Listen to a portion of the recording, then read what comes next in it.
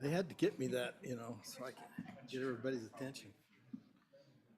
All right, we're only about an hour and a half behind, so I'll try to make up some time this afternoon. Welcome. Brendan, I guess you're up next.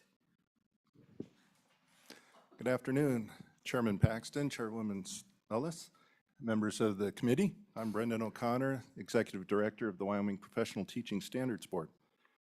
I'll let my esteemed colleagues also introduce themselves at this time as well.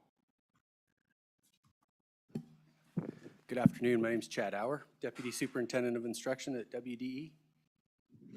Good morning, Mr. Chairman. I'm Dr. Laurel Ballard with the Wyoming Department of Education. I'm the State Director of Digital Learning and Innovation. Okay.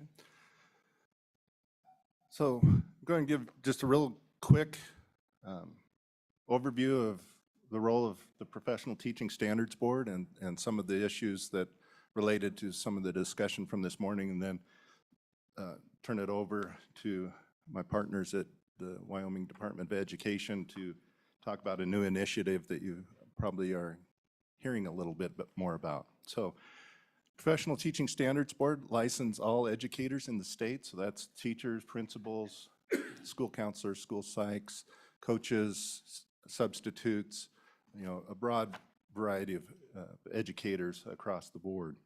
But that's not our only job. We have three other primary goals, which is program approval for those programs at the University of Wyoming.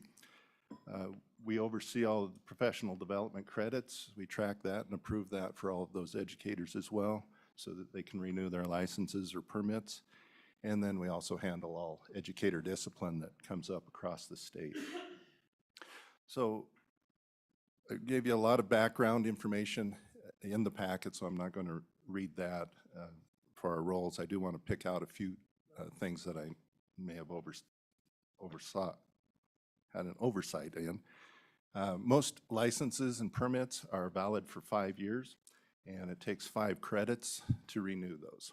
So, a credit a year, basically. There are some permits that are 3 years, and then some exception authorizations. Most exception authorizations actually are 1 year, but many of those are renewable. And exception authorizations, I want to kind of explain that a little bit more, is, as I note in my memo, it's kind of what other states call a provisional license. So you don't quite meet all of the requirements to get a full license in that area, but you're working on it. So we have 6 different options that I've outlined in the memo. Most educators that are on an exception authorization are in a program. So that would be the option number 2 for program completion, to add an endorsement.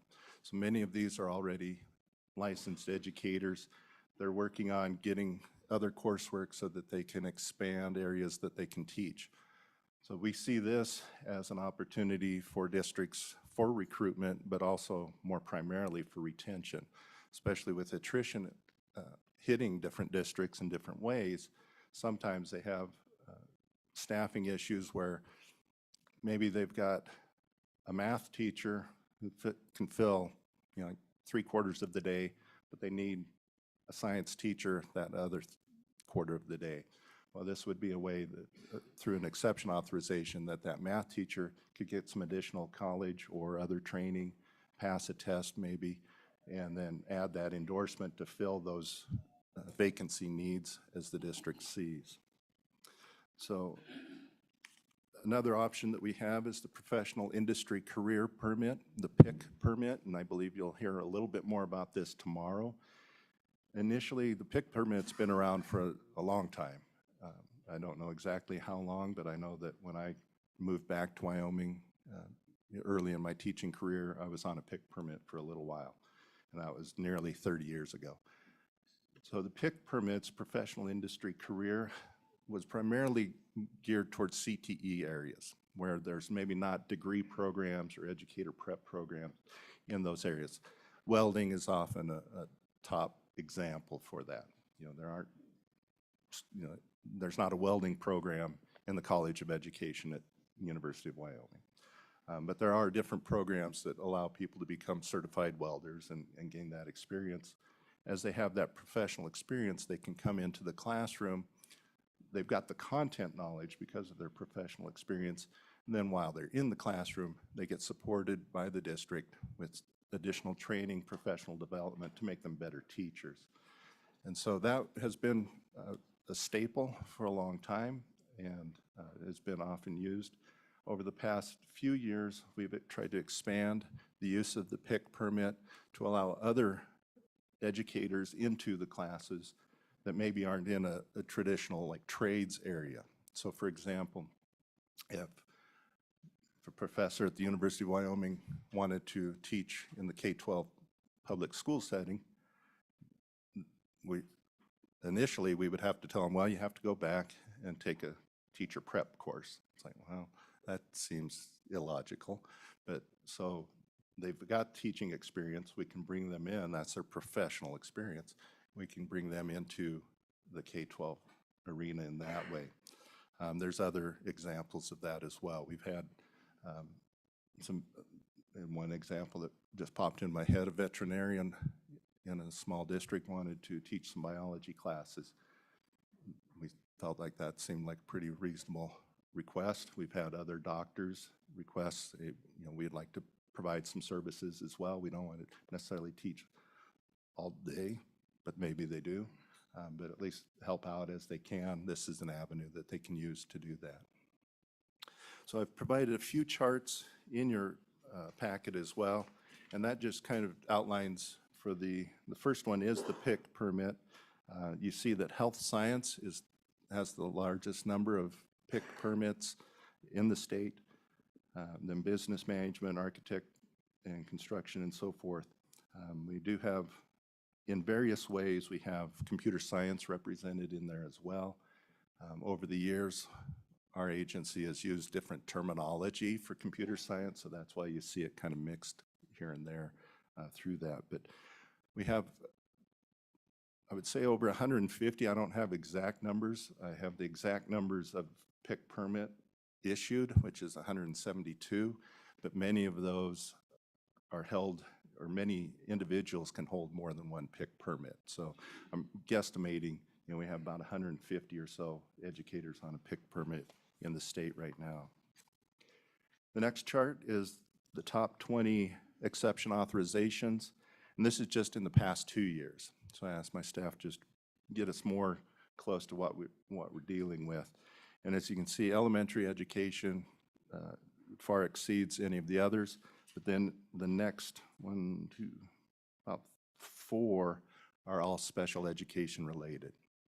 And so that obviously, if those were all lumped together, that would be, well, we'd have to use the legal size piece of paper to get that on the chart. So these exception authorizations, again, there's a number of options that they have. Primarily people are in college, taking college classes while they're teaching so that they can provide the services to the district, but also increase their education, their background, so that they'll end up fully certified. And most of the exception authorizations are good for 1 year. Some, especially program completion, can be renewed for 2 times, so they can have it for 3 years to get them through the program and be fully licensed. So you see a number of those categories. We have a lot of computer science individual teachers on an exception authorization to add the computer science endorsement, since that is coming into full fruition this fall. So we'll probably be getting some more of those as we go along. So we've tried to expand that as well. COVID hit as it's hit everyone, so we've allowed some options related to COVID if you've been impacted negatively for different reasons, and they have to provide good reasons, or what we determine as good reasons for how it's impacted. Like some people have had it multiple times. They've been out of work. Okay, that delays your completion of coursework. So we allow those things. We've also allowed some testing to add endorsements. That was something that we hadn't done before. We're kind of seeing how that will result, because this is fairly new. We've just passed that about in 2020. So the numbers of those individuals who are trying to pass a praxis test, a content test to add an endorsement, Right now, those numbers are still a little low, but we'll see how those play out and then follow up with those individuals if they feel prepared, work with their districts as well to see if they're prepared. And then on my back sheet anyway is just a list of applications that we have receipted, meaning we've received payment for, which is a complete application, over the last 5 years. And some of these numbers run a little counter to some of the earlier testimony. These are just applicants into our office. These are not jobs. You can have a license and not have a job. But you need a license in order to get a job. So there's those balances there. But we do see an increase in out-of-state standard initial, which is our full teaching license. That has increased over the last 5 years, and we're on track to probably exceed that top number as well this year. You do see the initial in-state standard. Those are the University of Wyoming graduates that are coming through. Still relatively steady. The numbers fluctuate depending on the year, but still kind of holding steady. As we go down into permits, substitute teaching was brought up during an earlier presentation. My understanding of that presentation was that was taken from federal data, which said it was a bachelor's degree was required. For us at PTSB, an associate's degree is required, or a person who doesn't have at least an associate's degree can complete training through our districts. The districts have supplied us a plan that meets our rules and regulations. We approve those. They can get individuals into out of their communities, into their classrooms. And as you look at those sub numbers, there was a little drop in 2020, but then it's just expanded considerably over the last couple of years. And again, we're on track to expanding that this year. So I wanted to just double check that we had that one, if that was a question for you. A lot of talking in a short amount of time, so but I provided additional material ahead of time. Hopefully you had a chance to look at it, but I'm open for questions based on licensure, and then we'll move into our new initiative in a moment. Questions from the committee? Just a quick one, Mr. Chairman. Co-Chair Brown. Brendan, just as I look here, really the one that I see is paper renewals, and then you kind of go down and you look at the renewal standards. It's more than doubled, and that's, I'm guessing, I guess, can you explain to me the difference between 2020, where we had only, 1,050, up to literally 2,150, and what that increase is? I mean, that's just when I look at the bottom numbers, I see that there's a huge fluctuation from 2020 to 2021, and that one line seems to be the key figure there. I'm just kind of curious what that's about. Chairman Paxton, that's a good question. I don't have the specifics. What would prompt that big jump in renewals? We have over the last few years tried to shift all of our renewal dates to the licensee's birthday in order to kind of more flatline our workload expectations, because previously everyone's license expired on August 31st. And so we get this tsunami of applications coming in. So we're trying to balance that out a little bit. That's a good question. I'm not sure. I thought where you were going was more down into the reinstatements, but I see we don't really have that many more of those. But we have seen some more people trying to get their license back. They've been out of teaching. We've had to contact the archives office to get their actual old applications back because they're interested in rejoining. And the reason I'm asking specifically on this one is it's the paper renewal.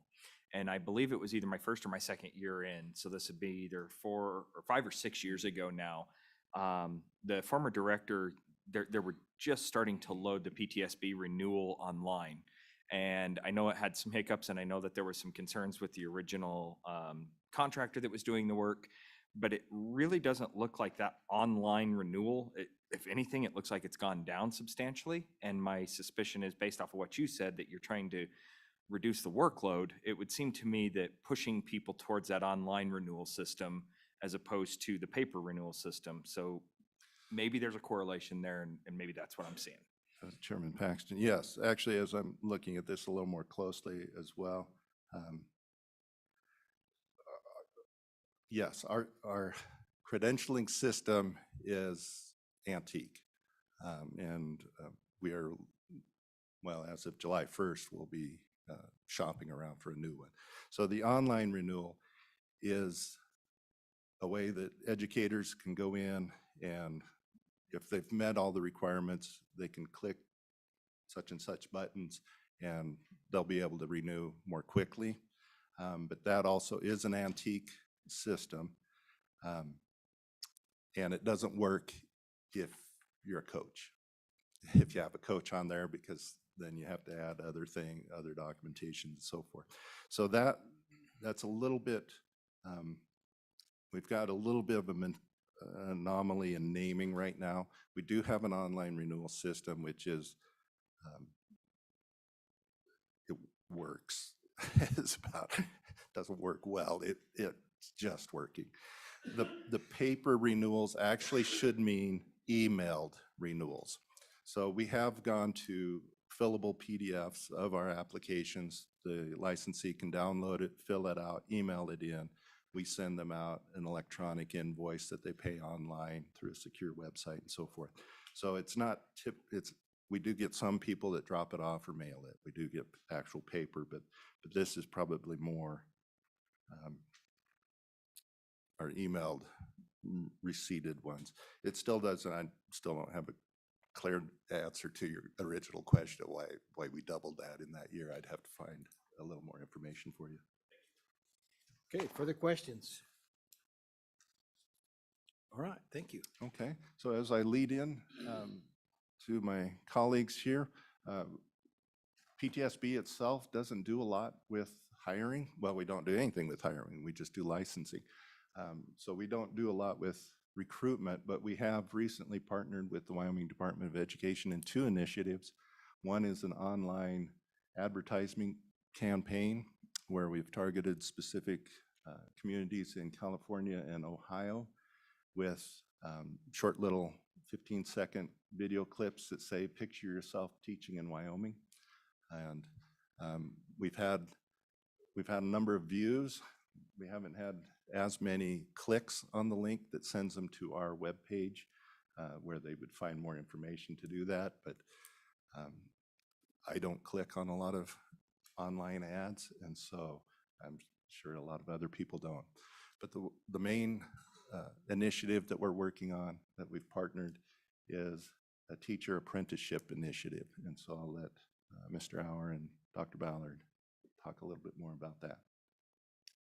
All right, Mr. Chairman, members of the committee, I think I have some good news for you today in light of a lot of the information that we heard this morning, that you heard this morning, and this teacher apprentice initiative fits in the recruitment side of that, not exclusively, as Dr. Ballard will remind us, but it is emphasis on the recruitment side, and it's a small part of a bigger solution. And very specifically, just dive right into it. It has been a collaborative effort. We've recruited input from a wide range of stakeholders: school district personnel, teachers, administrators, superintendents, HR directors, school board voices, folks from higher ed, University of Wyoming, community colleges, et cetera, members of the business community, to really tackle this initiative and do it in quick order. We've been working on it just a couple of months, and already we're hoping to get this piloted this fall in a few districts. So what it is an apprenticeship program that is aimed at maybe at people who would like to become teachers, but are lacking some of that official training. Maybe they're paraprofessionals in a school district right now, doing very important work, or maybe they're substitute teachers, for example. They can't give up their current job for a variety of reasons. They need to provide for themselves and their families or something like that. We're hoping this teacher apprenticeship initiative will carve a pathway for those people to move from their current position and eventually, once they get the needed credentialing to be a fully licensed professional teacher in Wyoming, move them into a classroom. There's a lot of details that we're working through. Like, we certainly don't want to lower the standard of what it means to be a professional educator in Wyoming. What we do want to do is, like I said, is to carve a new pathway that will help overcome some of the barriers that might be there for a number of people to get them into our classrooms. They would be in this apprenticeship program, they would be working under the supervision of licensed credential professional educators. So the quality of instruction won't be compromised in any way. But again, it's an idea of carving this new pathway to get people into the classroom. Dr. Ballard, would you add anything? Do you have more to add? You don't have to add anything. You don't want to. Well, I think so a couple things I think to add to that. We are working closely to figure out how to do this with a lot of folks, and there's several key pieces that we were working on as we're thinking through the apprenticeship.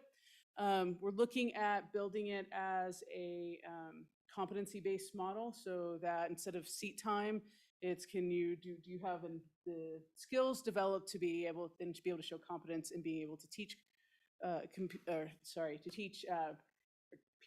teach. And I think that it's going to be pretty interesting as we go through this. We're working with the colleges, the community colleges and UW to think about, along PTSB, to think about not only the competencies, but what are the classes that they need to take, because they will still need to be walking away with a bachelor's degree, and so they still need, if they don't already have one. And so we have to think through what that course of study has done. And so I think there's some of those pieces that we're looking at as well. We are also going to do this.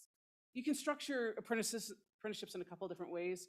One is you could do it so that each school district could apply to the U.S. Department of Labor for an apprenticeship, or you can do it as a sponsored apprenticeship. So that where, if you're looking at Tennessee in their model, they've done it so that the Department of Education is the sponsor, and then they work with the school districts as the employers to do that. One of the things that they've seen from that is that they're able to kind of create some consistency in the apprenticeship programs across the state, maintain quality and standards associated with the apprenticeship as well. So we are looking at doing the same kind of thing. We are looking at doing the sponsored apprenticeship program. We also think it'll reduce burden on districts, right? Like the Department of Ed will actually do the application and kind of take care of some of the bureaucratic pieces that go with it, so that we can kind of lift that off of the shoulders of the school district so that they can focus on finding who are the right apprentices and bringing them in and being able to support them. Okay. Questions from the committee? Yes, go ahead, Representative Summers. Mr. Chairman, thank you. So, one thing we've tried to do, and perhaps we haven't done it well and we haven't funded it entirely yet, is whether it's Wyoming Works or whether it's Wyoming's Tomorrow, right, is finding a way to help those non-traditional, this will be a non-traditional student, to be able to attain a degree, right? And so let's be honest, we're going to have to help if we intend to get anywhere with this, because just hoping that it happens generally doesn't do a lot, right? So I think as you develop this and go forward, I like the idea of sponsored, or, and if there's a way we can cut the cost to those people, maybe they'll actually follow through and get that diploma that can be used. I don't think it should be all on our back, but I think certainly if we can help, then that's a bonus. So my question is to you, how do we make sure we make these people successful in getting there? So, Mr. Chairman, I will say too that Representative Summers, we also kind of been looking at the funding because that's certainly a piece. We kind of provided kind of the outline for you on some different ideas we have on where funding can come from. For example, in the short term, districts do have their ESSER ARPA funds that they could use towards something like this, but of course that's short-term funding that'll be gone in a couple of years. We do have their school foundation block grant. If they have the ability to maneuver money into this arena, then that's a possibility. Title II is all about professional development. Special education has a couple different funding sources. So if you're looking at special education teachers, which Brendan was talking about a little bit ago, that's one of the high need areas. There are funding sources there at the district level. There are also the equivalent funding sources at the state, right, for a lot of those kinds of things. So we have our own Title II funds that we can use for state activities that could support something like that. It's the same thing with special education. We've also been working closely with the Department of Workforce Services. They've been a critical partner in this because they kind of oversee a lot of these pieces. And so they have their several different grants over there that help pay for mentor teachers. They will help pay for salaries and give funds towards the apprentice themselves. Several different kind of things we can do there, as well as we're still looking into where all the WIOA funds can come into play as well. And on top of that, we've also been looking at like some of the scholarships, right? So if you have somebody that's relatively recently coming out of K-12, you could certainly use the Hathaway Scholarship to help defray some of those costs, right? If we have Wyoming Tomorrow Scholarship, right, there's that. There's also institutional scholarships. I was just talking to someone not too long ago, they were saying that, you know, community colleges still have a lot of institutional scholarships that go unclaimed. So there's some options there. So we're looking into trying to figure out how can we do this so there's no real cost, not to mention there's federal funds, right? Like, I mean, if they're potentially for scholarships and things like that and grants. So we're looking into trying to figure out how to make it so that there really is not a big cost burden. Because I think that's a big, I mean, if you're talking about a para, they're not making a lot of money. I mean, that's not the moneymaker position in the district, right? And so we're going to need to find ways to be able to support them through this to make it successful. Okay, any other questions from the committee? Okay, thank you. Thank you.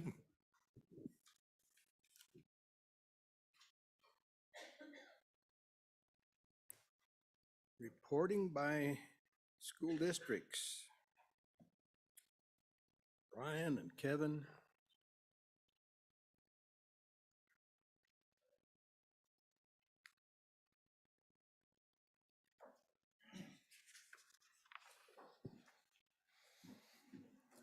Welcome. Mr. Chairman, members of the committee, my name is Kevin Mitchell. I'm the Executive Director of the Wyoming Association of School Administrators. And just to let you know, we've had a group of superintendents working on this presentation, and we also have a school board member that would like to present. So Mr. Farmer and I are not presenting. We will be available if there are questions asked that our group of superintendents or board member couldn't ask, but we're going to turn the floor over to them. And I'm going to start with Dr. Gillian Chapman, and she'll introduce the group. She's been leading this effort for us. Thank you.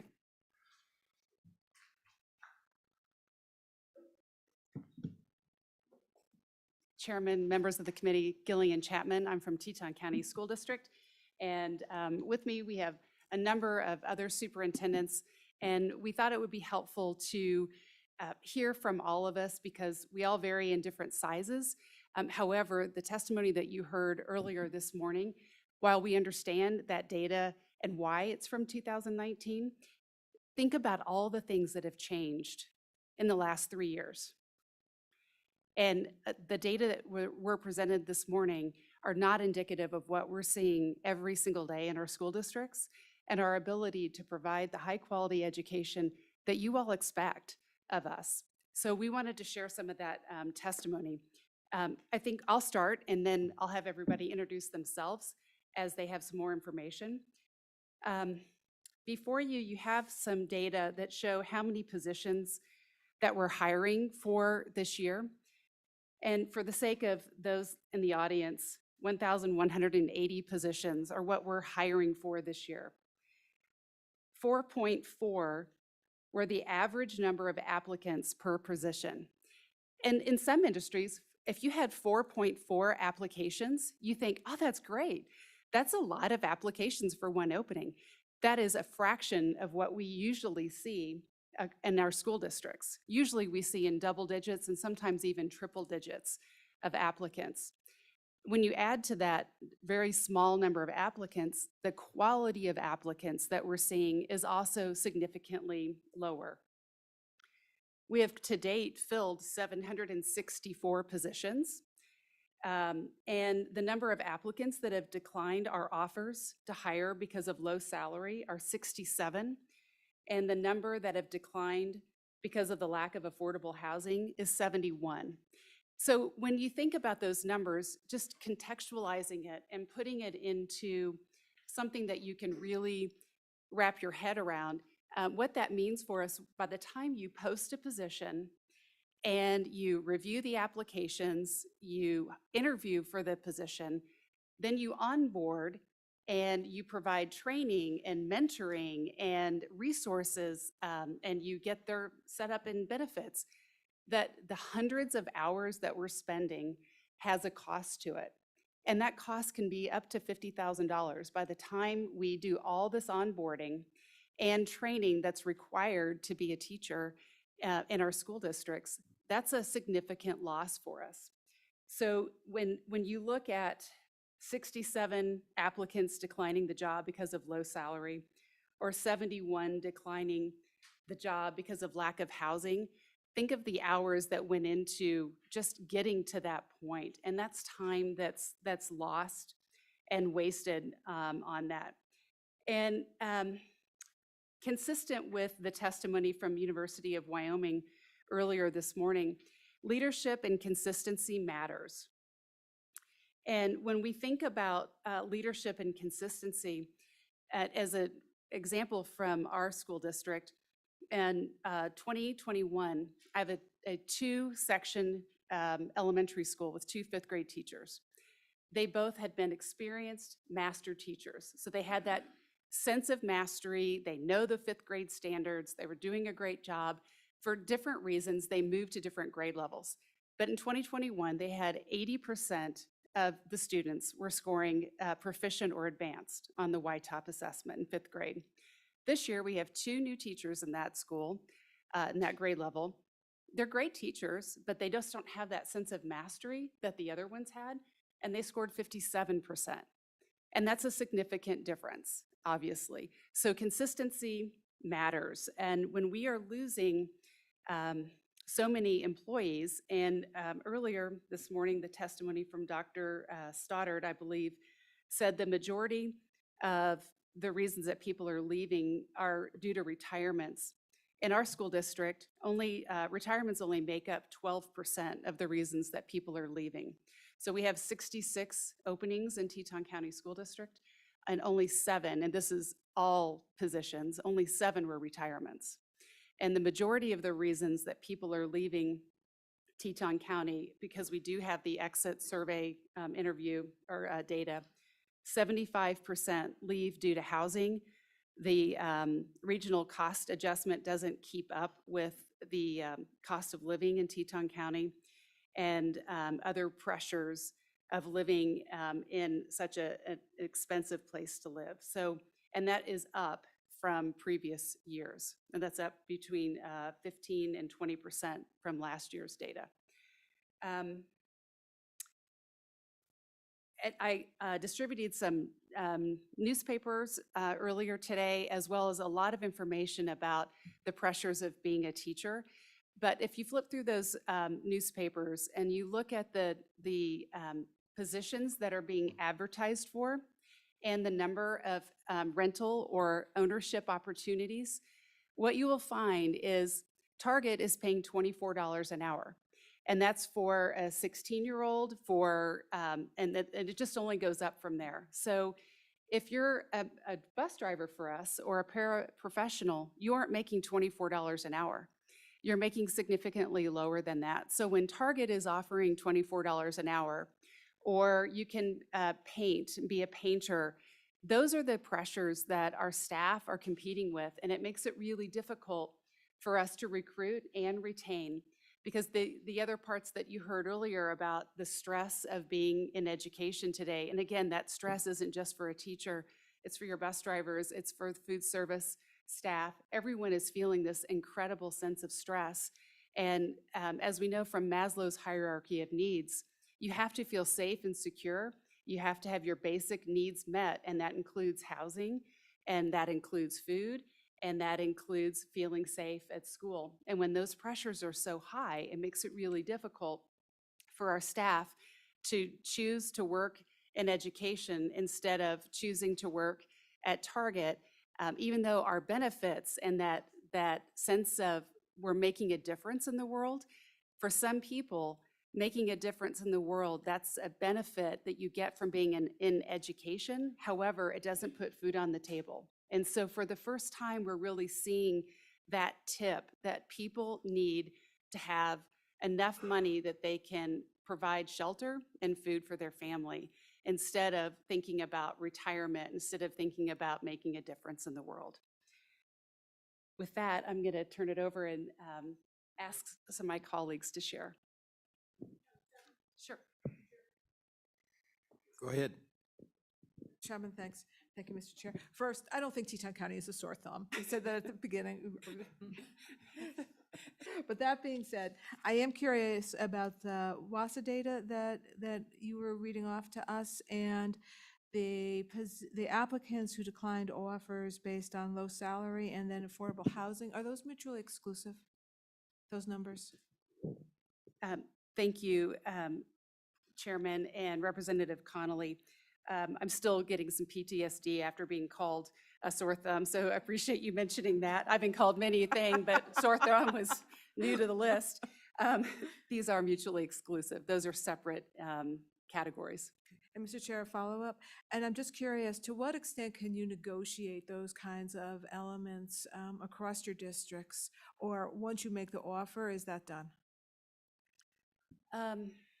Chairman Representative Connolly, there's a little bit of wiggle room, but not a lot. And sometimes it's too much for someone for lack of affordable housing.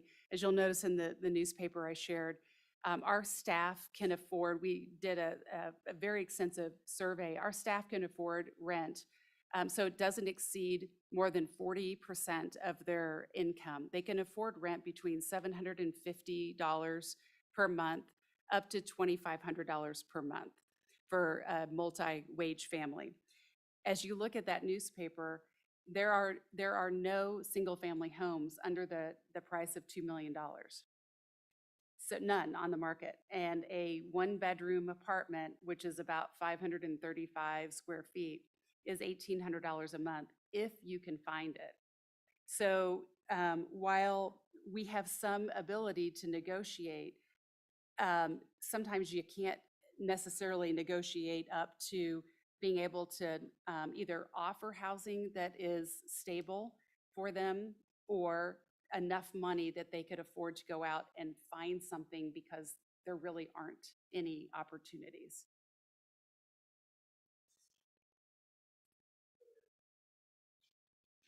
Mr. Chairman, thank you. So I'm going to kind of go back to the data you gave us. So in that data, you said 1,180, right? 1,180, how many positions are hiring? It's 1,180. And then I look at, and this goes to the information that was given to us by PTSB, and it says there's 177 in-state licenses were issued in 2021. So that's new teachers out of the in-state, that's out of the University of Wyoming, going into a pool, and 538 out of state. So you're looking at 700 licensed out of 1,180 positions. Now, none of that makes sense to me. So how do these numbers relate to each other? You know, we talked about 1,180. Yeah, you got this churn amongst districts, right? But every time you pull one to one position, you open up another. So the 1,180 is actual jobs that got to be filled that are not just movement of position from one place to another, right? And Chairman, Representative Summers, that's my understanding. It's hard to put that kind of data together in a short survey for our school districts.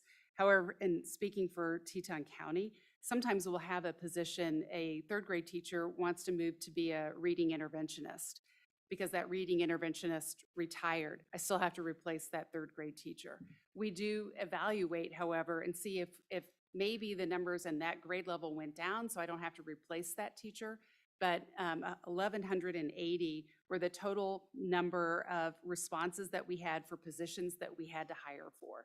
So whether they're in-state, out-of-state, in-district, I don't have that level of detail on it. Okay, thank you. And then just to follow up, Mr. Chairman. So Teton County's unique, right? So you're not gonna, I didn't say a sore thumb. Unique. And so you have teacherages, right? And if you have teacherages, why don't you build up? And if your county or town doesn't let you build up, then they have to ask themselves whether they want a school or not.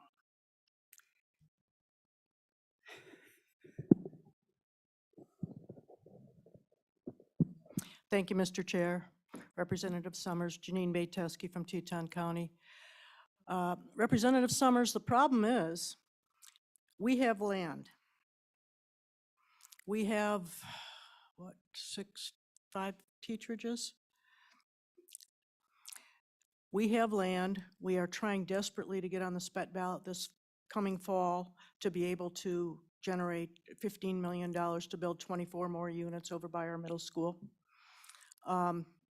We went through an extensive housing study and different plans on, there's basically 3 parcels we can build on. One's by the middle school, one's down by Munger Mountain, and one is over by Davy Jackson Elementary School. So yes, the problem is we can't borrow money. So we got to find somebody else to pay to build the units, which is why I thank Representative Newsom for trying to help sponsor that bill this past legislative session to get some money in to do some of that, but we can't borrow money to do it. So we're kind of hamstrung, and cross your fingers, and if you see anybody, please promote putting us on the SPET ballot, because that's what we really need to do. Co-Chair Ellis. Pass, okay. Yes. Thank you. And with regard to the way you work the teacherages, which is just barely a word, but we'll go with it. I know it's used. I feel like it's a bit contrived. I assume those are effectively subsidized rental units and not equity ownership, or do you have equity ownership at reduced prices? How do you do that? Chairman, Senator Rothfuss, we have both. We have 11 that are deed restricted homes that were single-family homes that were purchased, and that was based on a land donation from a family. And then it was a partnership with a bank and the housing trust. And so those are somewhat separate from the school district. However, when they retire or resign from the school district, they have to move out, and they can only sell them to another Teton County school district employee, and they can only make a cap of, I think, 3%. So it's definitely not a retirement nest egg, and those were purchased for about $440,000. So we have 11 of those. And then we have some modular trailers that used to be used as classrooms. We moved those and to about 100 yards down the field, and those are 4 2-bedroom, 1 bathroom. And to move those and to make them into affordable homes, we used exaction money. And those were about $700,000 to do that work. So we have 4 2-bedroom units, and they're rented to our school district staff at market rate or below market rate at $1,500 a month. And then we have 3 single-family homes. We're moving another set of modular trailers this January, so it'll add a little bit to it. So it's not necessarily subsidized, it's at a rate that they can afford to pay. Follow-up? Go ahead.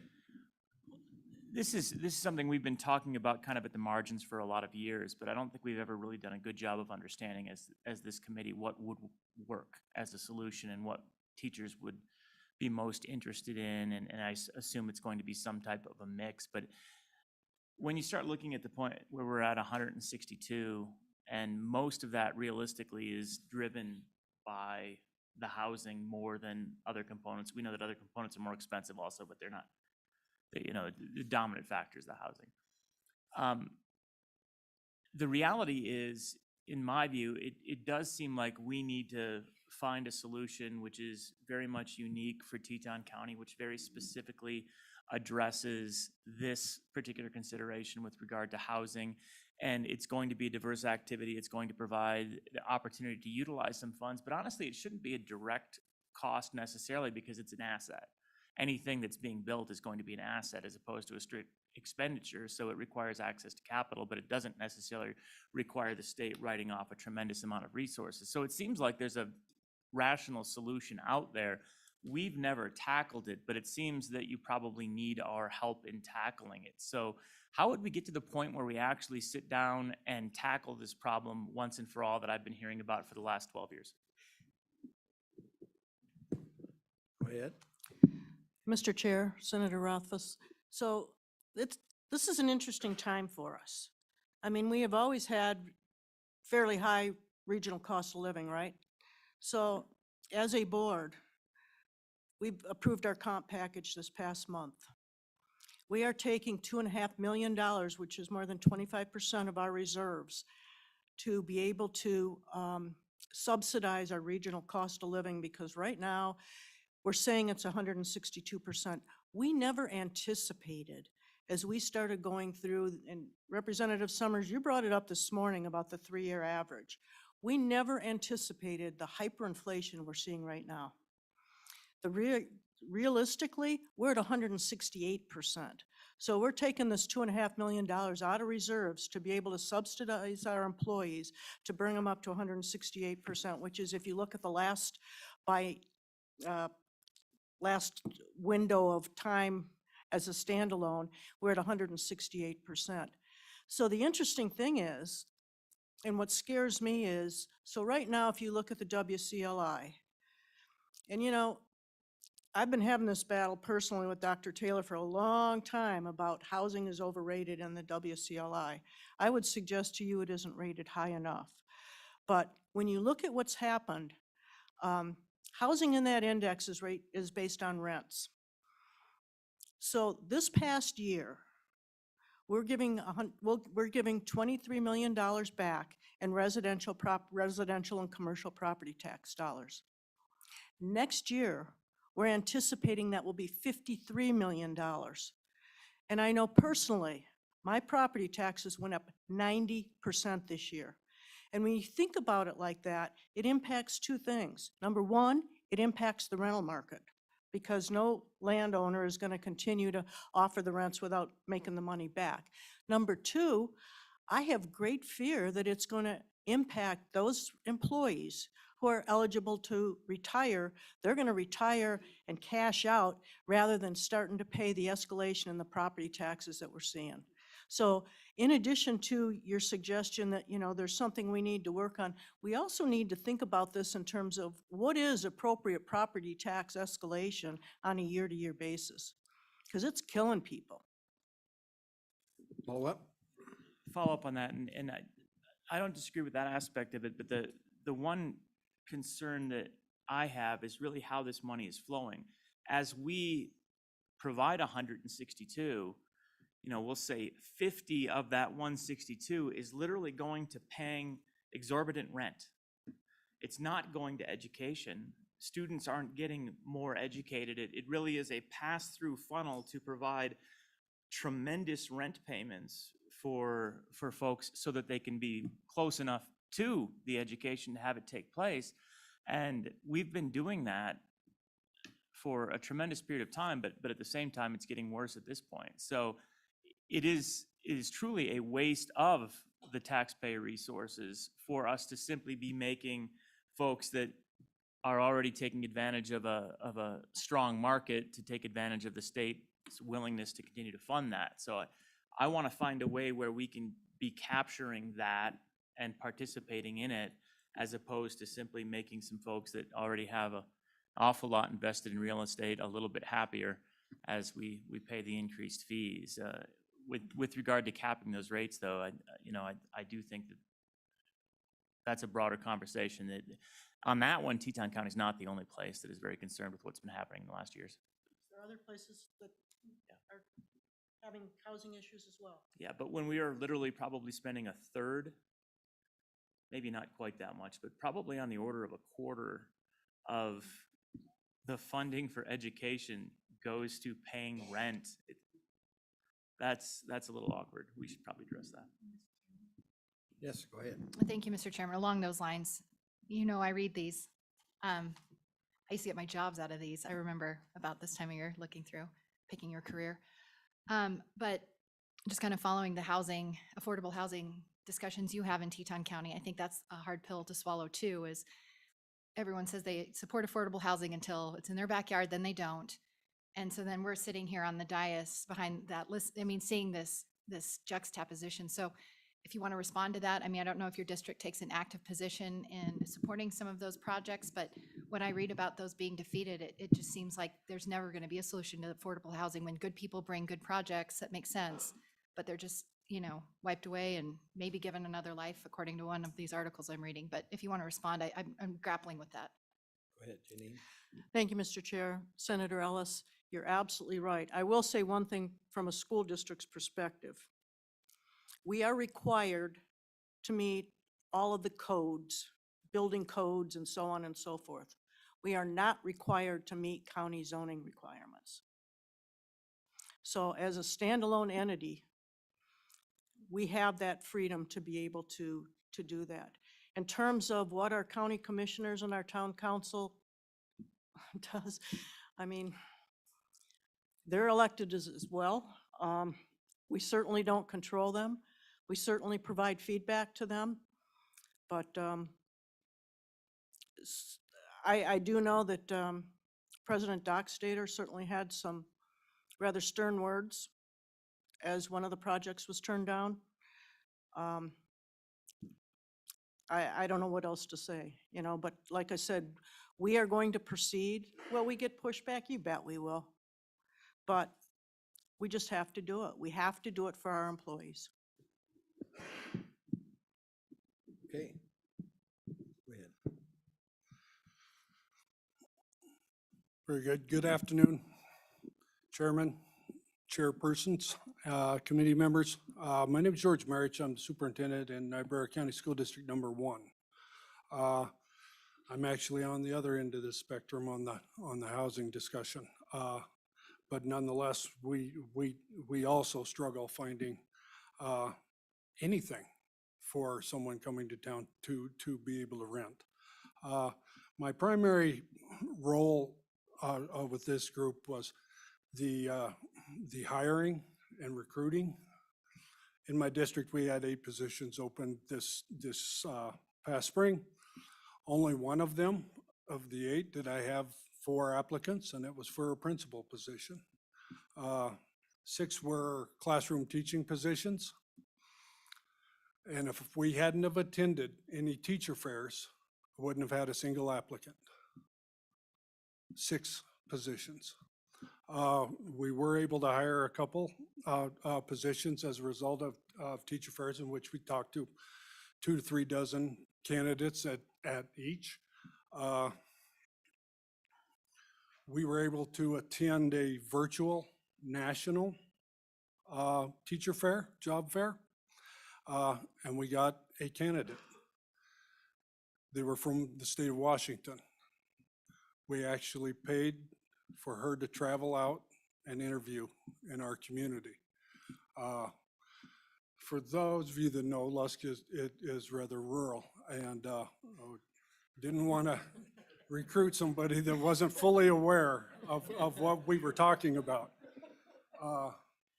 It's 80 miles to the nearest Walmart. So it's different than what a lot of people are used to. she accepted the position, and we're excited. Last year, we went without a music teacher.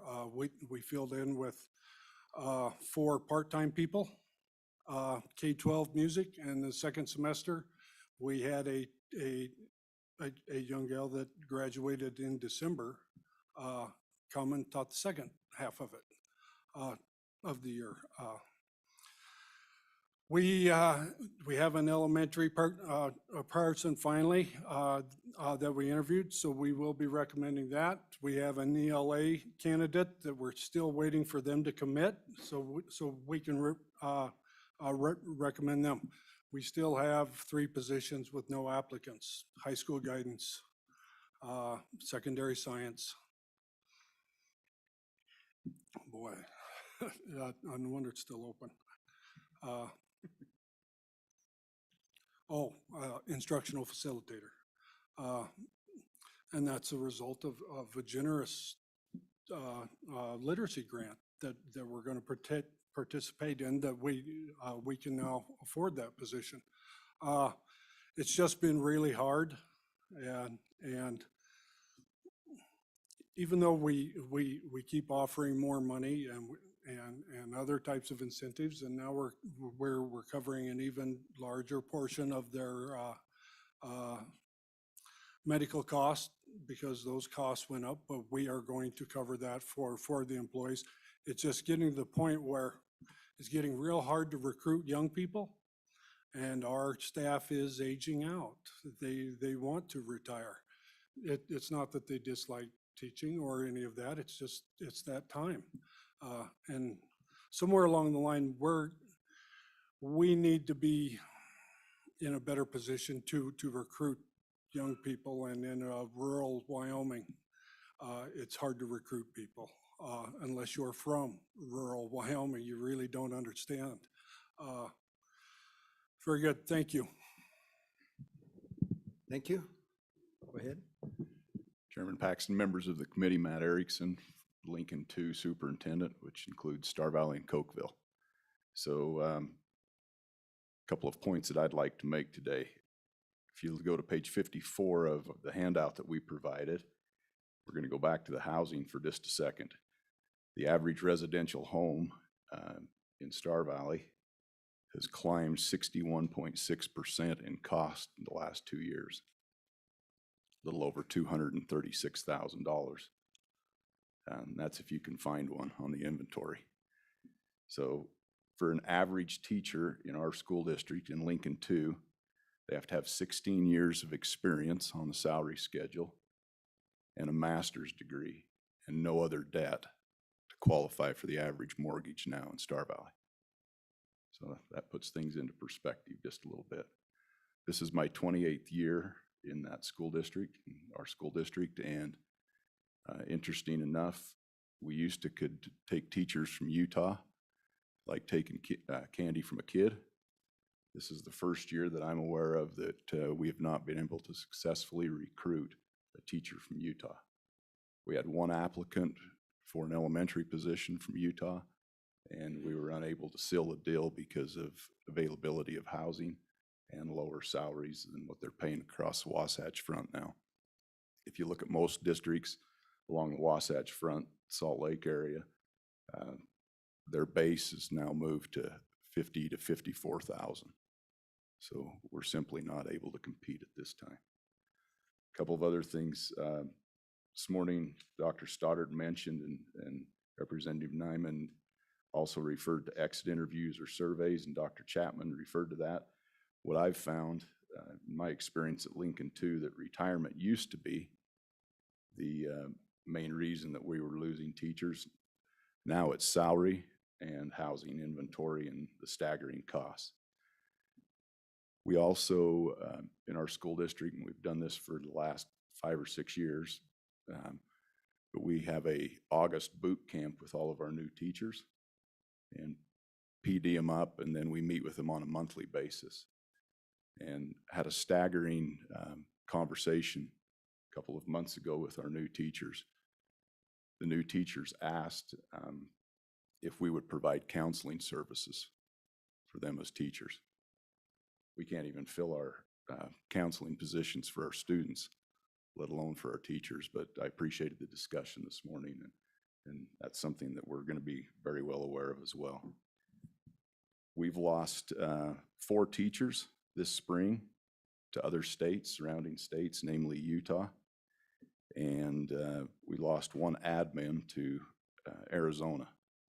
And she received over a $20,000 raise to go to Arizona. The other thing that we're grappling with right now is we're having educational software companies reach out, especially to our principals, but also to our master teachers, and trying to recruit them away for 4 times the salary, because they know how to, manage and manipulate the software, can actually teach it. And they're being recruited away at much higher salaries. So some of the challenges that we're facing, I do want to make sure that I go on record as expressing appreciation to each of you as committee members for being our advocate and champion education in Wyoming. We can't do it without you. And the sentiment from you guys and from your peers in the legislatures has got to be that you're proud of our education system, proud of our teachers, and the results that we're getting. So appreciate your time. Summers. Mr. Chairman, thank you. This goes to the housing issue, and I think even in our community, housing's tough, right? And it's not, it's like there's not housing unless, period. It just doesn't exist. And I assume that's true in your area as well, right? It's not like, can you buy it? Maybe you can buy it at $1 million, but you just can't go out and buy it. So I think, if I'm correct, tell me that. But I think Senator Rothfuss is right. We have to understand more about these teacherages, and whether in areas where it's hard to maybe it's not right for everywhere, right? Because then you're in competing against people that are trying to make a living at building houses and doing all that, or selling land or whatever it is. But there has to be a balance there somehow. And I don't know where that balance is.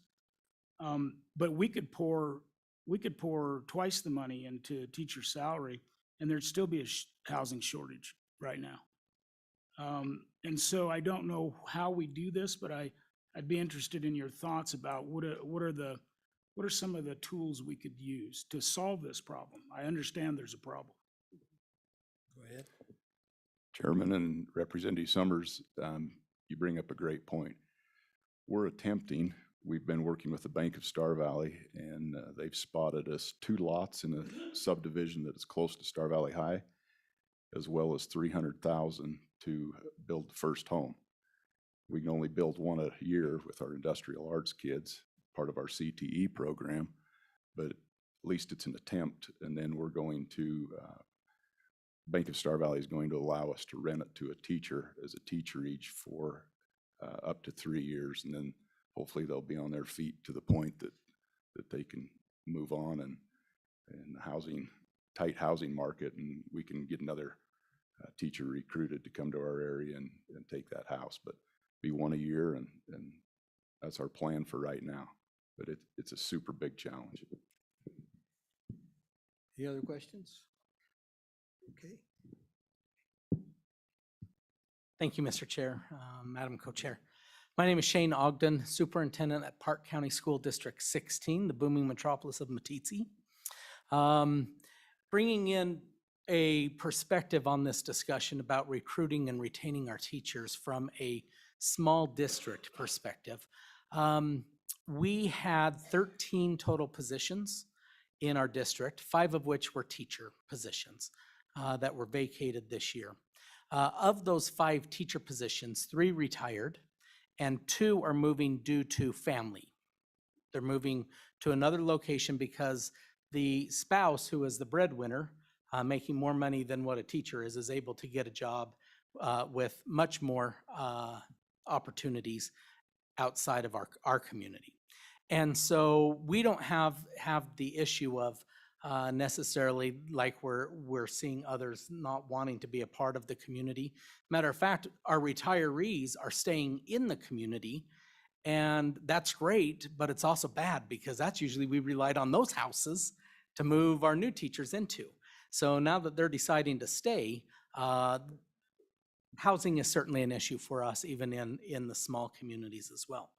When we start talking about the factors that are leading into teachers, we did just this start of May, we did a climate survey with all of our teachers and just trying to get a sense of where they are. Certainly mental health rose to the top of concerns, not only the concerns of our teachers, but also the concerns of our community for our teachers. I appreciated that was an element that they talked about. There was also some concern that when you teach in a small K-12 setting and you're a secondary teacher, yes, you are probably having classes of only 9 to 13 kids, but you are also teaching 7 different content areas a day. So you are preparing for 7 different topics and adjusting for a middle school kid all the way up to a high achieving senior who is trying to push, and we're doing some dual enrollment courses with them. And so our teachers are feeling completely overwhelmed. That was the second thing that came out of our climate survey. When we did our exit interviews this year with those 13 people who were leaving, the majority of them all expressed just a love of a small community, a love of a community school, and being able to be a part of that. When asked why they were leaving, even those that were bus drivers leaving and paraprofessionals that were leaving, the bulk of it is just, it's time. And so what we see is we have an aging population of amazing educators and support staff that are at the point where they've done this for 30 years. When we talk about retaining, there are times that you maybe have a teacher who has taught for 35 years and they no longer like kids. It's okay for them to not be retained. It's great to at times have that opportunity for them to go and explore a new passion, and for our kids to have somebody who once again is loving what they're doing in their classrooms. We had some discussions about the use of ESSER and ARPA funds. And why aren't we using this to kind of offset some of that wage problems? What we were kind of asked to do with that ESSER and ARPA money is look at where our kids are falling. What impacts of COVID are still relevant for our kids? So we don't receive a huge amount of money. You guys have those numbers. You can kind of see where we fall into that. But we're using the bulk of all of that money to bring in more teachers, more literacy experts, but we just can't hire them. But that's our goal, right? We want to do that. So what do we do when we can't hire those positions?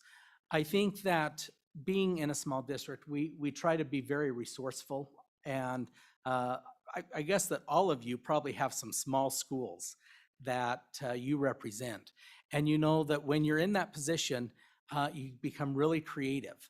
And that may be calling our friends up in Cody and saying, hey, I don't have a guidance counselor. Do you have any that doesn't have a full workload that we can buy 2 hours of a week from you? Looking for efficiencies to where we can do that.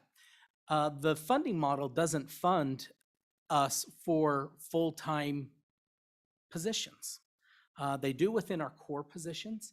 However, they don't for any of our electives. So try to hire a 0.25 art teacher to come to Matitsi. Well, you've got to lump that in with something else.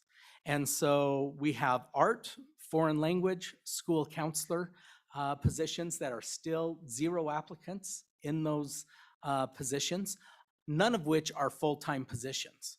So if you can find anybody that meets all 3 of those criteria, send them our way. We've got a heck of a deal for them. But in the past, we've been able to ask teachers that we hired and said, you know, are you willing to let us work with PTSB, and we will go and we're going to get you endorsed in another area. We'll even help offset the costs with some Title II funds from the federal government for professional development and retaining. will offset your schooling costs. And what we're finding is that those that we're hiring and interviewing right now aren't really interested in taking on more than what they have gone to school with.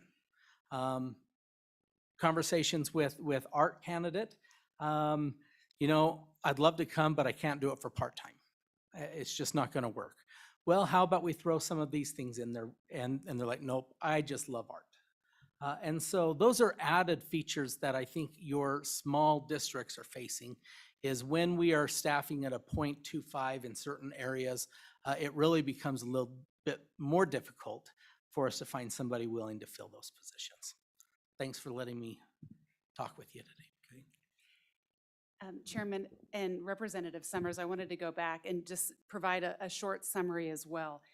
We did an extensive housing strategic plan that said we needed up to 270 units in our school district for our staff. And we are, what I wouldn't necessarily say shovel ready, but we're darn close to being shovel ready, because we're carving out little spaces on our school property so we don't have the neighbors saying, well, not in my backyard. So, and it also cuts out some of that bureaucracy if we were to partner with some other entity in town. So what we're looking for is funding to actually build those units. And to Senator Roth's point as well, we're ready and we will make ourselves available to meet at any point in time to solve this housing issue, and because it would certainly go a long way. On behalf of my colleagues, just to offer some summary, Representative Summers mentioned earlier, there are a lot of non-monetary things that we can do to solve our recruitment and retention problem. And my colleague, Superintendent Erickson, thanked you for your leadership. And that's what we need. We need you to be mavens for public schools. We're doing a terrific job. When you look at Wyoming public schools and where we rank nationally in so many standards, we are a cut above the rest. We are leading the way in public schools. To talk about COVID and what happened across the country, that our entire state stayed face-to-face instruction for the majority of the year, it's incredible, because we know based on the research and the mental health crisis that we're seeing, not just with kids, but with adults, that face-to-face time, that relationship is really important. So the cheapest thing and the best thing that you can do for us is to be our #1 advocate and cheerleaders and support us and encourage us. You can imagine what it would be like if every single day, well, maybe you know this because you're politicians, I don't know, but if every single day someone was criticizing what you have dedicated your life to, that gets under the skin of our educators, of our bus drivers, of our food service people. It breaks us to the core, and it would be a whole lot easier to go work at Target and not come home and work all night long and worry about the 24/7 pressures of being an educator in today's world.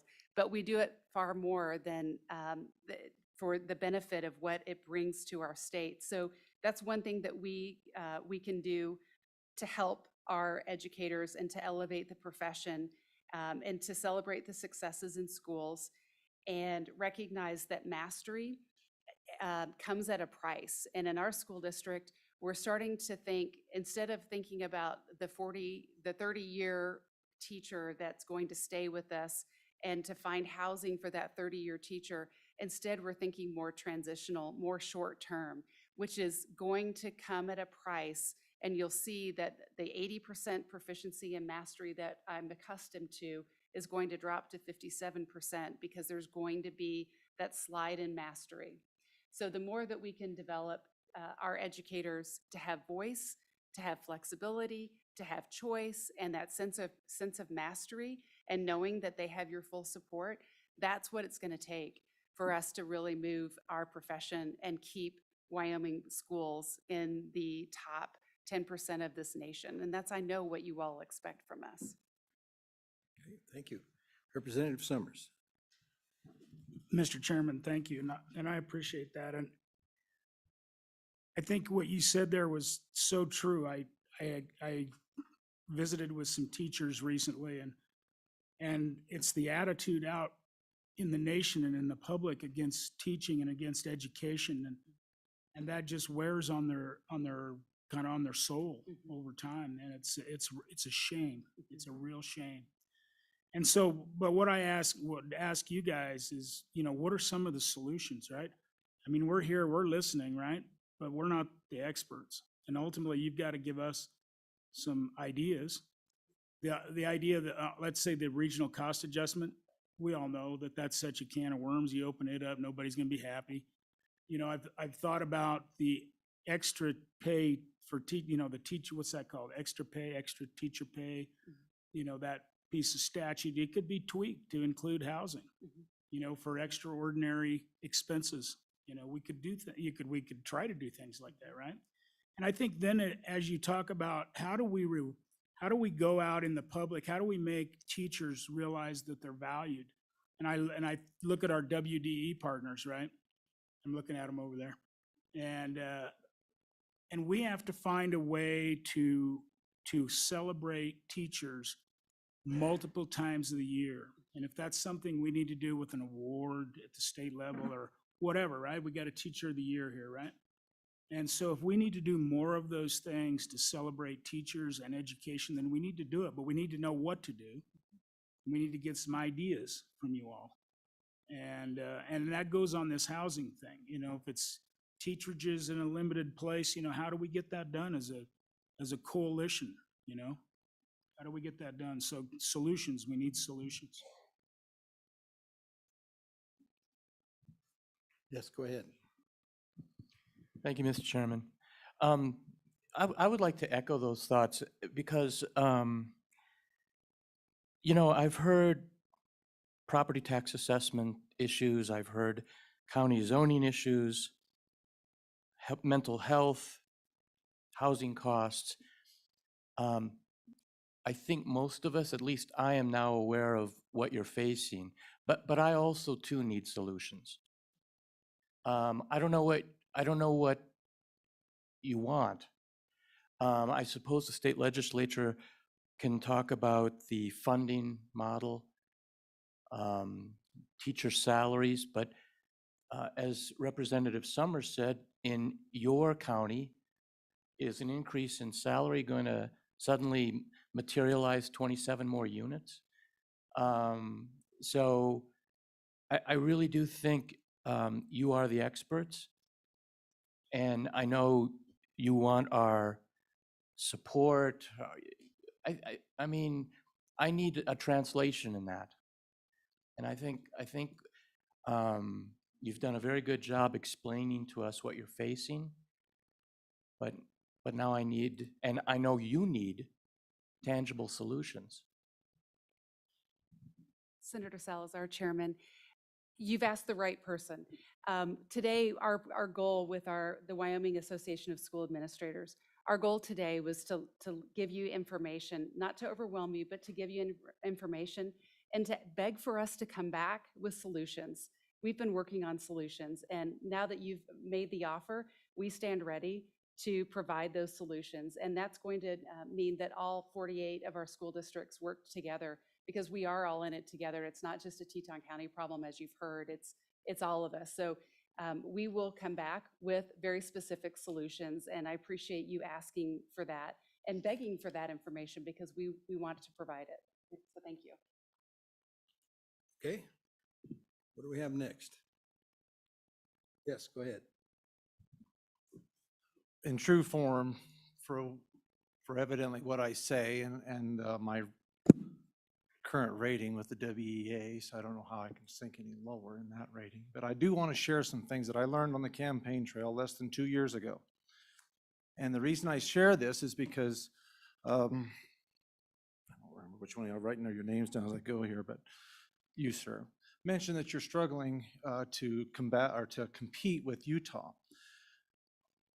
I'll take a few moments of your time and relay a story that was given to me by a resident of my district in a little less than 2 years ago as to why they moved to Wyoming from Utah.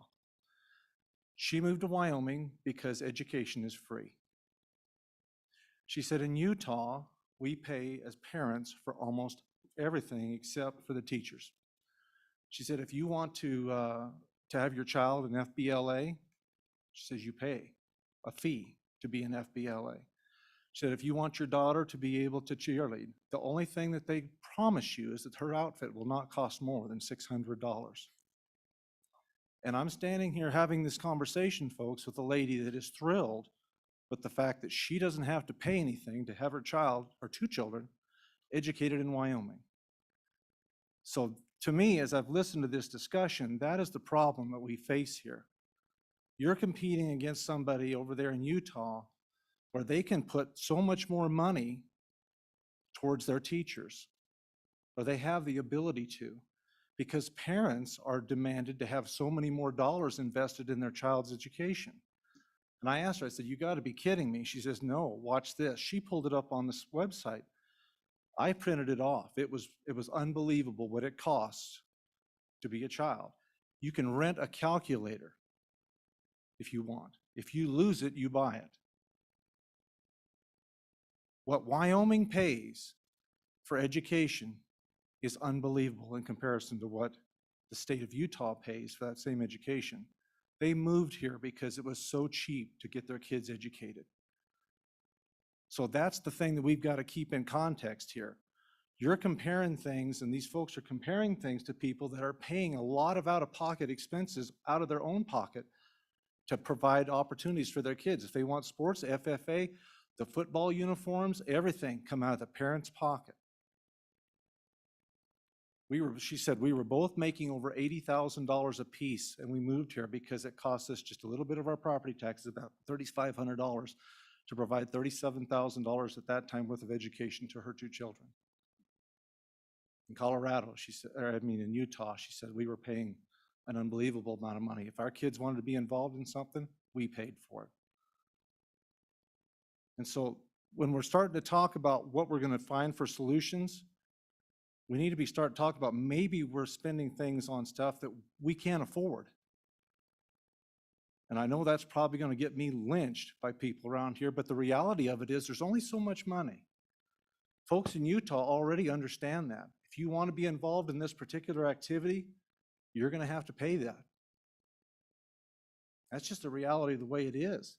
And right now in Wyoming, we cover most all the costs. If y'all would take a look, this is the most impressive view I've ever seen in my life right out here to the south. Now, I don't know what that cost, but somebody's got to maintain that. And if you're building stuff like that, why isn't a lot of that money that goes to create that going into the pockets of the people that are the most important out of all this, and it's our teachers? So maybe we need to look at some solutions here that are going to require that people have to start coming up with some of the money out of their pocket if you want to be involved in these things. Maybe Wyoming can't just give you everything for free.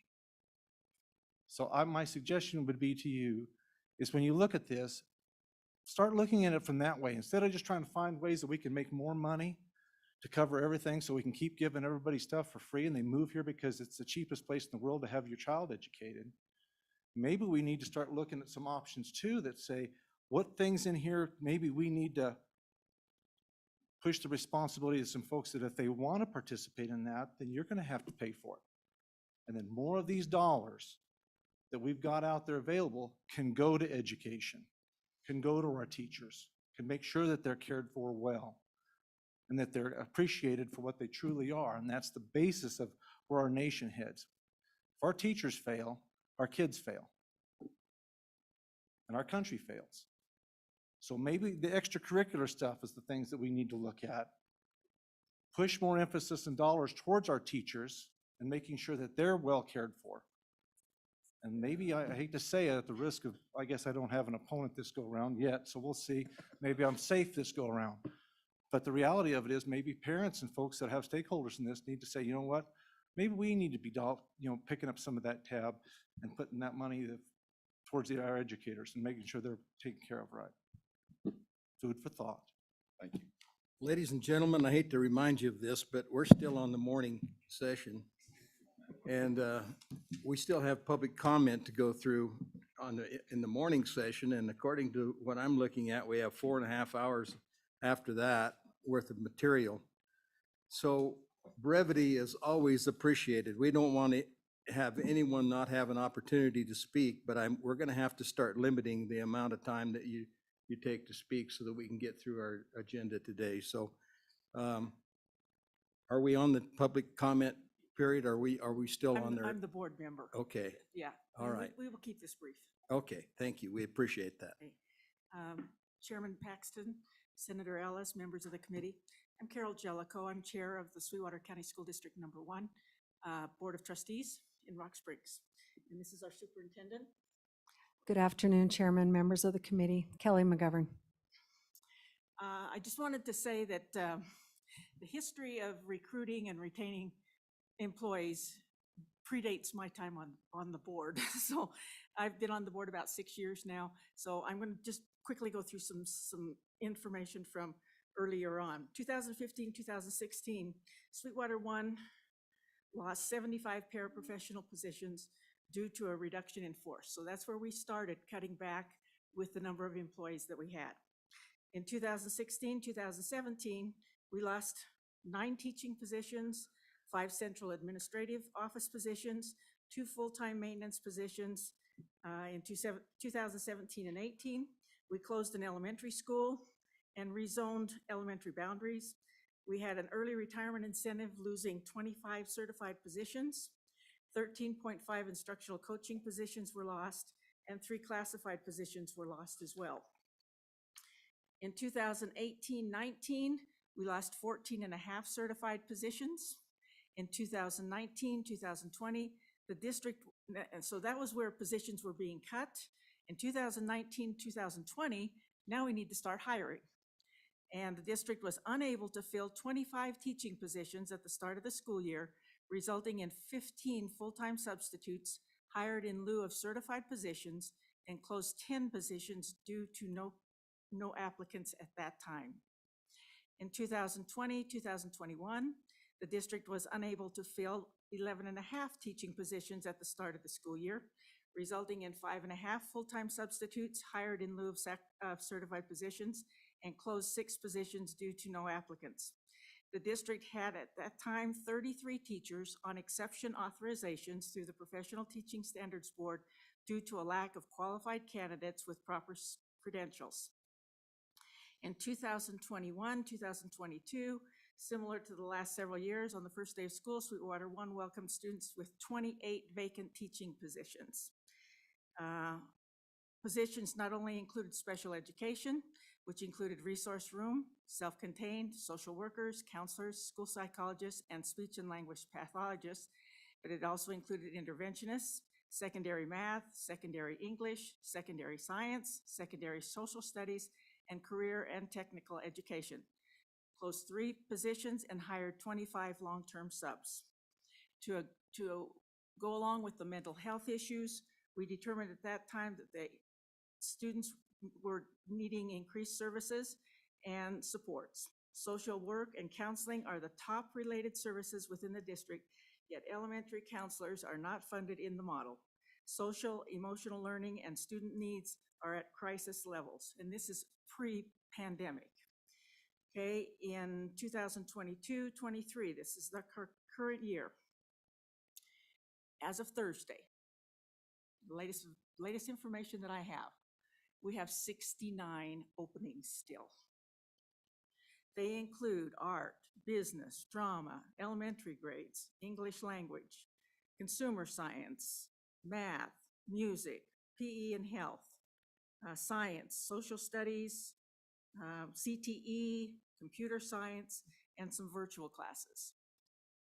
34 of those 69 positions are mental health related. And so that includes psychologists that we can't even get applicants for, and we haven't been able to for the last several years. Speech pathologists, school nurses, at-risk coordinator, resource room teachers. We don't even have applicants for some of these positions. So we are at a point where we're having to rely in some cases on retired teachers coming back.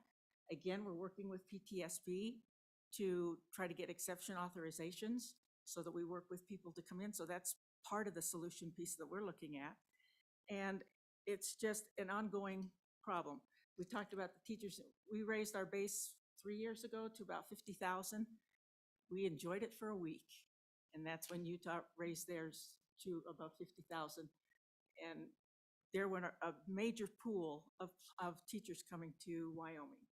Yes, teachers in Wyoming, we like the outdoors, but one of the side effects of the COVID pandemic is that people relied and realized how important family is. And in some cases, many of our younger to mid-level teachers who are leaving the district are going to be closer to family. It's not the money, it's not the working conditions, it's they realized how important family is. And, you know, we can't deny that. So is there something you'd like to add? Mr. Chair, if I may. One of the suggestions from this committee is what are some of the solutions that districts have implemented to try and curb the problem? So as I was listening to the testimony and the presentations this morning and also the inquiries from all of you, I made a list of just some of the things that we've been doing as a district to help this recruiting and retaining problem. We offer a $12,000 grant-funded signing bonus for special education applicants to come. We've had numerous positions, as our chair, Carol, has just mentioned. They've been open for an extended amount of time despite the signing bonus. We also have a pipeline from our high school career academies. Up at Rock Springs High School, we have a Health Occupations and Career Academy. We have next year a Career and Technical Education Academy that we're putting in. And we also had a Fire Law and Leadership Academy that we're actually retooling, and we're calling that a Public Service Academy that will include future teachers. And so the idea with this one is to start with our high school students. This year we did a transition day with our 8th grade students. We brought them over on 2 different days so that they could see, one, the different academies that we have, and then the other is other opportunities that are available to them. So really we hook those kids in. So what's important is the academy concept here, but also the idea is to really get those kiddos in the classroom so that they can see about being a future teacher. We've used our ESSER and our American Rescue Plan funds appropriately for a workforce stabilization. We've also hired, as Carol mentioned, full-time subs.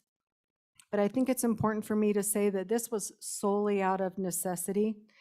Many of our parents have come forward and said, do we have a highly qualified teacher in front of our kids? And my honest answer is no, we do not. We're doing the very best that we can. And the idea behind those full-time subs is, first of all, we've heard people talk about the lower pay for some of our paraprofessional positions.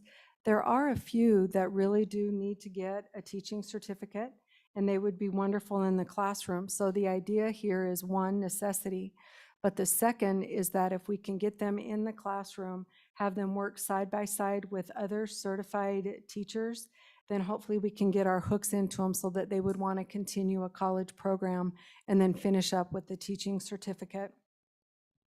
We have several teachers on PTSB, exception authorizations, and I really do appreciate the work of PTSB. This year, we have a total of 21 teachers that are on exception authorizations, so they are not fully certified. 3 of them are on internships because they are not full and complete with their program. But I will say kudos for them because they've tried any way that they can to help us get a person in that classroom that's close to finishing or perhaps is good for kids, and that's what we're looking for. We have a teacher assistance program that is actually ran by principals so that they work side by side with the new teachers, that next generation of teachers that are coming forward and being in our schools about what really matters to them and keeping them. And we've talked a lot about leadership. It's not only about the principal leadership, but it's also, I believe, about all of the leadership. The superintendent leadership, we're trying to hire for an assistant principal position in our district, and it works at that level as well, trying to find quality applicants. And I'm here to say before you, yes, you'll fill those positions. But is it really going to be the best? Because I can tell you, being on hiring committees and on the other side, trying to fill those, it's very difficult at times to do. And so having 4 applicants for a position, that is a fortunate thing in some cases, but not when they're not quality at all, and there's no way that you can get any type of certification for them whatsoever. It makes it very difficult. But we do have a teacher assistance program that is top-notch, that does our best to honor their time. When we look at our exit surveys, we've talked a lot about family, but I want to extend on that just a little bit very quickly. When our teachers are leaving and they go back for family, the reason that they're leaving our state is because they can go back to where they come from for pay that is pretty darn close, or if not better than what we're paying. And so they can go back and they can have grandmas and grandpas, moms and dads, and help and have that support and go back home. And the pay difference isn't much to change. And so that's part of the reason why we're losing. We don't have that extra to keep them here in the state like we used to have. I remember that 32 years ago. We had the pay that kept people here, and we do not have that anymore. One of the other uses for our American Rescue Plan funds is we talk about teacher stress, teacher anxiety, and this actually goes along with principal anxiety. What stresses our people out is, we talked about covering other classes, time to plan, losing their planning time. Those are very real things. Teachers are taking papers home. They're grading every night. They're grading on the weekends. They are planning. They are there on Saturday and Sunday. Drive by a parking lot and you'll see them. You'll see their cars. And if not, they're at home and the laptop's on their lap. But one of the things that we're going to try to do next year, and I'd be happy to come back and let you know how it goes, but we're using our American Rescue Plans. We're trying to hire a full-time sub for each one of our schools. And the idea there, and I know it's not going to be enough, I realize that, but the idea is that it's something, so that each one of our schools has that sub there every day to help cover, so that teachers don't have to lose that planning period. Now, it's going to be hard when you have a high school of 1,400 students to do some of those things, but I really believe that any effort to help our teachers with the stress that they're experiencing will really go a long way. And a couple of the other things, just very quickly, in respect for your time, we talk about teachers and education as a whole.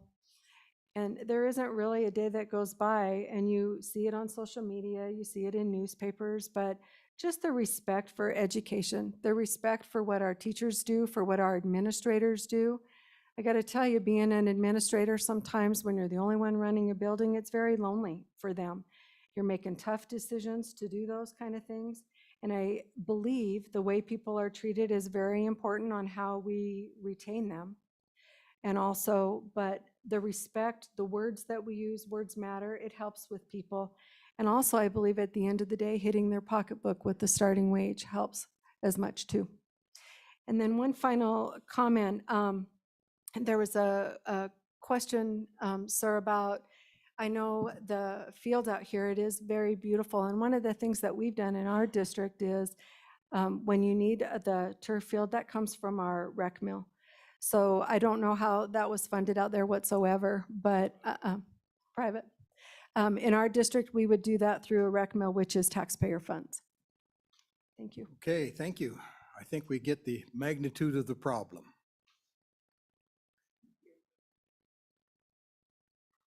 Kevin, Brian, do you have anyone else on the line? Okay, we are gonna do some limitations here on the public comment, so you might be thinking about this. Let's do the Reader's Digest version of everything. I'm gonna give you only 3 minutes to summarize everything that you might want to say. So be writing that down. It's kind of like trying to write poetry instead of prose. Say the same thing with a lot fewer words. So let's see if we can use an economy of words and get through this before midnight tonight. So, do we have anyone online for? Yes, sir, we do. Okay. At this point, I know that we have Shad Hamilton. And I believe we've got a couple of others that have registered that are in the room but have not indicated that they want to speak in Are these folks that consideration are of public comment, or are these ones that? public comment. Yes, sir. Okay. All right. Let's move back and forth on this. And Vice Chairman Brown, would you be the bad guy and time this for me? And we're going to be strict on the 3-minute limit. So I think that most of us get the magnitude of the problem at this point in time. So let's try to keep this brief. Okay. Rob, I think you were up first.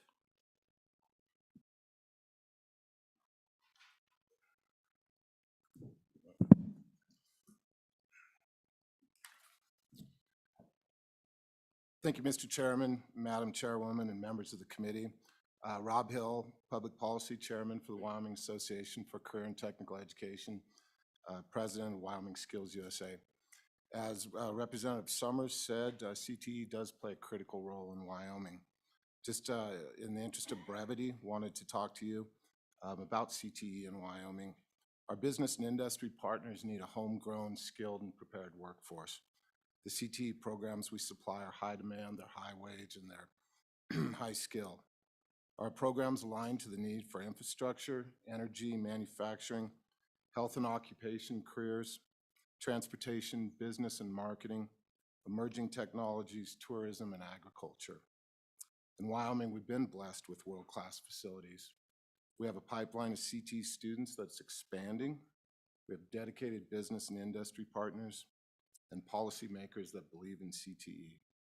In Wyoming, we have 490 CTE teachers. Our average age is 55 and a half, and our average retirement age is 62 and a half.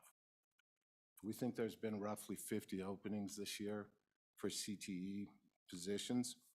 23 of those are still unfilled. We don't think we can solve this problem through focusing on attrition. We need a pipeline of young teachers. The age of 55 is a result of not having a pipeline for the last decade. We currently have one graduate that is entering the pipeline for all of our technical programs, all of our business and marketing programs, and all of our family and consumer science programs. We had the same last year and the year before. So an attrition rate between 10 and 15% and a pipeline of 2% leaves us at a shortfall yearly. You asked for solutions, sir. We have a solution, we believe. The community college is more positioned today with their facilities, their faculty, and offering a BAS. Our business and industry partners are heavily supportive of this idea, and really addressing the pipeline shortage immediately is our number one priority in the CTE community. So with that, I'd be happy to stand for any questions. Thank you, Rob. Okay, somebody over here was second, I believe.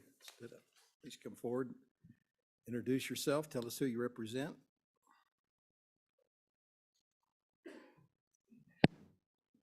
Mr. Chairman, committee members, my name is Mary Schmidt, and I'm a member of Moms for Liberty of Natrona County, a mother of 5 children, 2 of which I homeschool, 3 of which will be enrolled at the local high school. I've emailed all of you a copy of our presentation on social-emotional learning /CRT that we made to the State Superintendent of Public Instruction as well as Natrona County School District. I've also attached our research document that we have done on major federal education programs that Wyoming has implemented since 1990. What does this have to do with teacher retention? Every one of these programs were started by various foundations that wanted to influence our culture and social norms. The best way to do that is to change and influence how we educate our children. Wyoming legislators and Wyoming Department of Education have been taking federal dollars that require the implementation of Common Core and social emotional learning. Most of the children of Wyoming are educated by public school districts. As a direct result of the acceptance of the federal dollars or grants, we are allowing outside organizations to influence our culture and our social norms. When a district accepts federal dollars or grants, they are agreeing to curriculum changes and the compliance procedures that the dollars require. The money is brought in and used to pay for district administration of federal programs. Yet the teachers are the ones who are required to take additional training on new curriculum and record measurable achievements for the district staff. Never do these teachers receive additional compensation for the additional work. At the same time, they are required to maintain the ability to teach to the standards and have their students score well on YTOP. Many of these federal programs are in direct opposition to the culture of Wyoming. It puts the teachers in an undesirable position. They now must divert their focus from the core subjects to teach behavioral curriculums that they are not educated to teach. Many parents disagree with these federal programs. This causes tension between parents and school staff. The blame of controversial programs is directed at the school staff, not at the district. Once again, the district employees do not have to deal directly with the public, yet they are the ones financially benefiting from the adoption of these programs. Now let's turn to the University of Wyoming. The Office of Diversity, Equity, and Inclusion opened in University of Wyoming campus on 2017. The Office of DEI immediately started the process of outlining a strategic plan. The goals outlined in this plan were set to be achieved by 2022. Goal 1, create more diverse faculty and staff by implementing workshops or training, new and current staff. Goal 2, provide DEI campus environment and courses for all students in all disciplines. Goal 3 is to provide DEI training for all community colleges throughout the state. Finally, Goal 4, to increase the recruitment of diverse faculty. One of the first colleges at the university that have adopted some of these goals is the College of Education. It is required by the College of Education to take a social justice class as an elective course. As the research that I presented to you, I do ask that you look at the University of Wyoming, because my daughter, who is a senior, wants to be in education. And as far as I'm concerned, I will do everything I can to prevent her from getting a degree from the University of Wyoming because of these programs. Okay, we appreciate your testimony. Who's up next?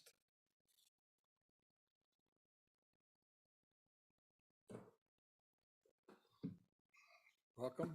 Thank you. Mr. Chairman, committee members, I'm Grady Hutcherson, and I am a career-long Wyoming educator, but majority of those years elementary education. And I now serve as the president of the Wyoming Education Association. Representative Summers had commented, and I just take a moment to introduce and acknowledge the fact that the Wyoming 2022 Teacher of the Year, Brittany Montgomery, is in attendance, and she's taking in this process, and she's asked me a couple of different times, do they ask teachers? So I'm not trying to put her on the spot. I want to encourage all of you as we continue to move forward, because I thank all of you for this important day's worth of information, but you've yet to hear from classroom teachers and school employees.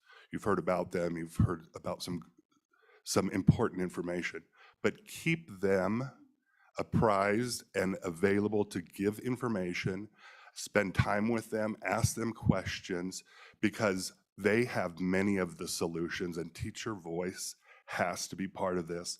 I know brevity is your favorite. A couple of other items that I just want to point out. WEA is happy and willing to work with all of you on the solutions. And there has been a white or a elephant in the room, because one of the things we talk about solutions, teacher morale is important. This very last legislative session, we saw numerous legislation introduced that attacks public schools and public teachers, and they do not appreciate constantly being attacked, which, as we talk about recruitment and retention, does not help matters. So I know all of you on the committee are champions for public education in the state of Wyoming. I'm a proud lifelong educator in the state of Wyoming. WEA stands ready to work with all of you as we continue to focus on the solutions. Thank you for your time. Thank you. Go ahead. Mr. Chairman, members of the committee, my name is Tate Mullen. I'm the Government Relations Director for the Wyoming Education Association. I want to extend my thank you to all of you for taking up this very important topic. And again, I want to reiterate President Hutcherson's point that we will work with you regarding these policy solutions. I think it's important to note there's been a lot of discussion about what is the problem that we need to focus on. Is it retention or is it recruitment? These are intertwined problems that require different policy solutions, but they both require a solution. The answer is both. We will launch on our website the work with Dr. Mark Perkins regarding the teacher retention survey. We do have information regarding some of the pieces that help teacher recruitment. So at any point, if you all have questions, we would be glad to help you in your endeavors. With that, stand for any questions. Thank you. Okay, who's next?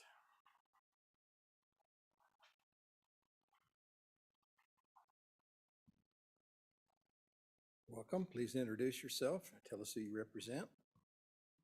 Mr. Chairman, members of the committee, my name is Jamie Lean, and I am happy to be here today. I am also a Moms for Liberty representative.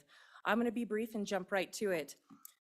Are you aware that in May of 2022, the U.S. Department of Agriculture that feeds our children in schools they're changing it for K-12 schools that they must allow boys into girls' private areas and vice versa to obtain federal funds for any lunches, breakfast, and snacks under the Biden administration. Why do I bring this to your attention? Because as being a legislator for the state of Wyoming, by our state statutes, by Title 21, you are obligated to protect the students and ensure that they have a quality education. How does this tie to teacher retention? The programs that are pushing this agenda are part of sectarianism. And if you go to the Wyoming Constitution, let me just cite a couple of them for you. Article 21, Section 28, the legislature shall make laws for the establishment and maintenance of systems of public schools which shall be open to all children of the state and free from sectarian control. Section 712, or Article 7, Section 12, sectarianism is prohibited. No sectarian instruction, qualifications, or tests shall be imparted, executed, implied, or in any manner tolerated in the schools for any grade or character controlled by the state. Nor shall any attendance be required in any religious service therein, nor shall any sectarian tenets or doctrines be taught of the favor of any public schools and institutions that may be established under this Constitution. Last, let's move to Article 1, Section 38, where the parent or guardian has the legal representative of any natural person shall have the right to make the healthcare decisions for that person, meaning that I, as a mom of 5, am able to make the healthcare choices for my children. My healthcare choices do not include any kind of sexual courses. They don't include any kind of inclusive agenda from any of the DEI people. Let's start with the origins of public education. They were to understand political and social issues, participate in civic life, to vote wisely, to resist tyrants and demagogues, to protect rights and freedoms, to exhibit moral behavior and good character. We, in 2010, as the state of Wyoming, adopted the Wyoming Cowboy Code of Ethics. One of the last lines says, remember that some things are not for sale and know where to draw the line. I am here to draw the line with the legislature and say that I would like you to review the Wyoming Constitution under education and provide yourself some new legislation that protects our children from anything that is going on that can be deemed as sectarianism. Let me fast forward to Hillsdale College is coming into Casper. It's under Wyoming Classical Academy. It's a charter school. They were open for 4 days for teacher applicants. They had over 104 applications. This is because the Hillsdale school model allows teachers to teach. We don't have to provide any compliance organizations. They just teach. Thank you for your time. I stand open for any questions. Okay, anyone else? Yes. Come forward, please, and identify yourself. Tell us who you represent. I hope this is on the topic of teacher recruitment and retention. You know, actually it is. My name is Eric Paulson. I am a single father, and to be completely honest, when it comes to recruitment and retention, that's exactly why I'm here. I keep seeing, currently my daughter's school has 3 principals in their junior high, 1 for each grade. Now, maybe things have changed, I don't know, but when I sit here and see people complaining that they don't have enough money, as a single independent business owner, I don't have the privilege of just taking and stealing taxpayer money from them to get more funding for my personal interests. Generally, when something isn't working in my business, I have to figure out how to cut costs in one aspect in order to make it work in another field for me. I'm not a cog in the wheel. I've always been someone who had to make things happen for himself. I don't have the privilege of a college education, so maybe I'm just a big dum-dum. Who knows? But with that being said, I can only speak to school here. I don't mean to present any of my opinions on people that I'm unfamiliar with, but my experiences in the school system here, as I said, my daughter's school has 3 principals in her junior high. If you want retention, you want to pay our teachers more, maybe go back to what we did 30 years ago and have just 1 principal. I see specialized counselors in all of our schools for LGBTQ issues and things of all sorts of different natures. Meanwhile, normal kids are just left out with their mental health problems because they don't have 20 counselors to help them coming to understand what it means to be a heterosexual person in today's society. I don't understand why we have all these specialized things, positions in our system when one generalized person would fit that bill. I've heard you guys ask earlier, how do we make teachers feel special? That's a double-edged sword, because in order to make a teacher feel special, you also have to make teachers feel bad. You have to exemplify the good ones, which has been a consistent problem for schools for a long time because of unions. You can't hold bad teachers accountable. I know a lot of you guys are hamstrung in that aspect, but the essential problems that you guys are facing are only going to get worse. It's the essential conundrum of big government. The bigger and bigger you get, the more and more people want from you and the more expectations they have. I believe a lot of your focus should be getting back to city and state issues and focusing on those. Good, I kept it under 3 minutes. Thank you. Okay, thank you. Yes, go ahead. I'm sorry, I missed your first name. Eric Paulson, sir. I just wanted to make sure I understood you correctly, and I'm honestly, I want to make sure I got this right. You labeled off LGBTQ, and then you said that normal students. Is that an implication that LGBTQ students are not normal? They are a diverse society where there are a smaller proportion, statistically, than a heterosexual. So by normality, I mean what the average amount of students are. Okay, anyone else like to testify? Online, then let's bring someone online.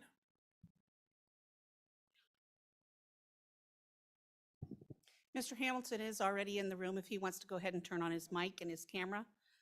Like I said, we have a couple of others, but they have not raised their hands, so I don't know exactly how many online we have at the moment. Okay. Good afternoon, Mr. Chair. I'm Shad Hamilton and members. I represent the Wyoming Association of Secondary School Principals, WASP. We had our graduation last weekend, so I'm in the office here getting ready for summer school, not exactly in my principal attire. Hopefully, excuse that. I'll be quick. I think, the soups and everybody that you've heard from kind of echo the concerns that I hear from and have heard from for 2 years from our 160 principals that I represent across the state. The concern's bigger than just teacher retention too. I think we're starting to get, as an association, a little bit more concerned about our work around retaining principals across the state as well. I know several that I've taken under my wing in the last 20 years that I've been a principal in Wyoming have moved on to other states for a variety of the same reasons. Solution-wise, I've emailed a lot of you over the last 2 years with various solutions. I think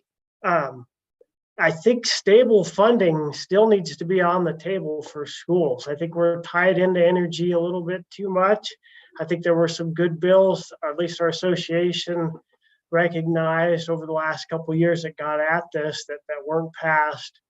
But I think that's still a major concern. I think SNR has helped us for a while, but I think the long-term wise, as somebody that's a 4th generation Wyomingite, it's been in the business here for 20 years, eventually we're going to see that come back to get us again. So I think I would continue work around trying to find stable funding. And then really just recognizing education and teachers and educators respectfully. I think the work that happened in the legislation this year really, you had people testify various points this year for potential teachers that were turned off by some legislation and some of the debates that happen. I mean, there's a lot on teachers and educators' plates, and when folks are having those conversations, it weighs heavy on them. So those are the kind of the things that I'd throw out. Property taxes and that issue, I think I've emailed you. A lot of what's happened there are folks from other states coming in and buying up money, or putting their money in property. And I think, we need to take a look at that. There ought to be some way to capture some of that and put it back into education. I mean, Cody, Jackson, Lander, Du Bois, I mean, you name it. Thank you. Time. Okay. Thanks. Who do we have on next? Mr. Chairman, nobody else has raised their hand, so I think we can move on from the online portion. Okay. Anyone else in the room like to testify? Briefly. All right.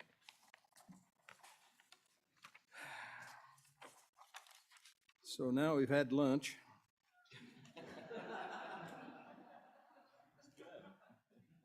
We're up to virtual education, and I think Larry Pikus should be on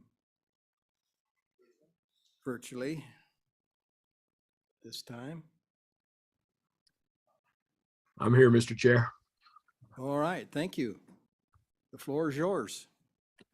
Thank you very much. It's a pleasure to be here and to have the opportunity to speak with you. I will share my brief presentation with you. I think, there we go. You should have that now. My purpose today is to talk about virtual learning in context of Wyoming and the Wyoming school funding model. It's interesting. It's an important topic. One I've engaged with the legislature over the years as we've worked with you on the model and had the privilege to work with you on the model for many, many years. What I would say is the quick summary of what I'm going to say, and then listen to the comments from the schools and school districts and whatnot, is that you seem to be ahead of most of the country in thinking about this issue and implementing things, and probably doing better at it. And it's a complicated thing that's going to require a considerable amount of additional thought, I think, in the long term. So let me proceed with that. I want to talk briefly about what virtual learning is, how it's defined in Wyoming, provide you with some information about how virtual learning seems to impact student performance. And I think we want to divide that between the evidence that we've collected prior to the pandemic and what we've learned about what happened during the pandemic, and then talk about some implications for Wyoming's funding model and what it might mean. So I will proceed forward. I'll be happy to answer questions as we proceed. So virtual learning, in my mind, is a learning environment in which one or more participants engages through some kind of an online connection. And there are lots of different ways that can happen. The instructor can be in his or her own classroom, or they can be in some other location, their home, another classroom, some office building, wherever. And learners can be in one or more combinations of locations at the same time. They can be in their home or another classroom, in the instructor's classroom, in person, sort of a hybrid model. They can be in lots of different locations. So virtual learning is not as simple as everybody sits on a computer and visits and talks, but really has many different ways that it plays out. And I think Wyoming has done a really good job of understanding that and thinking about that. I have a suspicion from when I've looked at the notes of what's coming later, I may be repeating some of what the department may tell you, but in Wyoming, they've defined 3 versions of virtual learning at this point, or 3 general categories. One are temporary virtual learning days. And these are days where some number up to all of the students and or the instructor attend class in a virtual format, whether it's because school is closed for some reason, for example, a snow day, you can continue to have school, hopefully not another pandemic, or a child is unable to come to school for some reason. The car broke down, the bus broke down, or there's some other challenge, they're ill, they can still attend class virtually. So temporary virtual days are days where it's not the general plan, but they're available and the technology exists to make it happen. Remote education within a resident district is education where a child attends classes virtually, either from home or in some instances from a classroom in a school, perhaps to another classroom in another school in the district. This would have a lot to do with particularly classes at the high school that have relatively low student attendance, advanced calculus classes, some of the advanced science classes, language classes, where a school district can provide more opportunities if children can attend virtually from their own school rather than have to travel to and from schools. Other sorts of programs like that to provide programs. Finally, virtual education within the resident district grows even further and allows students to enroll in another district in the state, in some instances, partially in another district in the state. There's just a wide range of options for students to meet with teachers and have online courses, hybrid courses. At the present time, there are 5 districts that offer statewide programs and educate a total of 938 students. There are another 20 districts that have district level or regional level online programs for another 2,700 students approximately. So what's that? That's about 3.5% of the students, a little more than that, maybe 4% of the students in Wyoming attend some kind of visual programs at this time. The big challenge, and I remember working with the legislature on this a long time ago. I don't remember exactly when. I just remember a long meeting once at a hotel in Cody, Wyoming. We talked about accountability and how do you account for online programs. And at the present time, students counted in homeschool unless they're full-time in another school district, so that if a child enrolls in a class in another school or another school district, but just one class, the homeschool still is responsible for ensuring that they're learning the material they're supposed to learn and their outcomes are counted as part of the school's test results. So that becomes important in making sure that the online programs students go to, be they from another school district, or be they provided by another school district, or even through that district with some private service provider, they're still accountable for ensuring student learning. If a student goes part-time or even full-time to another district, the tuition is prorated and it's based on the teaching district's model funding. So that is, if a student attends half-time in another district, that the tuition is about half of what the funding model would provide for a student in that district. So that solves the problem of negotiating payments and those things. There's a formula in the policies and the regulations.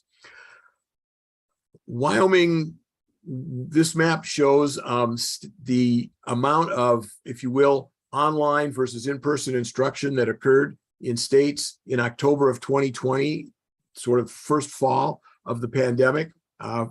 And all of that dark, I think it's blue. I don't do colors very well, so I'm going to assume it's blue. But as you'll see, Wyoming has pretty solid. Wyoming is one of the states that went back to in-person classes very, very quickly. My memory is that while we were doing the recalibration study in 2020, during the summer of 2020, many schools had gone back to in-person instruction before the end of the 2019-2020 school year, and all that I can remember were planning to go to in-person instruction again when school started. This map would reflect that.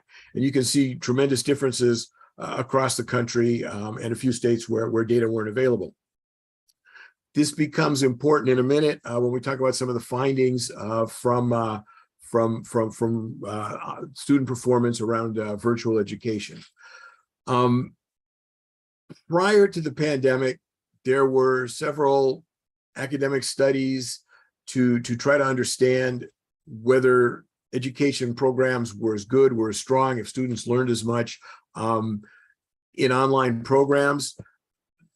There are relatively few. There was a relatively leisurely pace of doing these studies because people were slowly beginning to do online instruction. It happened more at higher ed than it did in K-12 instruction, largely, I think, because in K-12, elements of socialization in school and the importance of being engaged with fellow students is an important part of the education experience. Nobody expected that everybody would suddenly be online one day. So that changed everything. So in the earlier studies, the study designs don't match the scale of pandemic online offerings because they were small programs aimed at specific groups of students and then really become relatively non-comparable, I think, to online, to the pandemic program offerings. They tended to focus on teacher knowledge and skills, and they were concerned about whether teachers had the skills to teach online effectively and if the teachers were confident in their subject knowledge. And a lot of them went back to some research. An old colleague of mine, Richard Clark, did probably 25 years before, maybe a little longer, in looking at the impact of technology on learning, and largely concluded that it wasn't the technology that helped children learn, it was the quality of the teaching. And I think the studies on virtual learning were coming around to that general sense of things as well, that it's the quality of teaching and teacher knowledge, but also finding that there were some different skills in teaching online compared to teaching in a classroom. And I know that that's very much an important part of it. The simplest example for me is right now, no matter how big I enlarge my screen, I can't read the faces of the members of the committee to tell how they're reacting to what I'm saying as well as I do if I'm there in person. So it changes the nature of how this all works. They found that there was more student access to classes that sometimes they were unable to get. And one large meta-analysis found that there was improved student learning on virtual programs, but that study really was focused on schools and districts that had a great deal of emphasis already on computer-assisted learning. So it didn't really talk about what went on in most other schools where students came to school every day and learned. So I would say that prior to the pandemic, the research was not clear on whether online learning or virtual learning had improved student outcomes, and probably a sense that it made student achievement somewhat more difficult. And it was not clear whether that was a function of it's not as good a medium for learning, or we just didn't know how to do it as well yet. So that's where we were. And then the pandemic arrived, and there were some more pandemic specific studies. The most interesting one is Holleran et al. In 2021. They studied 12 states, including Wyoming. And what they found, first off, is every student did worse during the pandemic. So that's just something that we see across the board. And one of the most interesting recommendations for improving that in the long run is to use all the new federal money for lots of intensive tutoring right away to help bring children back up to speed, whether it's online or in person, but intensive doses of tutoring. And of course, as you know, that's already built into, at least the way to do that's built into the Wyoming funding model. So one could temporarily provide some of that. They also found that schools without in-person instruction did markedly worse. And the smallest drop in pass rates, which was how student performance was measured, that is pass rates to the next grade, among the 12 states was in Wyoming. So you had the fewest students in long-term online instruction, and the loss in learning was the smallest in Wyoming. So again, that suggests going back to school was the right thing, and it leaves room for the question of, if you're going to move to more virtual learning, how do you do it to ensure there isn't learning loss, knowing that being in person does make a difference. Other studies have found that with remote instruction, students are less engaged, and that students and parents struggled with online instruction. All of those are things that shouldn't be found surprising. In my world, I went to a series of meetings in my office on March 13th, 2020, and went home and was told that from the following Monday forward, I'd be teaching online. And we just kept doing, we had a week experiment that turned into a 2-year, or at least a 1.5-year experiment of online teaching. And my particular school has a long history of online education, and so we were able to support our faculty pretty well. But it was a change just instantly, and so it wasn't something that teachers across the country were fully prepared for, had fully trained in the skills they needed, had the professional development that would matter. And so it's really kind of hard to expect anything different than this. Plus, parents were home, parents were trying to work, just lives, as I'm sure all of you know, were completely disrupted. As was, as you may recall, our 2020 recalibration, where we planned to spend the better part of that summer traveling Wyoming and talking to people about special ed, about our model, about all these things. And we ended up doing it all through a series of online virtual meetings instead. Some of that was a benefit, some of that was clearly a loss, and I would recommend in the future a combination of the two. Anyway, what are the implications going forward for Wyoming's funding model? In the 2020 recalibration, we punted. We basically said, it's hard to think about a virtual or online education right now. The world is kind of crazy. The pandemic has changed things. We don't know how to measure it. We need to think about what online and virtual education is going to look like in the future and how things need to be different. The current model is therefore silent on virtual learning. We provide the model, or the model provides for school districts $250 per ADM for a 3-to-1 computer ratio for school districts. It estimates that if you move to a 1-to-1 computer ratio, which would be required for virtual learning for all students, or for students who want to do it, the cost would probably rise to about $350 per ADM. And we'd want to look at that again. That number is pre-chip crisis. So I don't know if the shortage of computer chips would change that number or cause computers to increase in cost as well. But then you would also need staffing to support these ratios. In particular, you would need tech staff to ensure computers were supported, to ensure that they were working, to fix them when they didn't work. You also probably need additional security kinds of challenges, make sure everybody has access to the internet, and it's not clear you can make that an expectation of parents, but districts may well need to provide that kind of support and security. So there's just a lot of issues that thinking about in terms of making online instruction a regular part of all children's access to schools. So those are the kinds of things that one would have to take a look at. So finally, the next steps that we've identified in thinking about this up to this point, and I'm eager to hear what the school districts have to add to what we've been thinking about, is should virtual learning be separately resourced in the funding model? Right now, there are resources, class sizes, numbers of teachers. Is the model elastic enough to expand and enable virtual learning to be offered by districts that want to do so without really any changes in the model, or are changes needed? And if so, where? What do we need to know to separately resource virtual learning in the model, if that's the direction that you would choose to go? I think we still have a lot of questions about how that might work and how that might play out. I have some knowledge of what happened at my university when we did a lot of online teaching that may or may not translate to K-12 education. It certainly gives me a list of questions to ask when I start. What is the current status of virtual programs in Wyoming? You have a lot of data, there's several students who are doing it. I think that Wyoming has thought through how it should work more carefully than any other state that I'm aware of or I was able to identify. I think that's really an important thing. I think there are huge advantages to having forms of virtual education in a state as geographically large as Wyoming, particularly when it's as sparsely populated as you are. It really, I don't know how many of you remember the conversations with Nate Levinson and the special ed group that worked with us on the recalibration.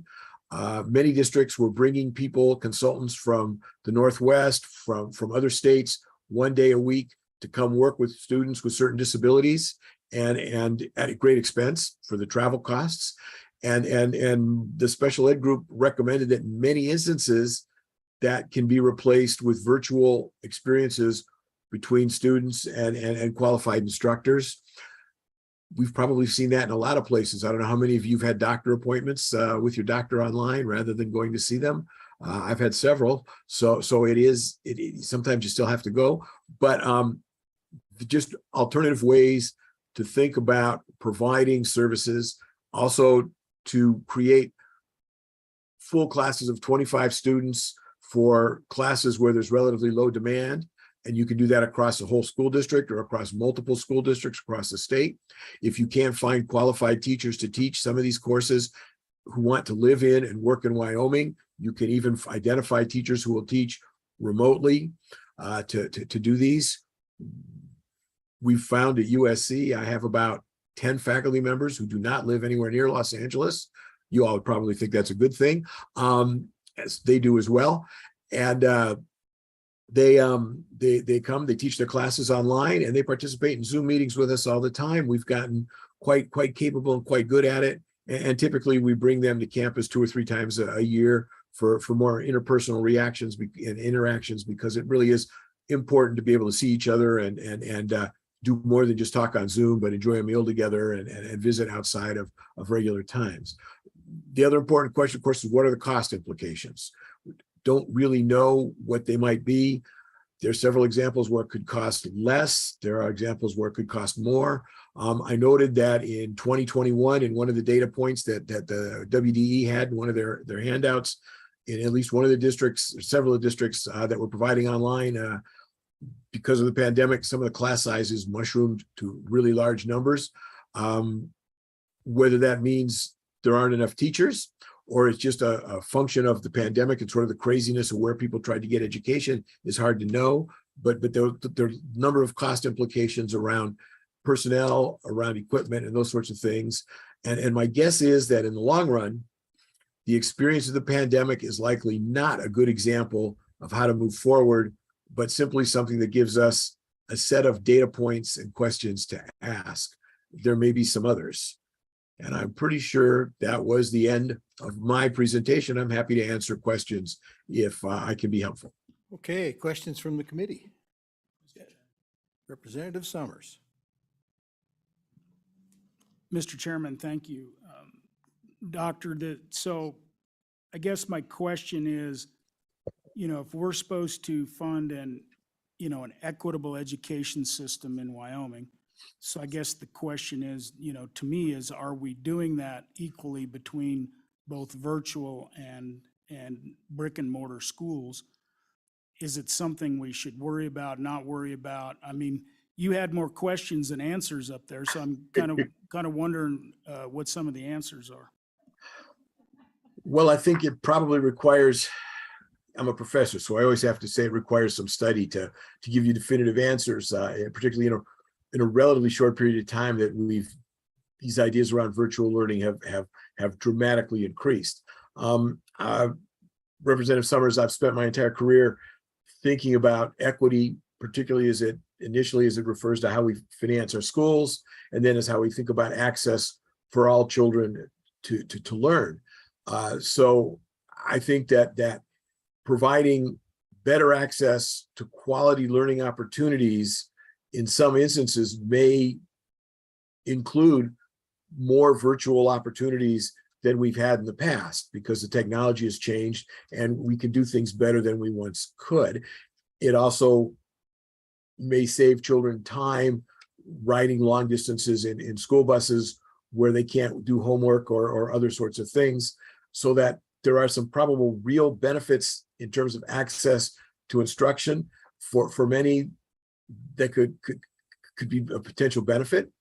There also are some risks in terms of isolation issues and children not having the kinds of experiences that all children should have in building friendships and relationships at school, in class and outside of class, both with their fellow students and with other adults, mostly teachers.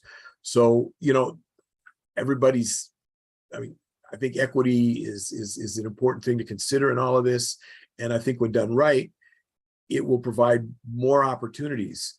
There are also, I'm sure all of you have had anecdotal stories of students who just fell apart because they couldn't cope with online virtual learning. They probably need to be in a brick and mortar school. There also are stories, I'm sure you've all heard, of children who were doing poorly in school, who came home, got on the computer, discovered that that was how they learned best and turned into great students. So one of the steps is to be able to identify children who succeed better in each environment and trying to provide that for them. That would seem to me to be the goal if your effort is to ensure that all students have the opportunity to meet their full potential. So I think it's a tool to enhance equity in the long run. Follow up?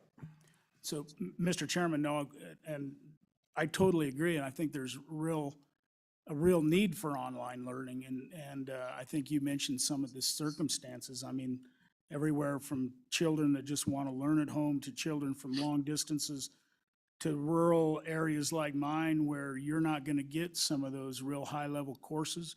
The only way you're going to get it is online. I guess what I meant by equity is the funding equitable? And, you know, is it worth examining or not examining, in your opinion? And what would that look like if we did examine it? So I've thought about that a fair amount since I initially talked with staff and we talked about moving to today's meeting. It seems to me that the state has done, I think, better than most states in thinking through how to provide virtual learning within the framework of the model that currently exists. So it may not require adding to the model, revising the model, changing things. Where there are places where it may require some modifications to your funding model are around the technology. One-to-one computing becomes much more essential, particularly under the concept of something like virtual days, where if it snows, instead of students not having school, they turn on their computer and have school, okay? So now they all have to have a computer at home. They also have to have ideally a high-speed internet connection that goes to their home. And that's relatively straightforward and easy to do in most cities and towns in this country. I know there are places in Wyoming where that's a much more challenging effort. So you need to provide additional funding for that. Now some of that's perhaps capital funding because it's more one time. Some of it you need funding to replace computers and replace software and things along the way more seriously than perhaps you have in schools. And then I suspect that there are increased personnel costs around the provision of the technology for maintenance, repairs, and for ensuring security. So those kinds of things, I don't have the answer. I don't know that anybody's given great answers to what those costs are. I know school districts are starting to think about those and work on those. There are federal funds that are available to buy some of that infrastructure. But I think that requires a deeper understanding than we developed in the short time we allocated to preparing for the meeting before. And the question, as I understand it, of course, is in what direction does the legislature want to go next? Okay, anyone else?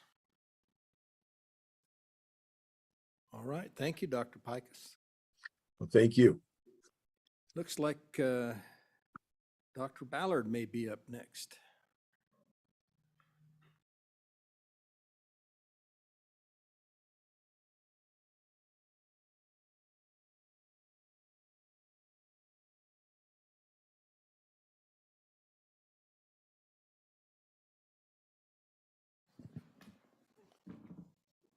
Welcome back. Well, thank you. Good afternoon, Mr. Chairman. Good to be back. So, Dr. Laurel Ballard with the Department of Education. Well, I also work on teacher and leader quality. My team and I also work on digital learning. So we are excited to be back in front of you. It feels like virtual education is never very far from an interim topic. You know, I think just to kind of recap a little bit for you, just some history, right? We've been working on virtual education for quite some time. We were asked in 2015 to do we've actually had to do several, the department's had to do several different task forces to put together to kind of think about, you know, what should it look like? Last time we met, we were looking at some of the implementation issues that we've had and we're struggling with, and some of the changes that we needed with that. And so we task force made recommendations to you to kind of think about how to make that better, which was all well and good. And so now we're back because we're kind of thinking about, again, what do we need to do with virtual education and how does it best lay out for you? So I have actually brought our Lori Thilmany, who will introduce herself in a second, but she is our expert in this area for you. So I'm going to let her take it from here.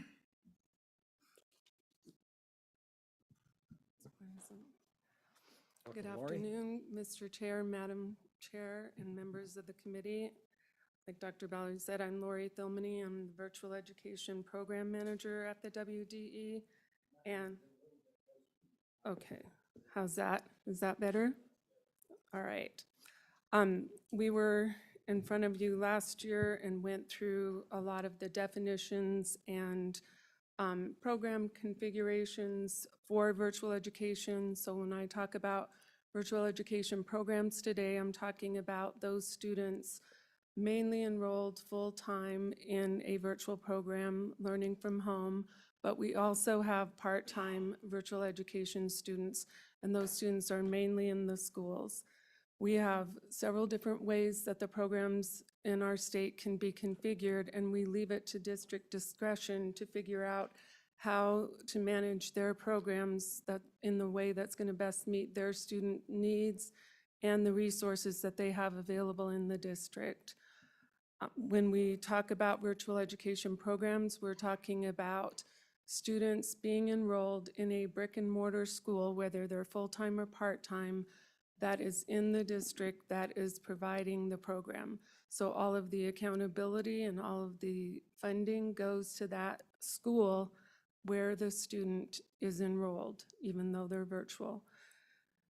To point out some things that might not be immediately obvious in the memo, I'd like for you all to turn your attention to page 4, table 1, and look at these numbers and kind of go through this with you so that you have an idea of our trends in Wyoming.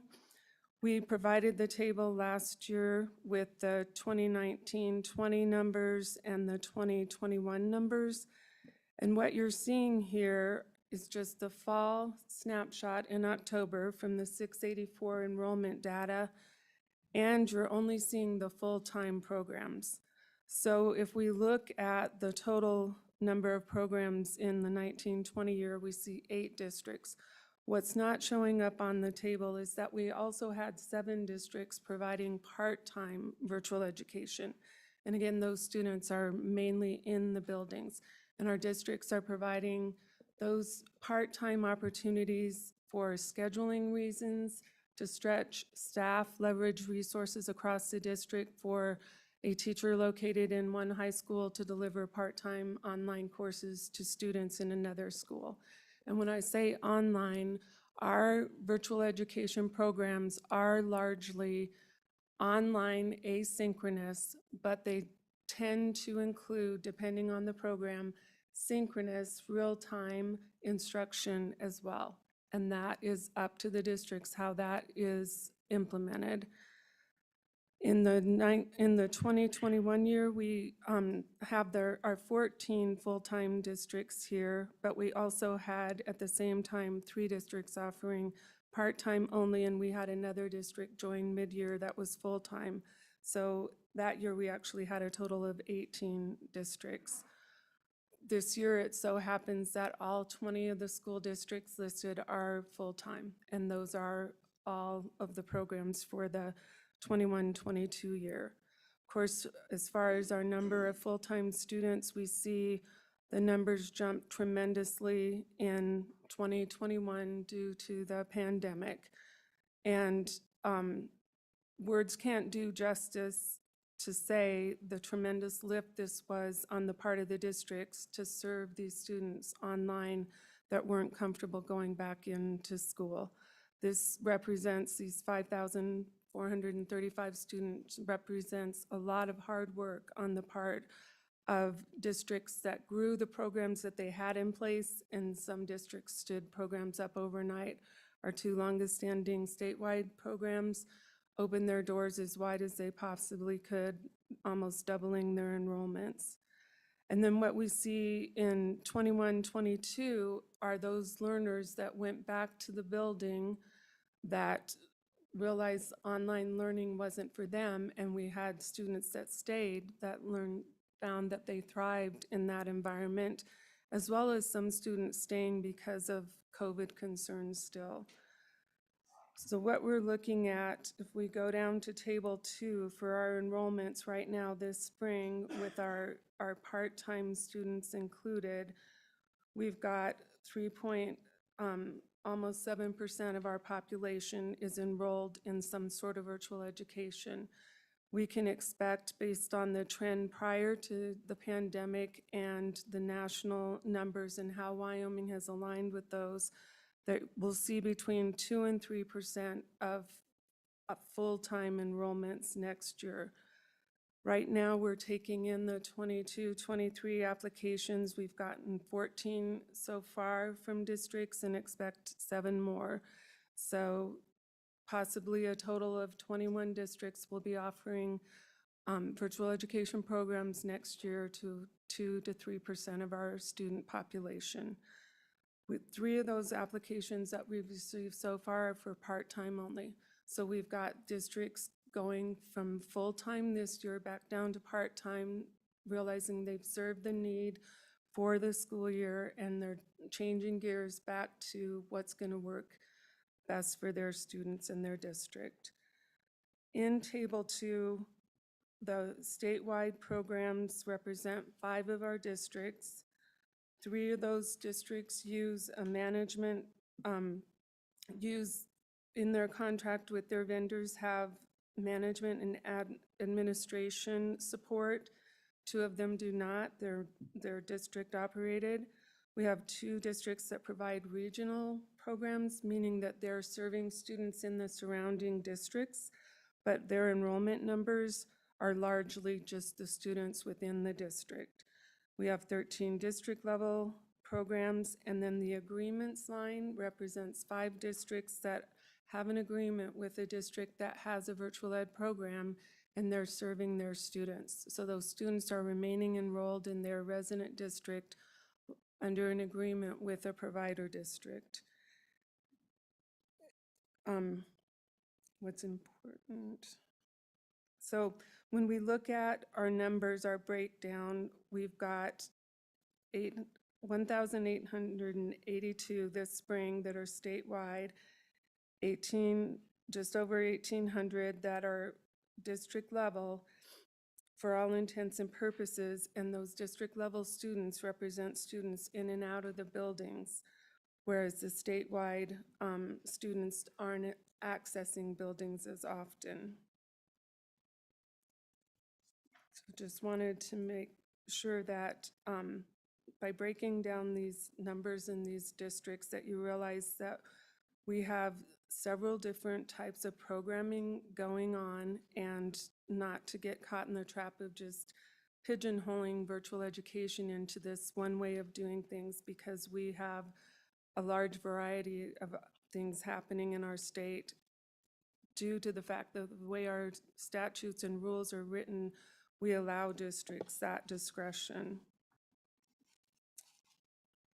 And in the interest of time, I want to touch real quickly on Table 3 on page 5 about the types of students that are in our programs. We conducted a survey that was only partially, we only had partial responses at the time of the memo.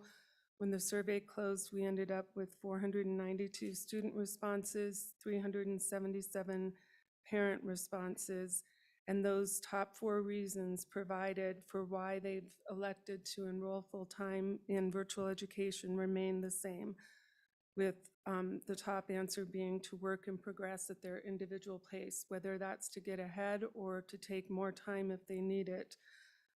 And then the flexibility to accommodate the family's unusual schedule. That includes parents that travel for work. That includes working a family business such as ranching.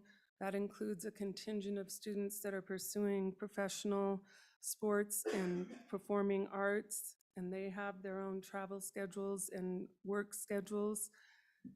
And then the third reason was to focus on academics without distractions from classmates. The fourth reason was to get away from negative peer groups. And then for both the students and the parents, the following responses were to escape bullying, COVID-19 concerns, and mental health conditions that make going to traditional school challenging. There were, in the open-ended comments, both students and parents were really grateful for the opportunity to learn in the virtual environment.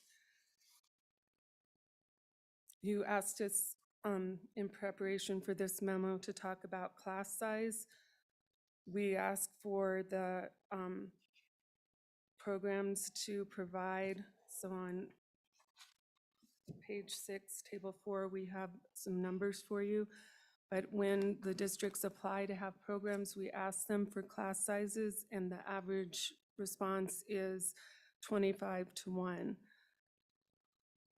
In our the programming that we have, we don't have any schools that we can look to in the district level programs because the students are enrolled in their neighborhood schools and those numbers are small. It dilutes the class size numbers. So the only numbers that we have to look at for class size are from Bighorn 1 and Niobrara 1, because those numbers are large enough to have an impact in our crew reports, which is the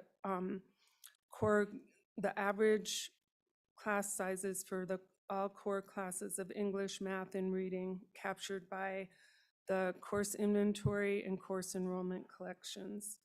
So we see before the pandemic, the numbers of the class sizes were typical to what you'd expect for in-person at the elementary level, close to 16-1.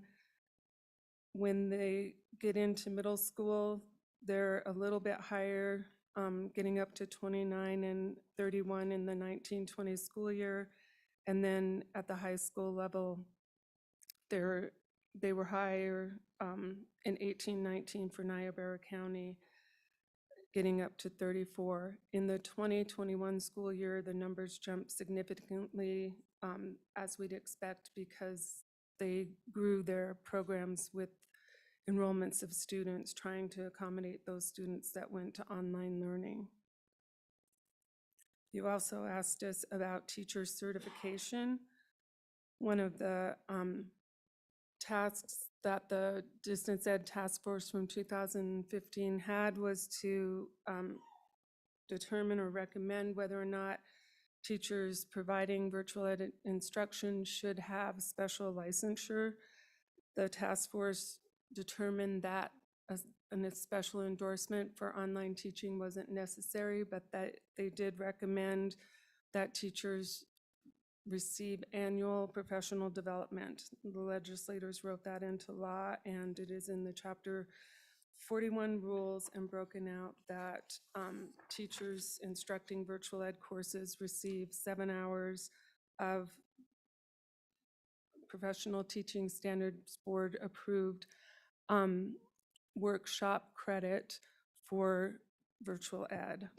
And so the department provides several opportunities for teachers to obtain that credit. And we verify that our virtual ed teachers have received it in collaboration with PTSB. We check that the professional development has been received.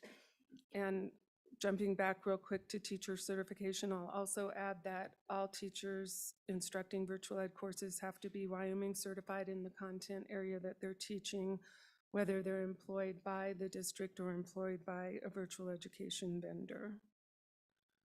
And then lastly, you asked us about performance. Lori, give me just 1 second. Sorry, Mr. Chairman. I do want to say, though, we did work with the Professional Teaching Standards Board and worked with them to create a virtual education endorsement. So teachers do have the ability to earn that endorsement. We have several specialized training that they can take through the department, as well as PTSB has found other program providers that can provide opportunities for teachers that way as well. So the endorsement now does exist that did not previously. That's right. Thank you, Laurel. So for performance, we do not have a lot of data at the agency because of the fact that we've had difficulty identifying virtual ed students through the years. We're at a point now in our data collections where we've made corrections in the business rules so that we can identify the students easier, and we're adding a virtual ed flag to the student enrollments to help with that also.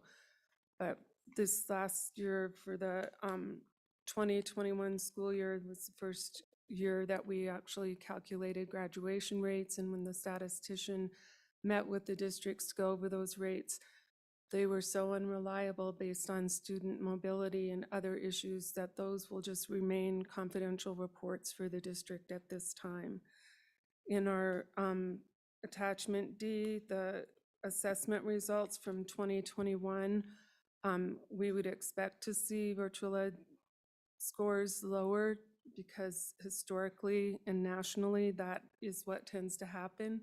Virtual ed or online learners don't score as well on statewide assessments as students attending school in person. But these scores were impacted by several other factors as well, including the fact that it was a waiver year. And so while 98% of the non-virtual students, those are the students attending in person, tested, only 60% of virtual education students were tested. And when we look at the numbers of students tested for third grade language arts, for example, we're talking about 160 to 169 virtual students, and we're talking about 6,490, 6,499 in-person students. So there's a great disparity in the numbers that those small numbers can reflect negatively. If you have any low performers, the scores can be impacted that way. Let's see.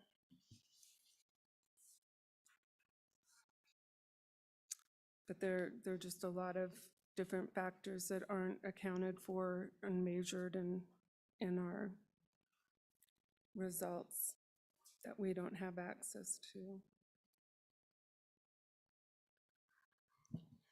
Questions from the committee? Mr. Chairman.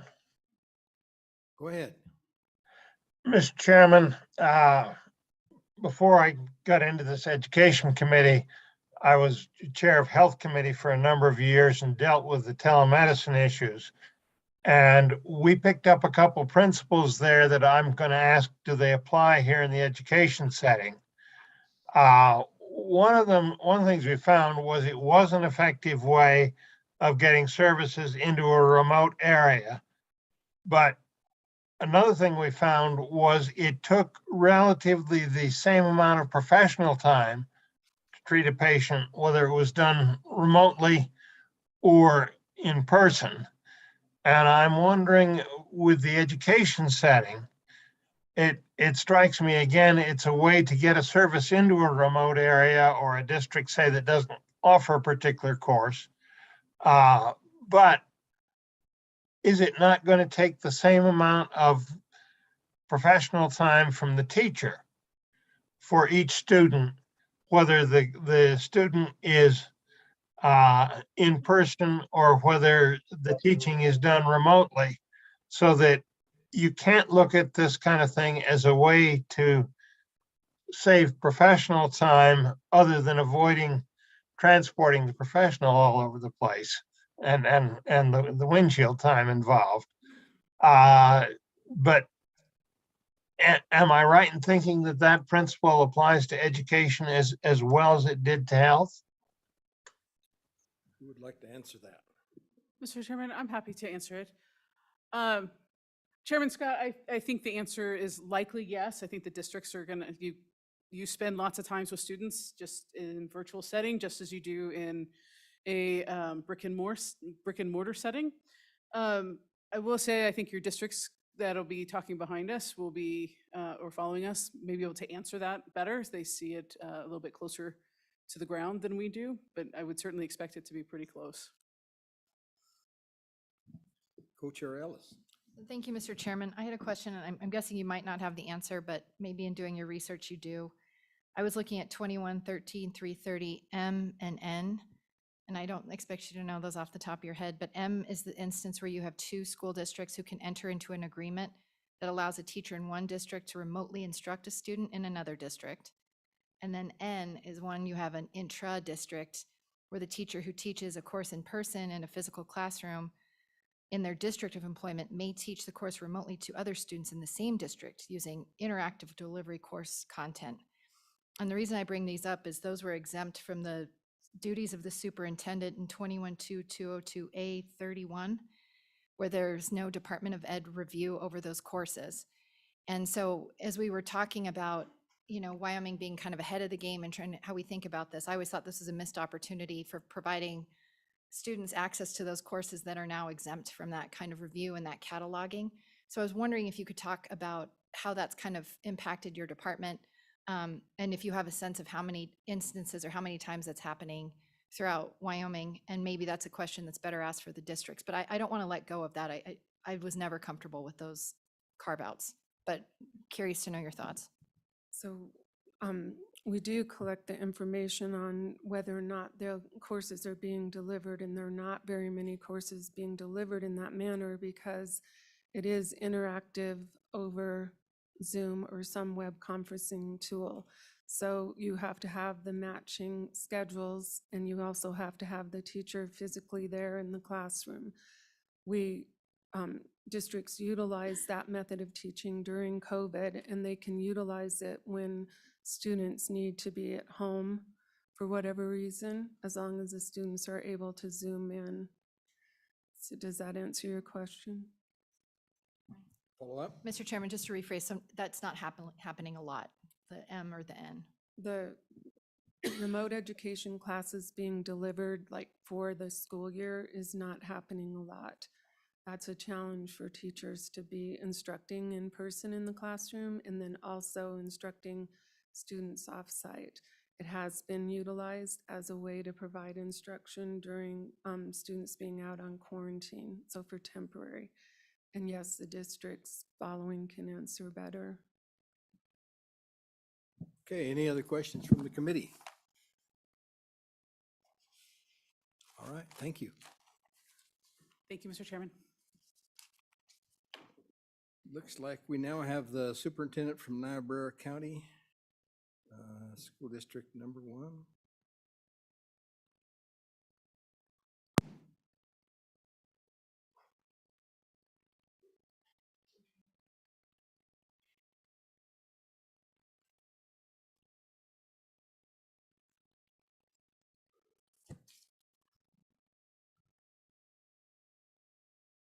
Welcome. Introduce yourself, please.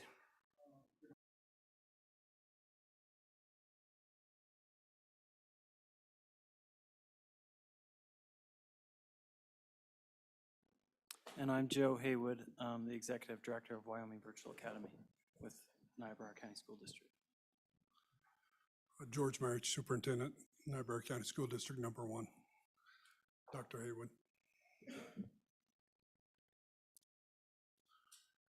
Dr. Haywood has put together a PowerPoint for you. He did submit a number of talking points. I will let him lead you through the Wyoming Virtual Academy presentation. All right, Mr. Chairman and committee members, thank you for having us here today.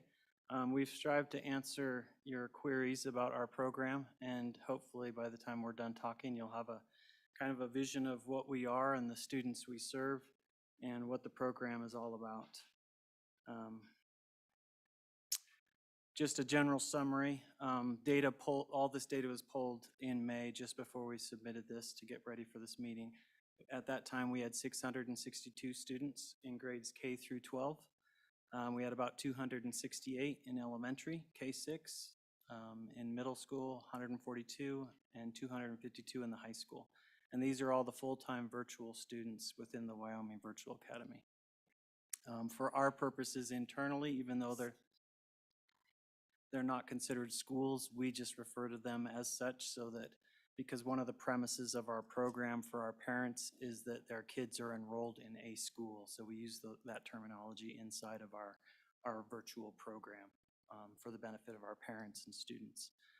We have 103 students with IEPs, so special education students, 39 students with 504s, 504 plans to provide accommodations based on needs, and then 5 ELL students.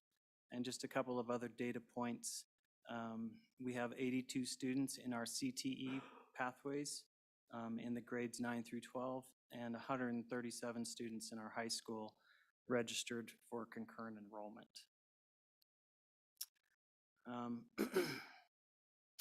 Some of our data and performance measures.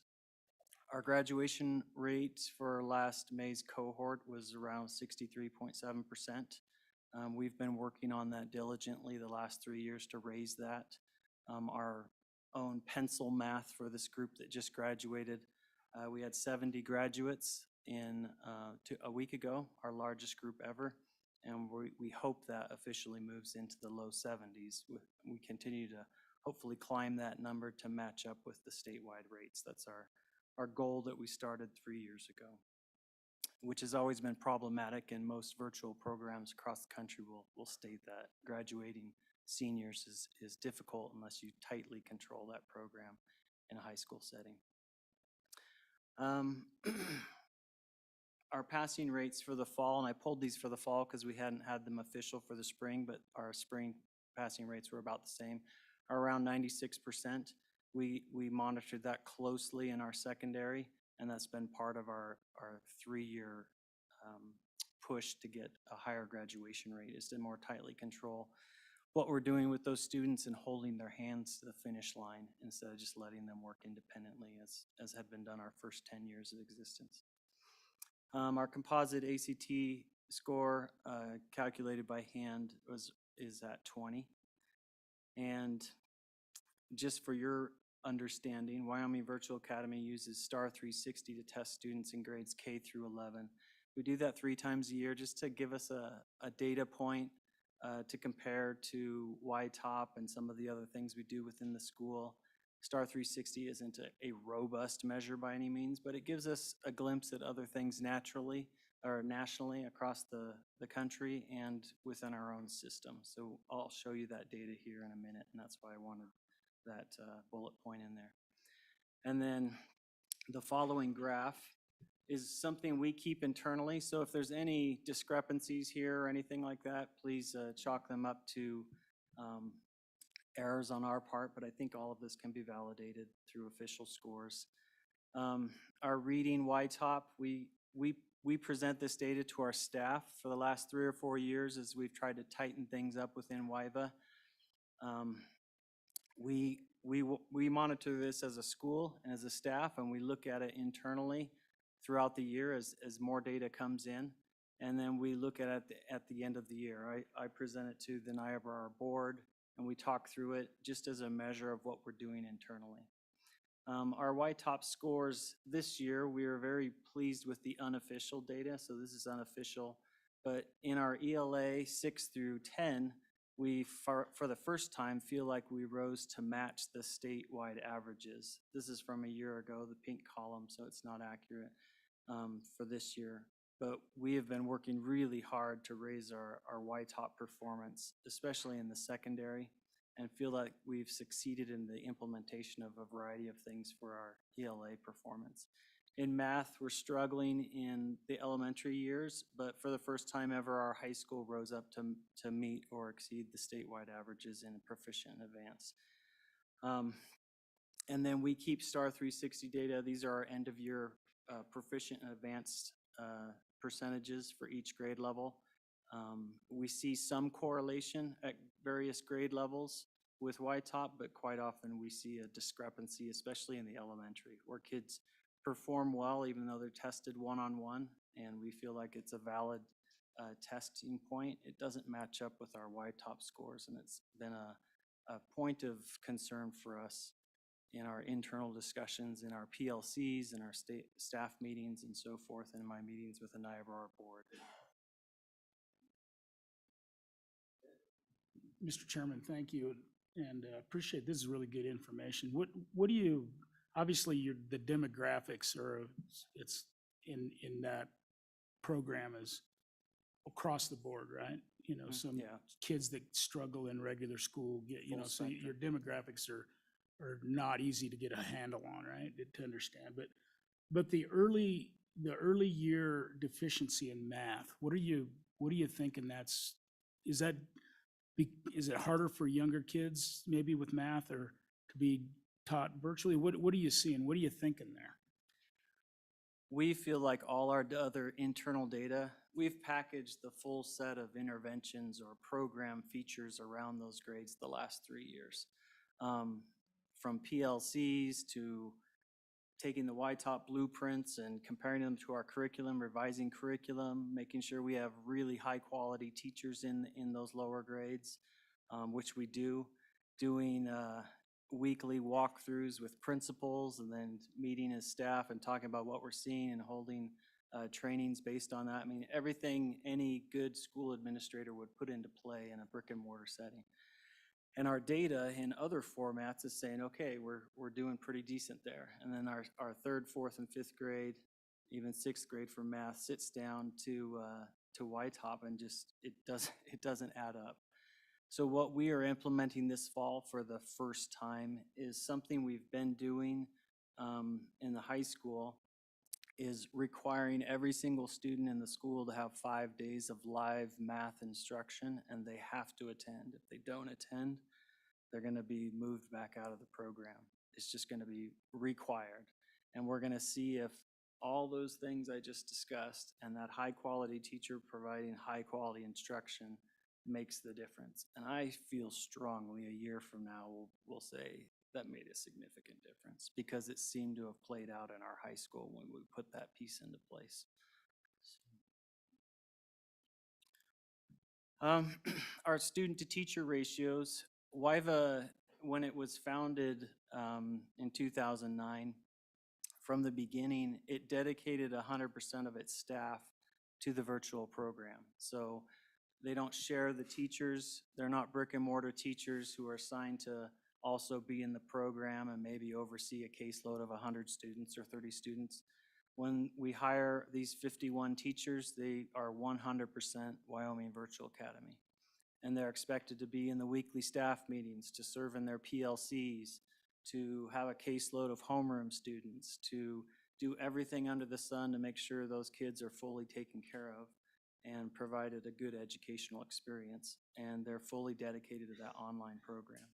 So these ratios are legitimate for us. In our elementary, we have an average caseload this past year of 18 students. In our high school and our secondary, we had an average caseload of 92 students and probably 3 to 4 preps, which is a little bit different maybe than some brick and mortar schools, but kind of consistent. They have to teach a few more different classes in our virtual setting than normal, but their caseload is about the same. And then for special education, we have 9 teachers this past year with an average caseload of 12 students.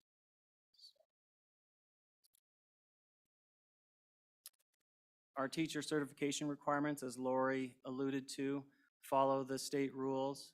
Sorry. Go ahead. Mr. Chairman, yeah, if we could back up to that, I'm not sure I understand that. Is that each, so you got 27 teachers, does that mean each teacher has got 92 kids, or does that mean that 27 teachers have 92 kids? So the 27 teachers in our secondary across grades 7 through 12, if we average out their caseloads, it averages to 92.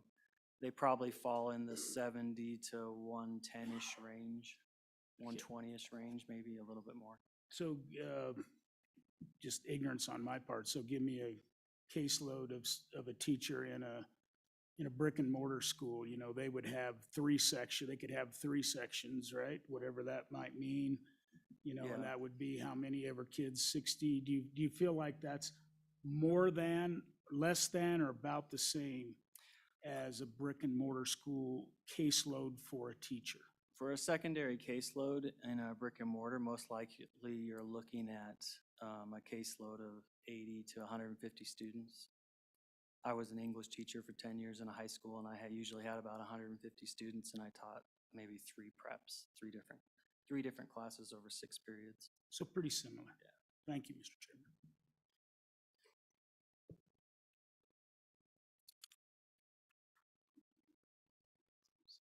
Chairman. So all 51 of our teachers are fully certified by the state per state rules. And at present, I don't believe we have any emergency credentials on staff. Everybody's fully credentialed within their areas of instruction. And as I said, about 3 years ago, with us tightening things down and really seeking to drive improvement across the board in our data and performance, we have really created a really solid staff. And contrary to the problems you're facing this morning, we don't have problems with teacher retention or recruitment in the virtual schools. I think 15 of our teachers have been with us since 2009, and really it just takes the snap of a finger to hire a really good teacher virtually because they can live wherever they live. And it's just kind of an easy dynamic. When I came into this setting 5 years ago from my previous job in a state office vet, it was one of the surprising factors to me that hiring and retaining really high quality teachers is pretty easy in a virtual setting, and I had no idea that dynamic existed. Chairman, quick question. Go ahead. I'm just curious, how many of your virtual teachers live in Wyoming? All but, I think we have 8 that live just outside, and we have one that moved to Illinois, but they're all required to come back and participate in our field trips, our statewide testing, because we proctor all our testing across the state with our teachers, and all of our professional development. So they're required to come back in on their own time. We only keep them, like for instance, the one in Illinois, if they're a really high quality teacher. And we're monitoring that. We don't want that number to grow any bigger than it is now. Mr. Chair, follow up, I'm curious, do you have a brick and mortar space for the virtual academy? Or is it just one of the Lusk schools? We just use whatever Lusk has for our professional development, our graduation, and things of that nature. And for teachers that live out of state, we typically don't hire them out of state. We might have 1 or 2 exceptions on staff. We seek to hire the Wyoming teachers on staff. And again, there might be a case where they move out of state and we keep them on, but generally we try and keep all Wyoming teachers.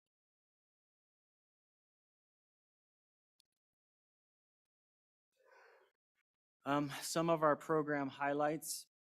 I've touched on the first point. 100% of our teachers are assigned to WIVA, which is a key for our school success, especially over the last 3 years, as we've really dialed things in. We have 376 online courses available to students across all those grades. We really try and create a school culture and dynamic for our students so it feels different to them. They're not just sitting at home working on their own complete pace alone with their parents, and we check in on them from time to time. We have weekly clubs, weekly assemblies, weekly student activities. We have face-to-face field trips across the state. They have live daily instruction for many of their classes and weekly instruction for all classes. Student councils, National Honor Society, esports team, Skills USA, University of Wyoming debate team. Those are all part of our secondary. For 2 consecutive years, we've had 3 University of Wyoming trustee scholarship awards out of our high school, which is a significant thing, and our high school staff has done a good job with that. We have a counselor, a special education department, a social worker. All of these services are available to every student, and they're utilized. Full-time high school counselor is required to meet with our students in the high school 3 times per year. With a grad tracker and a grad plan that they review with parents and students as the year unfolds. Those things were implemented 3 years ago and have been significant to us changing the high school dynamic and improving our grad rate. We have a full career readiness CTE program with 10 pathways that we started 2 years ago. We have a homeroom program in our secondary that requires one-to-one meetings outside of just their school schedule. Each staff member serves as a mentor to every student in the school. This is something we also implemented 2 years ago. to use our 51 teachers to really truly take care of those kids and mentor them so that they feel like they're connected to an adult inside the school. We have a social emotional learning program school-wide using the 7 mindsets. We have 18 concurrent enrollment college classes with 137 student registrations and 5 AP courses. And then we have a face-to-face graduation event each year in Lusk with a ceremony and dinner. So we were in Lusk a week ago and we had 600 families from across the state, 600 parents and friends, and 70 graduates. It was a significant event and one we really enjoyed. We serve many unique kids. As I said, I came into this program 5 years ago, not fully knowing what to expect. And I was pleasantly surprised with what existed. And I've been really excited about what we've been doing the last few years as we've improved the program and tightened things up and sought to make changes. We have kids from across the spectrum, 103 kids with IEPs and 500 kids without IEPs, or 550 kids without IEPs, and just kind of a full range of students. We have students that come to us because they were bullied in school, or they come to us as high achievers in a brick and mortar setting who just wanted to school from home. It doesn't seem to be any one group represented within us. It's just a full spectrum of learners. But I love what we have to offer the kids, and it seems to be a strong model.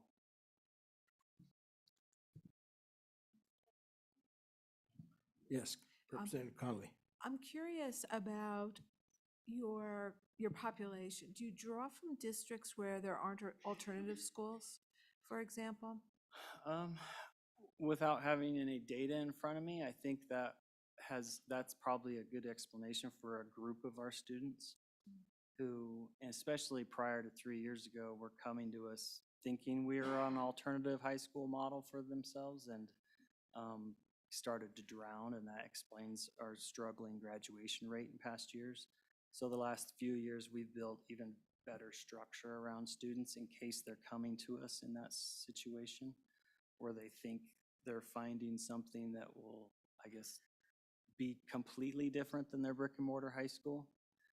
And so we're trying to do a little more hand holding with those groups of students that come to us. But that doesn't define all the students, but there's definitely a group within us that probably matches that description.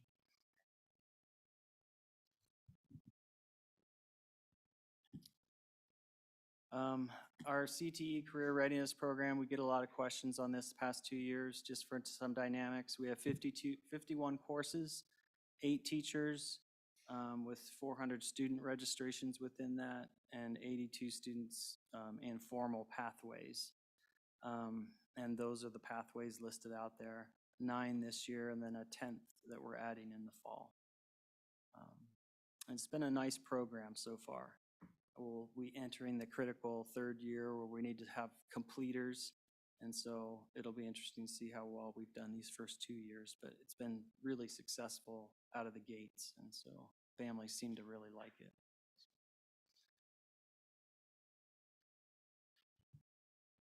You had asked for some WIVA program costs, and this is on the handout we gave to you. I know it's a lot of information, but really this is just a visual of how WIVA is broken out. So Niobrara County School District 1 contracts with Stride K-12, the national online company, to provide some critical infrastructure. For example, they develop all the courses and align them with the state mandates. They do all the mapping and alignment and the development, and then put it into an online format for students and update that every year for all of those courses. And they're constantly adding courses as they develop them. They mail curriculum materials to all of the students, whether that's online or if they need paper-based stuff or if they need science lab materials. Anything that they need to have in their hands is shipped to their homes. Every student, 3 years ago, we shifted to a one-to-one model for computers, so every student gets a laptop. That's been a significant change for our students and really enhanced their learning and ability to learn and performance. The online learning classroom platform is provided by Stride. All of the class structures and attendance and that tracking system is provided by Stride. The printers are also provided along with the computers. They have daily online technical support for all of the students and teachers. They provide special education support services, training and program compliance for our staff and the district's staff assigned to WIVA. Career and technical education courses are designed by Stride, and the program and administration provided by Stride. And then all of these other things. There's financial support services, there's general academic program compliance support, an operations manager that helps with all of the systems, protocols behind the learning system. Our registrar, office space, a testing coordinator to set up all the 25 testing sites across the state for YTOP and ACT. Counselor tech support position that helps with the counselor, social worker, a full suite of online teacher virtual education training support courses, which is a huge piece for us. It provides our full 51 teachers hired by the district and employees of the district with a full suite of virtual education training and support, which is a huge piece. And then computers and IT support for staff. And then we laid out everything the district provides under that umbrella setting. And so those two combined together to provide this full academic program. My role and responsibility is to work closely with George and the Niobrara board and report the full spectrum of the program to them and make sure everything is running according to their desires, and then to bridge with Stride K-12 as the company providing a lot of infrastructure support to these things.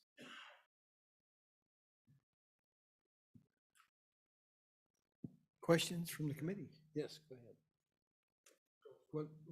Let Affie be first. Thank you, Mr. Chairman. So I have 3 kids in public schools, and I monitor when they have their YTOP testing. Do WIVA students do they have access to that same YTOP testing schedule, or is it different for them? We test inside the same testing window in the spring. The only difference with us and YTOP is none of the virtual students in the state have access to all the preparatory materials. They would have to go to a site and have an employee there to proctor them face-to-face to use all the preparatory materials. So that's part of the explanation, in my opinion, for our elementary kids sitting down at those tests and just kind of getting blown away by them. As an educator, it's a tough test. And in those early years, for our kids, that's their only exposure to that test. By the time they're in our secondary, they've been exposed to it year after year. And we can talk about the test with them and prep them on our own a little bit. But for those young kids, sitting down cold to that test is really a tall task. Mr. Chairman, a follow-up. What would it look like then to have that no disparity then, that they receive the same prep for the YTOP? What would that look like? What would that mean between your relationship, costs, time, all of that? I'm just kind of curious. I think it's outside my realm of responsibility, but realistically, whatever company is providing those materials would have to work into the contract with the state that they'll create a set of virtual preparatory materials that they don't mind if they're sent to kids online so they can prep for the test from home. Right now, that's not written into the state's contract, so it doesn't exist. That's my understanding. Follow, Mr. Chairman, can I hear from the superintendent? Oh, yeah. Absolutely. The interim and modules for the YTOP testing, the practice, you might call it, it's not available in virtual setting. The cost associated with gathering up all the kids and their teachers to these locations, 17 across the state, multiple times a year to do this. One, the virtual parents aren't bringing their kids multiple times a year to these locations for these interim or module assessments, just for the practice. I don't know if this is going to be possible or not, but the testing company itself would need to create test items that they wouldn't aren't so secretive that they don't share them, because when you send it to a kid's house, the proctoring of the assessment is done by the learning coach, and you, who knows where that information might end up. That's why we have to go to these locations and have them heavily monitored, even for the summative, and that's quite an undertaking. So that's one of the things that absolutely is impacting the younger learners, is the testing environment itself, because they're unfamiliar with it. Representative Nyman, I believe you're next. Thank you, Mr. Chairman. Just curiosity, going back to some testimony that was given before you gentlemen came up. You guys jumped from 31.74 students. I don't know what that 7.4 child looked like, but you jumped to 88.43 in 1 year, one term there, and the number of kids attending. How did your teachers handle that? I mean, what kind of a situation did you guys face? Did you see major issues with that, or was that because of the format of the virtual learning, just took her all in stride and went right ahead, or how did that work out for you? I'm just curious. I'm assuming that was, without looking at that data, I'm assuming it was the COVID year jump. I mean, we went from 480 kids to almost 1,200 overnight. And so we quickly hired, we doubled our staff. We went from 25 to 30 teachers up to 50 to 60 teachers. Luckily, we ended up with a lot of really great staff. We had a handful that didn't pan out, but it was a pretty quick turnaround for us. We already had the full structure in place. So other than a few areas of struggle, it wasn't much of a struggle, other than about a 2-month period of panic from July through September. Mr. Chairman, that strikes me as curious. You had how much time to hire double your number of teachers? How did that go? I mean, based on some of the testimony today, I mean, we still got positions open. How did you do that? Like I said, it's a weird dynamic I didn't know existed with all my years in district and state department positions, that I just discovered 5 years ago that hiring inside a virtual school is not a difficult thing.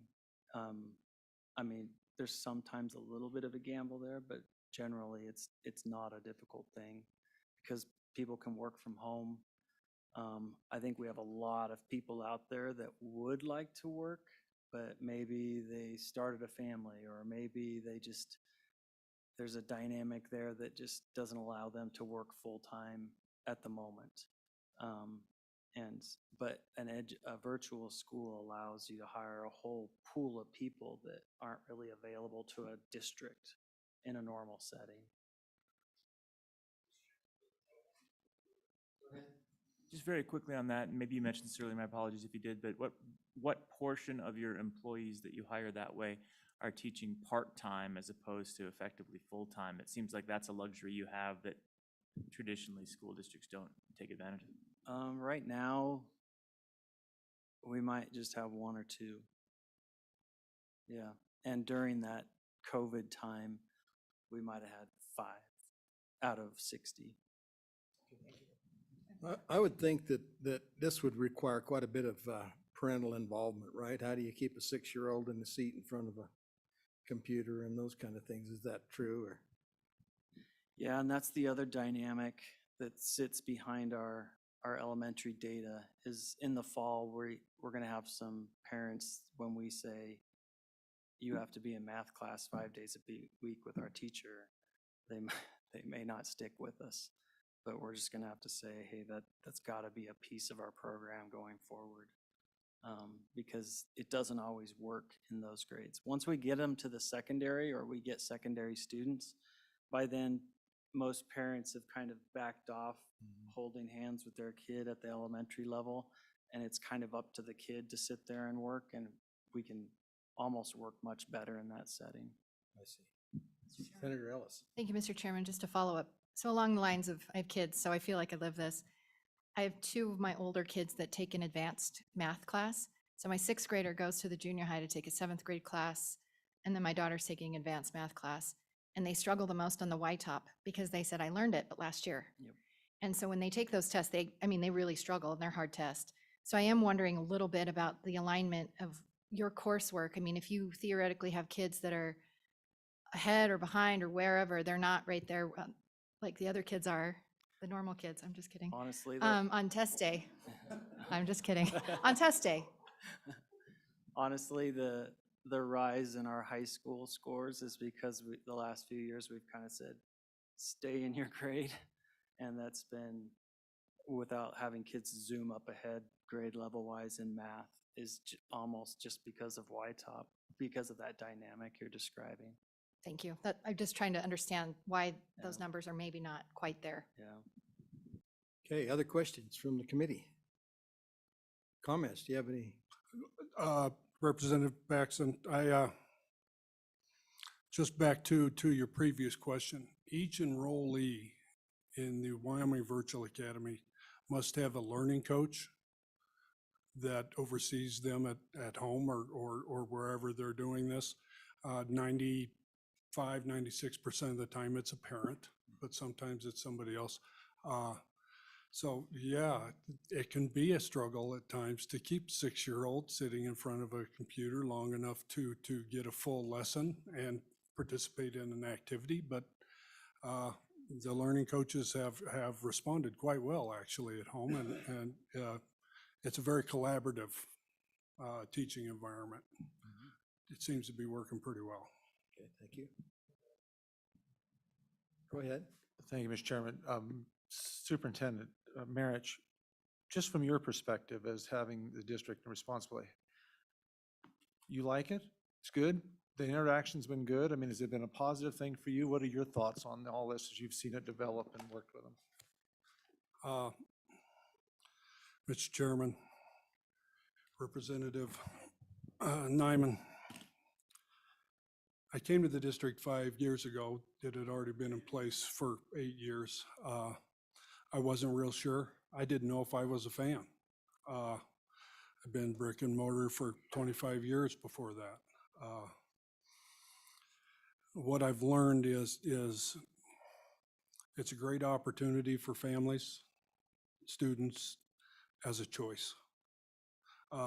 If you were to ask me, this is the evolution or the epitome of school choice. Lots of options. I like the robust curriculum that it can offer. A school like mine could never offer that many courses and that much diversity, one from a curricular standpoint, and two, somebody certified to teach it. When Joe became head of schools, we really started working on making this a viable option. I don't know that the academic performance, well, I'm certain it wasn't where it needed to be, and there were a multitude of reasons why. But since then, and with our collaborative work, it has improved dramatically. We graduated 70 students. You were there. We have 49 of them in person that day. It's been a great experience for me. I think this is a great option for some people. I don't think it's a great option for everybody, no. Okay, anyone else? All right, thank you. Thank you, Looks everyone. like maybe the next group would be the Bighorn County folks. Wyoming Connections Academy.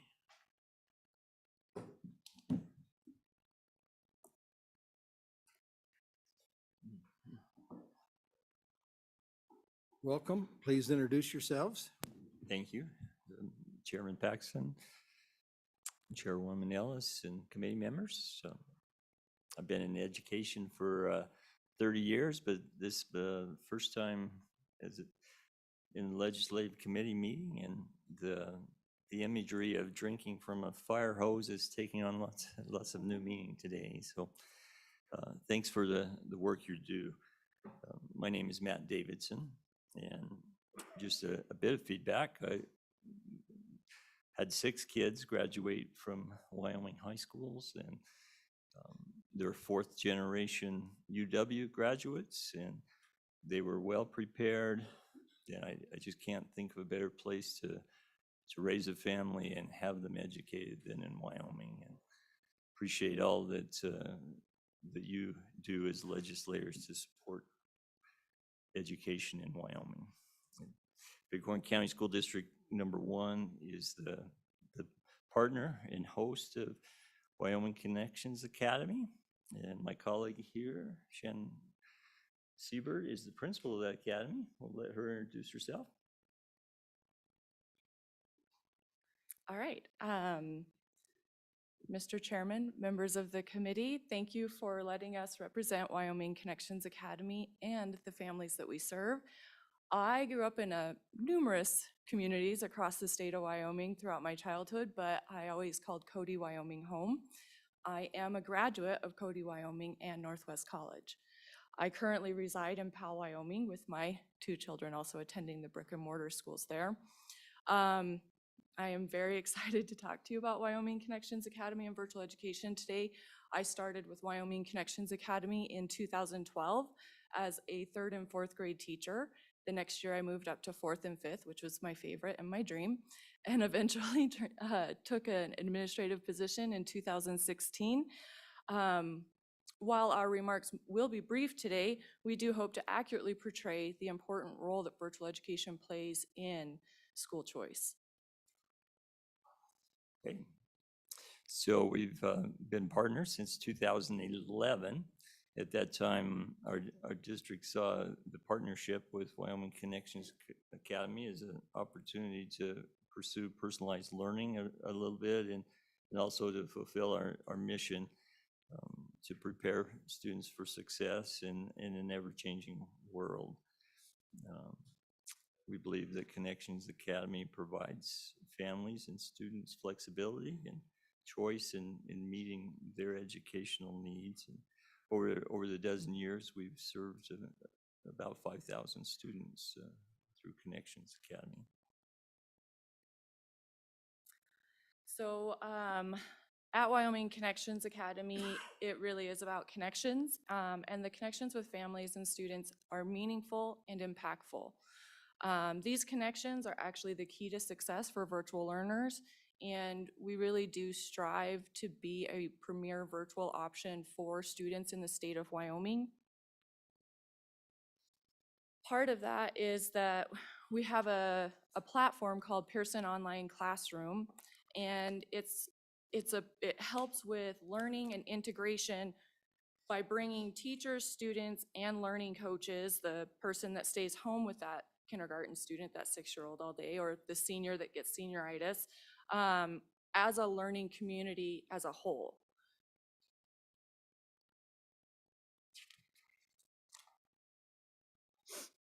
So we've heard testimony about the kinds of students that are served, and it's similar in our Connections Academy. I think that no 2 families or students their situations are exactly alike, but this option allows families to have choice and to decide what works best for them and what meets their specific needs at a particular time. And you can see there from the bullet list that there's a variety of backgrounds or reasons that a family and student might choose to go to a virtual platform. Some of those have been mentioned, but just to highlight a few, that could be they're trying to avoid situations that they were not comfortable with. They may be struggling academically and need a change. We've talked a lot today about mental health concerns and anxiety. That certainly plays a role for many of these students. Flexibility, pacing, geographic isolation, those are just some of the reasons that the families may choose to join Connections Academy. And just to kind of capture some of our special services populations at Wyoming Connections Academy, on average, we have approximately 19% of our students receiving special services. Across the state of Wyoming, the average is around 14% of students with individualized education plans. The special population students are looked at individually for what their specific learning needs are, and then we develop plans for success for each of them as a special populations team. WICA has special education teachers, 504 coordinators, and an English language learner teacher to help support all of our student populations. We also serve students from economically diverse backgrounds, including students in transition. Students in transition, according to the McKinney-Vento Homeless Assistance Act, are individuals, homeless children and youth, who lack a fixed, regular, and adequate nighttime residence. We provide internet subsidies to help offset costs for virtual learners. We also provide 1 laptop per family, but if there are economic hardships, we do have subsidies to provide more resources, including additional laptops for families on an individual basis. We have students in all grade levels, of course. Majority are in middle school or high school, and 40% are high school students. I'm just going to go back a slide just real quick. Overall, I just kind of want to call out the diversity of our demographics of students in Wyoming Connections Academy does mirror state averages. So we don't tend to see more of one than the other. And then on the topic of state assessments, all 3rd through 10th grade students do take the YTOP assessment for Wyoming Connections Academy. We are a data-driven program with school improvements in math, as you talked about previously with WIVA. We work with students in small groups and in intervention programs to support their greatest areas of need. We also have 11th grade students that take the ACT college entrance exams. Just to give you some perspective, there's something called mobility in virtual learning, and it's not mobility that you would think. What that is a student that goes to more than one school. So if a student is transferring to multiple schools, especially in high school, the more they transfer around, the less likely they are to be successful. And so what I'd like to capture for you today, because virtual programs do have a high mobility rate, the graduation rate for students that started Wyoming Connections Academy their freshman year of high school and ended Connections Academy their senior year in high school, last year came in at 87.5%. So a lot of that is lost in between, and I don't know about you guys, but it's really easy to change your phone number now. It's really easy to change an email address, and sometimes when a student leaves, we don't know where they went, and it's very difficult to track them down. And so you'll see that that's part of the reason why they may have moved to another state, they may have graduated, and we don't know that, and we have counted them as a dropout. So just something to kind of give you some perspective. Okay, this is my favorite part. So I'm really excited to share with you the next couple of slides, just because it really captures the heart of virtual learning, and it dives into what our virtual program is. So you talked about teachers earlier. All of our Wyoming Connections Academy teachers are state certified through the Professional Teaching Standards Board. Nish was one of my best friends. I got to know her very well, and I'm sure I'll do the same with Brendan. They do have to meet all those same rigorous requirements for teachers in the state of Wyoming. WICA teachers continuously seek out professional development to be innovative and engaging in virtual learning environments. Many of those are provided by Pearson, so it is virtual learning based. So it is best practices for virtual learning. Our teachers are extremely passionate about student learning, and our virtual teachers give feedback to us that they love our virtual program because they get to know the students and families on a much deeper level. I'd like to quote one of our teachers when she said, "This is a family program. We work closely with not only students, but their parents." A family this teacher referred to, I won't say their name, said that she loves that we work with their family because it allowed her, the parent, to understand what her student was learning and build other life exposures from her academic lessons.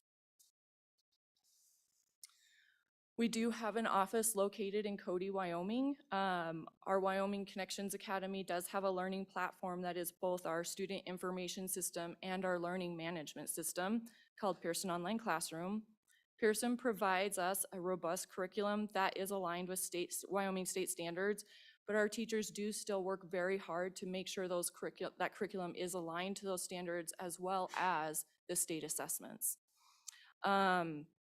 Pearson also provides platform support and tech support via the student help desk and school support help desk for any technical issues. The WICA teachers are here to support student learning. It does look a little different than a brick and mortar because it's very individualized and based on students' greatest areas of need.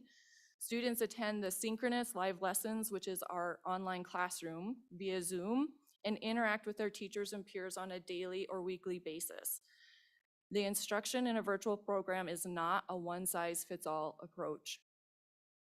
It is very data-driven focused, and it's based on what students need to be successful. We do have multi-tiered systems of support, or MTSS, for interventions, and we utilize many supplemental instructional programs like you would see in a brick and mortar setting, such as Reading Eggs, Reading Express, Imagine Math, Freckle Math, and so on. At the secondary level, you start to see that scaffolding into more one-on-one and small group instruction with the actual teachers. In a virtual learning program, connection and communication is the key to success. Our teachers and school counselors collaborate to provide the support needed to connect with our families and give direct instruction. In one-on-one or small group settings, we also offer socialization settings where students can get to know each other and have more peer interactions. Students receiving specialized instruction have regular support sessions where specialists work with their individual goals. These goals were created as a team with educators, students, and the caretakers, which are the legal guardians. Our team of special education teachers collaborate with general education teachers. They frequently utilize a team teaching approach to support all special services and meet the specific and targeted goals. As a result, our special education teams working with families and students get to really drill down to what the student needs and deliver that instructional student not only to those individual students, but to all students that need it. WICA does provide field trips, and we're actually very excited that we get to go back around the state and start traveling and getting to know these families and seeing them in person. We recently had a STEAM day where the students were able to come together with some of their teachers and do fun science experiments. In the past, prior to the pandemic, we did multiple field trips across the state, including South Pass City, Buffalo Bill Museum of the West, Elk Refuge Sleigh Ride, one of my favorites, and numerous historical sites across the state of Wyoming. Our students come to us for a variety of reasons, and we have to prepare to meet those varieties that they need. It is important that we have school choice in the state of Wyoming, and the impact of not having virtual programs across the state could be very detrimental to the families that we serve. In my time with WICA, I've seen students that are about ready to give up on themselves. I've also seen students come to us because they needed something that was better for their lifestyle or allowed them to have a more rigorous educational experience, or they wanted to be the first person in their family to get a high school diploma. At the end of the day, we work hard to identify what the student and family are looking for, how we can support them, and then we set goals and educational plans to work as a team for that student support. All right, with the funding, there's a list there, and that's pretty well been covered. The personnel is obviously the largest expenditure of funds, and there are some unique things with virtual education, the platform, the online platform, the state testing costs, which have been talked about. That's a significant undertaking each year. The parent outreach, it may be something that hasn't been talked about as much, but they really do make a lot of effort to keep the parents involved and informed, and spending time with them and communicating with them, gathering them for events and activities as well. I think it would be safe to summarize that, like all schools in Wyoming, the funds that go towards Connections Academy are used to provide an excellent education for the students that are enrolled there. The next couple of slide highlight some of the typical students that are who are enrolled. And we won't go through those, but first, young man there likes to work at his own pace and be able to take breaks when he chooses. His mom likes that flexibility. The young lady on the next slide is a boxer and has a schedule, requires travel to participate in boxing events, and Connections Academy allows her to have that freedom and schedule to pursue her interests and things that she can excel in outside of school.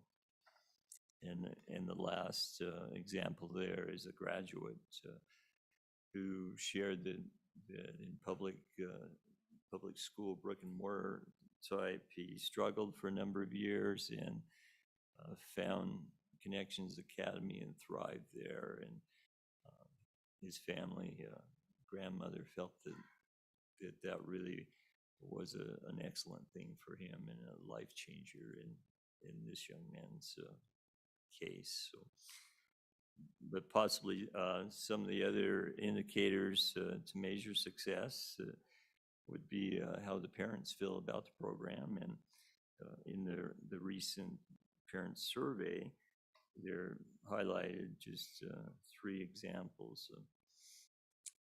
that I thought stood out. Satisfied with the helpfulness of their child's teacher. The parents agree that the program provides more involvement in their students' education and that their children are making good progress in Connections Academy. And with that, we would stand for questions. Okay, any questions from the committee? All right, thank you. Thank you.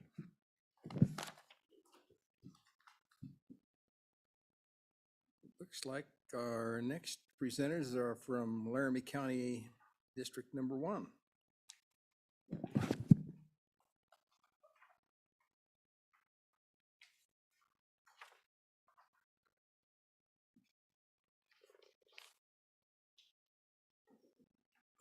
Good morning, good evening, chairs. Margaret Crespo, LCSD 1 Superintendent, and I'd like to introduce Lana Hafner, who is our principal of our online virtual school. Thank you for having us. We don't have a fancy presentation, I apologize. No, I think a lot of what was covered from the 2 virtual schools that have served more than just their district was very similar of what you're going to find from Laramie County as a district, except we're a new program.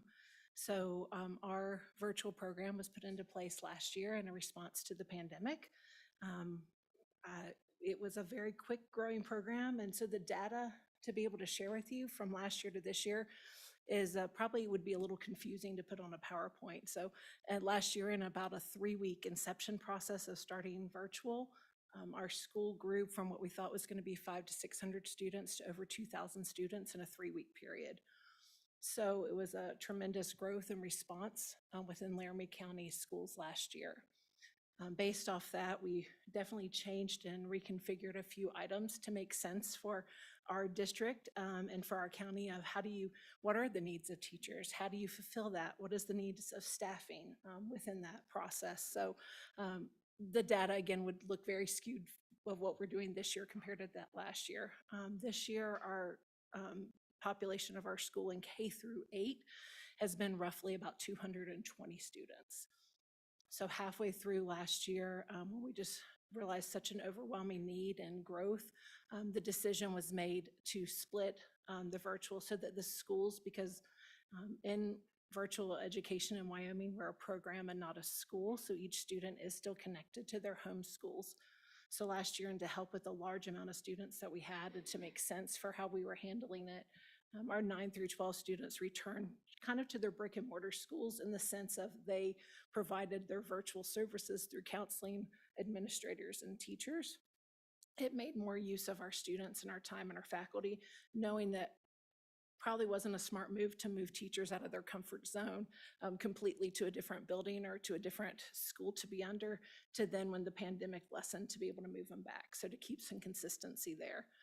So that being said, the virtual school that I oversee is mostly a K-8 operation with 9-12 really running through the schools. And we still provide virtual education as needed. A little background on me is I do have a pretty lengthy history in virtual education, just not in the state of Wyoming. So I come from a state that's had virtual programs around since 1997. And I began my virtual ed piece in 2011 and worked as a counselor and school administrator with virtual education for a great deal of time. And I've been in Wyoming for the last 4 years, 2 in a brick and mortar, and then the last 2 years in virtual education.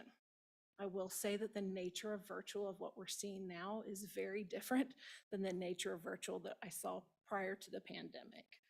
Our response and our student needs to me are vastly different. And I think all of us in the virtual world would probably agree with that. Same as what we're seeing in our brick and mortar students. The need that they have has changed greatly. I did submit just some numbers, just blanketed numbers, so you could see those for K-8, but I think it's important to really look at who the students are now. We have 52% of our students in our K-8 that are tagged to a title school. So because we're a program, not a school, it doesn't really come out as just seeing us that way, but when you look at the students themselves, 52% are part of a title school. We have high mobility. 27% of our students are the same students that started with us the beginning of this year to where they are now. So we have 73% of our students have come in this school year or left, which is a very high number. 36% of our students have an IEP, a 504, or in the BIT process of building interventions taking place to see possibly if they need higher services. Representative Landon? Yes. Yes, sir, 36%. 20% of our students had a high significant behavior referrals before they came to our virtual setting. 26% identify as having a mental health concern. 37% with a health condition separate of a mental health concern. And students with truancy concerns, we had 42% that came in with 10 or more absences, 30% with 20 or more absences, and 12% with 40 or more absences in a school year. So the needs of this population are very high of what we serve in our school. Thank you. I'm willing to answer any questions. I feel like a lot of what we could say would be very similar to what the other districts have shared. So in an effort to help you. Thank you. Questions for Superintendent Crespo or Ms. Hafner? Representative Summers. Madam Chairman, thank you. And I never really ask it of the others, but I think a lot of the reason we talk, about virtual education in the legislature is how is it funded, right? And I guess you guys obviously do both, as do both of the others that were before us. So are we, do we underfund? Do we don't fund it, virtual education appropriately, or do we overfund it? Because that's the questions that is constantly bantered back and forth. And you guys, all three entities see this, both in your brick and mortar and your virtual program. So how do you think it's funded? Superintendent or Ms. Hafner? So yes, thank you. Coming from a state that doesn't fund as well as Wyoming, I think that's the first thing to say is that I was always very impressed with how Wyoming in general funds education. So when you come from a location that funds it about 1/3 of Wyoming does, I'm always very grateful for what we're able to have in education here in Wyoming. I will say, I think that was the reason of probably sharing the demographics piece. Sometimes maybe our population or our student ratio to teacher may be a little less in some areas, but I believe we're serving a very needy population of students within a majority of our virtual education, at least within our school. So I do believe it's funded correctly because I use people in various roles very differently. I travel to houses quite often, and so does my staff when we can't get someone to answer or provide transportation to pick them up if they need to come in for state testing. And so possibly the way that we use our funds may look different than a brick and mortar school, but I do believe we are funded The funding of being equal is very important because I do believe we use that funding just in different ways. Follow up? Follow-up. Thank you. And this is, for the first question I guess I would have in this line of questioning is, I would assume that some kids learn better in brick and mortar, some kids learn better in virtual, right? Yes, sir. Is that fair? You know, and one concern I have is, you know, I have small districts in my district. And I hear sometimes at the state level that we can shift all these rural kids to virtual education. And I worry about that because I don't think all kids are built for virtual, and I don't think all brick and mortar kids are built for brick and mortar, right? They need the virtual. So do you guys agree with that, or what do you see? Madam Chair, Representative Summers, I would say the uniqueness of a virtual opportunity is key for the success of the student, if that's their interest and the family's interest. I think sometimes we get lost in trying to do one size fits all because they're rural or because they're urban, but the reality is that every child, is just like every adult, is an individual, and how we meet their needs is really our first priority. So navigating what that looks like for families and giving them choice is really key. Especially in a state that does have rural districts. The benefit of being able to share when appropriate is incredibly helpful. But trying to say that a district would be required to only go in that model is not helpful to the student's future either. Thank you. Thanks for what you do. Thank you. Go ahead. Thank you, Mr. Chairman. So your model's a little different than Connections and WIVA. And I think one area we've always struggled with is accountability. And, you know, for a lot of years, those numbers could get really blurry. And, you know, there was, I think, some unfortunate instances where people were happy to take high-performing virtual ed student scores, happy to push away if that student's not high-performing. Because you are housed all within LCSD 1, how does your accountability look? I'm just kind of curious, because that's been a source of tension in my experience in looking at this issue for a lot of years. And so that's a great, Madam Chair, thank you. That's a great question. I do think accountability, we are part of our district, and those numbers do tie back to those homeschools, but there is a subgroup that pulls out as virtual education. Our numbers from last year, while parents were not given the ability to opt out of testing last year, districts were not penalized from students not participating in virtual education.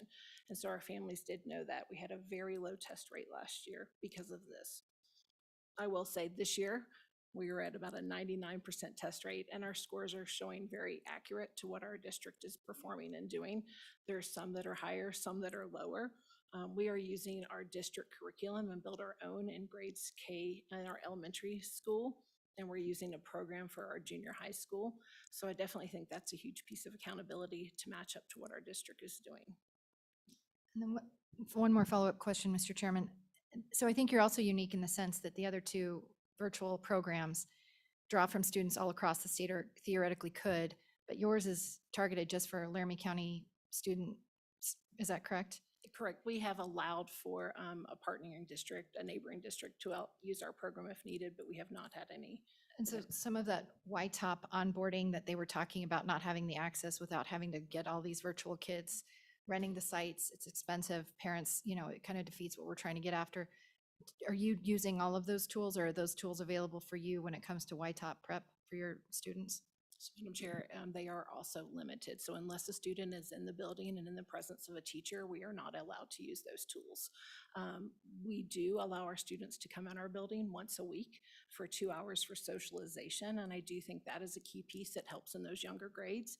Never having maybe stepped foot in a classroom or walking in cold for the first time in a building as a virtual student and having to take a state performance test can be pretty overwhelming for any child, but especially a third, fourth, fifth grader. So I do believe that the key of having our students come in, or having that opportunity to come in once a week to get familiar with their surroundings, has been a huge asset for us. Okay, other questions from the committee? All right, thank you. Thank you for your time. Looks like Park County 16's up next, maybe.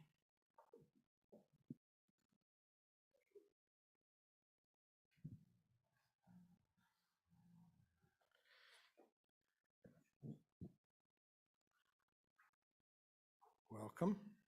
Hello, once again. Thank you, Mr. Chairman. See if I can get the right screen up for you.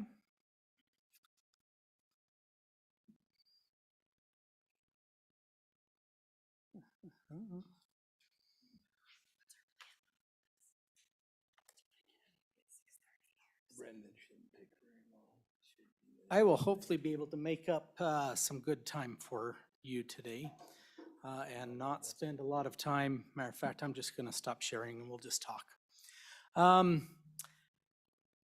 Mr. Chairman, Park County School District 16 joined a partnership with a company called Trep Academy based out of Utah, located in, I believe, 5 other states. And this partnership only lasted for us for 1 year. As we were in the spring of 2020 looking at our teaching of our students online, we had a number of our students say, you know, we really like this virtual, we want to stick with it. And there was the conversation about not coming back to the brick and mortar building. And so we kind of said, let's go find a way to keep our kids in our district. That's what led us to partnering up with Trep Academy. They provide a K-8 education system, so it does not include any of the high school levels. With Trep Academy, they basically managed everything of the program on the educational platform side. One thing that we were not prepared for was the amount of time and resources that were required of us in that process. We actually ran our secretary off because of the workload that was involved with her, just having to coordinate everything. We didn't have the means by which to hire a secretary for this program itself, principal to run it. And so we, in a small district that already are wearing so many hats, we just continued to put more hats on. And that's probably one of the biggest reasons why we ended up leaving at the end of that first year of using Trep Academy and just went back to our brick and mortar setting, is that we just couldn't staff it. Being as small as we were, being limited in our resources that we were able to have, that was one of our biggest reasons for leaving. We ended up having a total of 137 students. However, only 42 of those students were a full year student. So we had the vast majority of them came and left at some point during that program. Our demographics, as we were going through that, is pretty split between male and female. Our race and ethnicity, we only had 2 Hispanic students that entire time. I will say that those 2 Hispanic students were part of our 42 that were there all year long, but the other 135 all fell into the white classification. We had 4 students that were on IEPs, and one of the reasons why I believe we were so few, when you heard everybody else, they really reflected kind of the state level, is that if you look at the next slide, it actually talks about where these students came from. And over 60% of our kids, thank you, over 60% of our kids were either coming from homeschool or they were brand new to the school setting. They were kindergarten students. And so they didn't actually have an opportunity to go through a screening process and looking at what they were going to maybe need as supports. During that year, we found that we had made some referrals, and based upon information that we were getting from the program, that some of those students maybe needed some additional supports. And if you know, in that process, parents have to be cooperating partners in that. And when we were offering some of that with some of the students, parents just said, no, we're not interested in having our students tested and diagnosed if that is what was needed. We asked for our students, even though they were not receiving lunch per se, we still wanted them to fill out the free and reduced lunch application that we do with all of our students, just to see what our demographic is, to gather that demographic information. And we did not receive any of those applications back. So we really don't know what the social, what's the right word? What the demographic was for those that could have qualified for free and reduced lunch. The next sets of slides, you probably have already looked at them. It's just a comparison of what we saw between our virtual students and our brick and mortar students. This is one element that we looked at. The reason that you only see percentages are that our numbers are so low that if we were to put numbers, it's pretty easy to almost pick out which student maybe that was. So we just gave you some rough percentages. One of the things that we looked at once we got our Y-top scores back, though, was this third grade. And I remember sitting in one of these meetings and we were talking, you all were talking about third grade reading, and have we had any schools that really killed it in third grade reading? And we didn't fall on that list because of our virtual kiddos, which we thought were great. But if you look, 100% of our third graders during that school year were proficient and advanced, with 40% of them being advanced. And so we looked at that.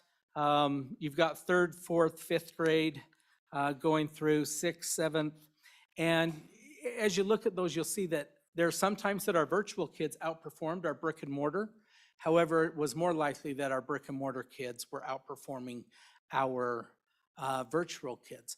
One thing that we had a discussion about that, and our principal wasn't able to be here with us today, but the testing environment is so much different than what these online virtual kids were experiencing all year long. And then all of a sudden they're going to come to a place with people that they have maybe seen on the screen a couple of times, but really don't have a relationship with. And we're asking them to sit down and do their testing. And in most situations, they were doing their testing in one day. So instead of giving them 3 days like we do in the brick and mortar, we were giving them just one day because of the confinements that we had in order to do that testing. When we talk about costs, and I know that you're looking for efficiencies and different things that we have, maybe as we're looking at costs of program, our program cost us roughly $500,000. It was our contract with Tech Prep Academy. And we, the increase that we had in ADM was $502,000. So there was roughly a $3,000 increase.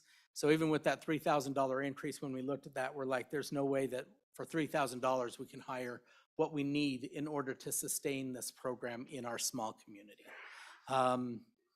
And so though we laid out some of the unanticipated costs of the program, like I said, we did run off a secretary, just the workload was too much for her, and rightfully so. Our special education services, we have a half-time special ed teacher. He has a caseload of 12, and we added 4 more into that, plus asked him to work with 3 of the 504 kids. Really was an increase need that was there. Administrative costs, IT, working on reports.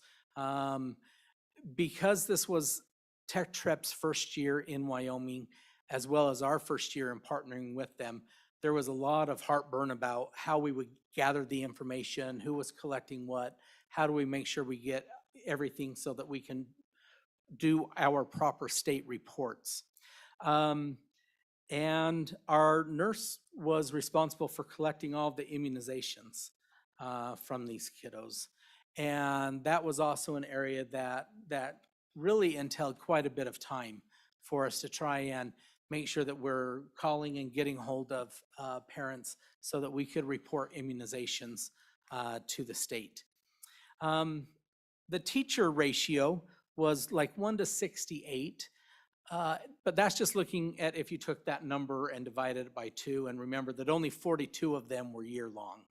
And so really it's probably a lot less than that in the program that we were using. One thing that we had asked Tech Prep, because we wanted to see the all the aspects of the program from a district side, we had asked that in them hiring, if they would hire one of our teachers who would perform this work after school, kind of like a night job. We about killed her and ran her off as well, because there is a tremendous amount of work that these teachers have to do in order to provide the teachings that they are wanting. Both teachers were Wyoming certified and living in the state of Wyoming.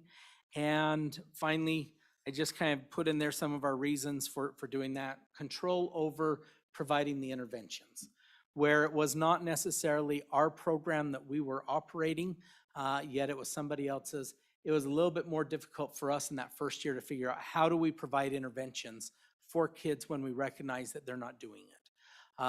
When we get a report at a monthly basis that this student only logged on this many hours, it's one of those items where we just worked with our partner and kind of had to rely on the parents to be a guardian and shepherd over them, over their students, getting the work and being able to complete what they wanted to. The financial benefit was not there. Matter of fact, we figured that it cost us more money than what we received back in ADM benefit. And I think that would be different if it was in a different district. So I'm bringing you a little bit of a different perspective than everything else that you've heard. For us, the virtual learning program was not a success, not in part because it wasn't a great program or great kids or anything like that. Just the partnership wasn't the right one that allowed us to provide the very best that we could for those students.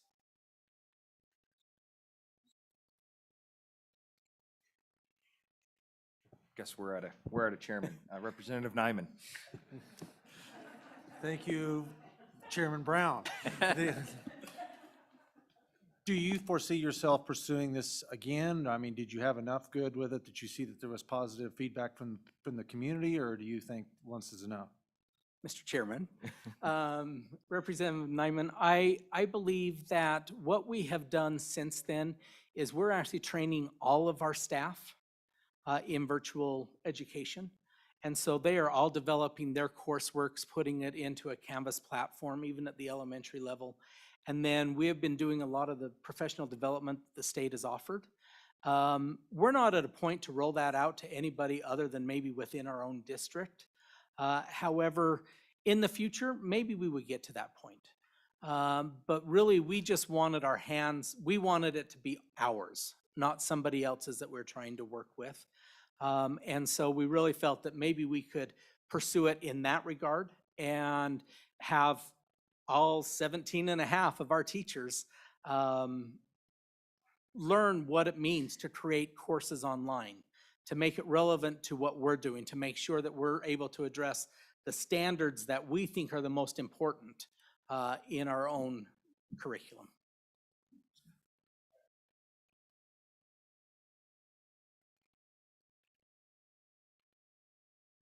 Sorry about that.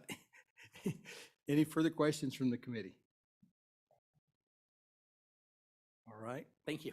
We're just trying to do some juggling around here to make sure we get out of here before midnight. So I just talked to Brendan, and unless we have any questions for him,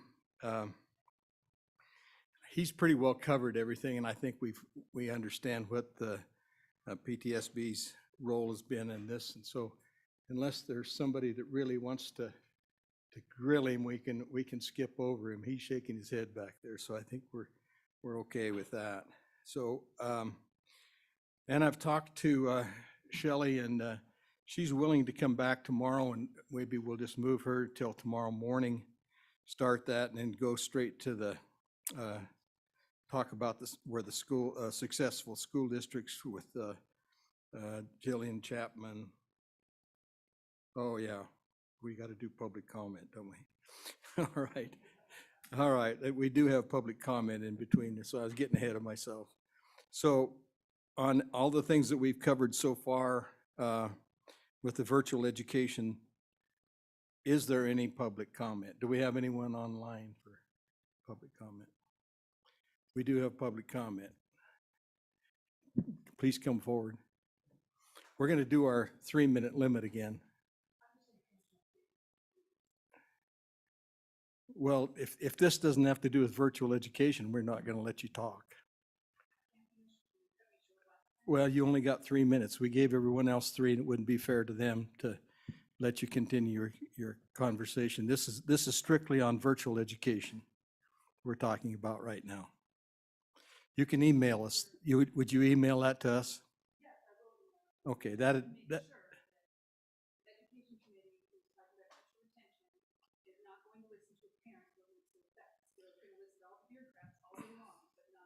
Well, I think we've done a pretty good job of handling all the public comment.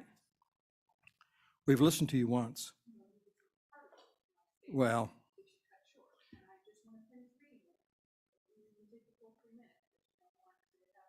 And what does this have to do with? Is this with teacher retention and not with virtual education? So we're going to give you a privilege above what we did anyone else then. Well, I cut everyone else off too.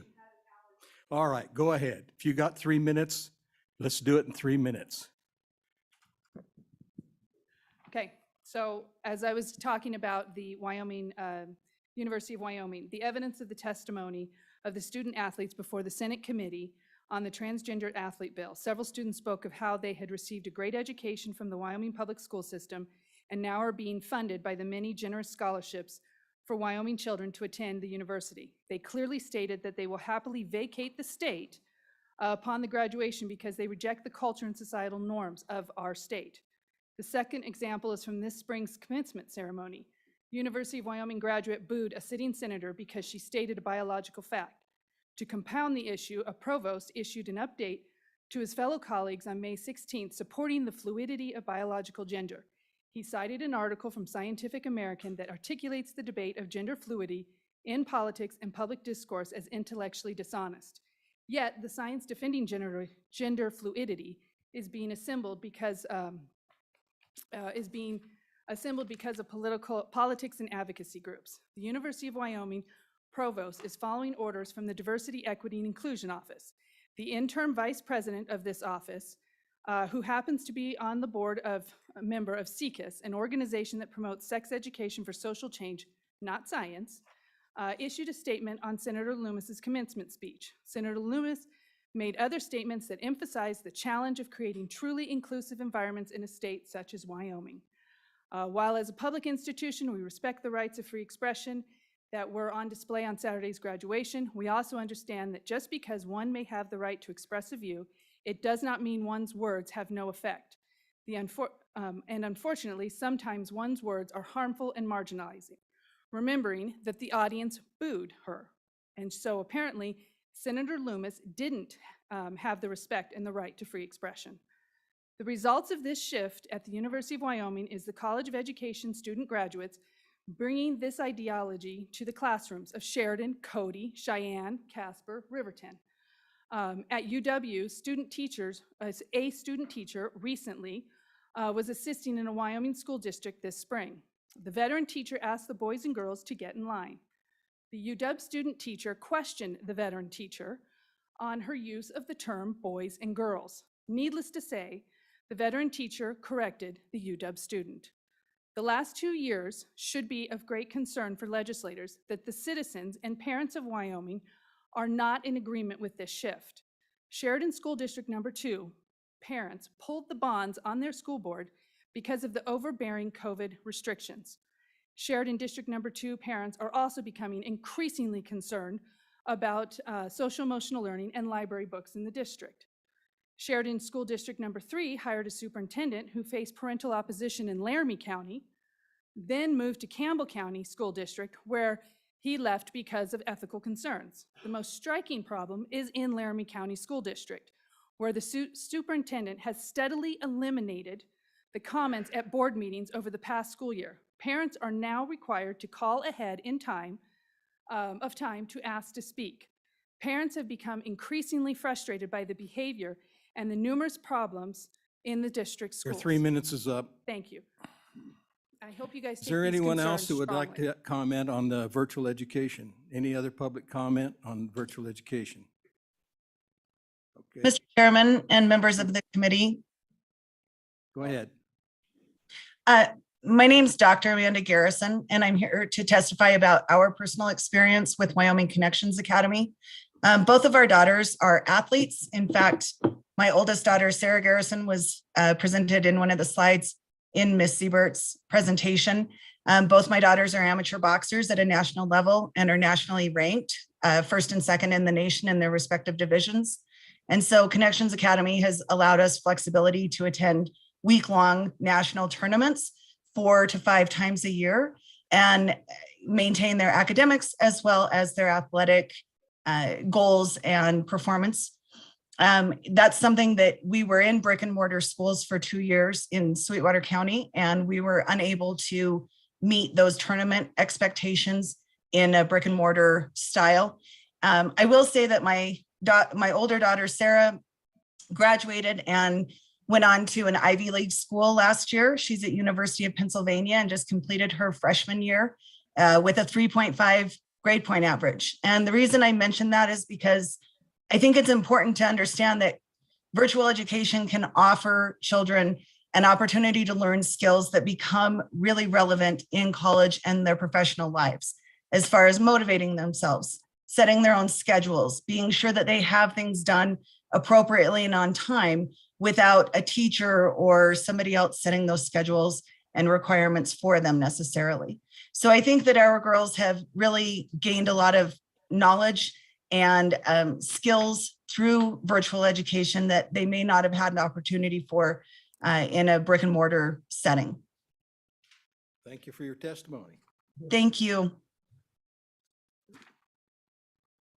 Okay. We get to hear from you. Hello.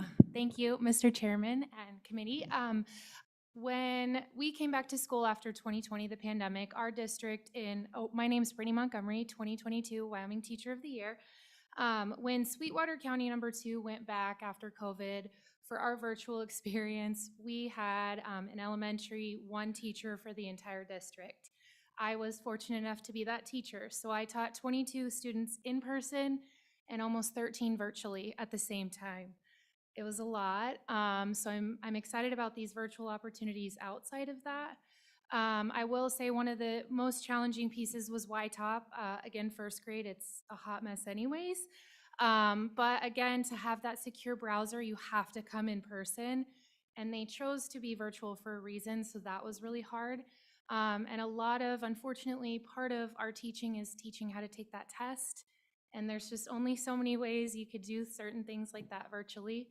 And then another question, is it Representative Neiman? You asked, why is it so easy for virtual teachers to be contracted? It's a very different experience. I think as a kindergarten and first grade teacher with 22 little friends running around, it's very different online. There's that mute all that you can use. Things like that it's a very different setting. You're not wiping noses all day. It's just, again, it's a different setting. I mean, they have stressors of their own, trust me, I know.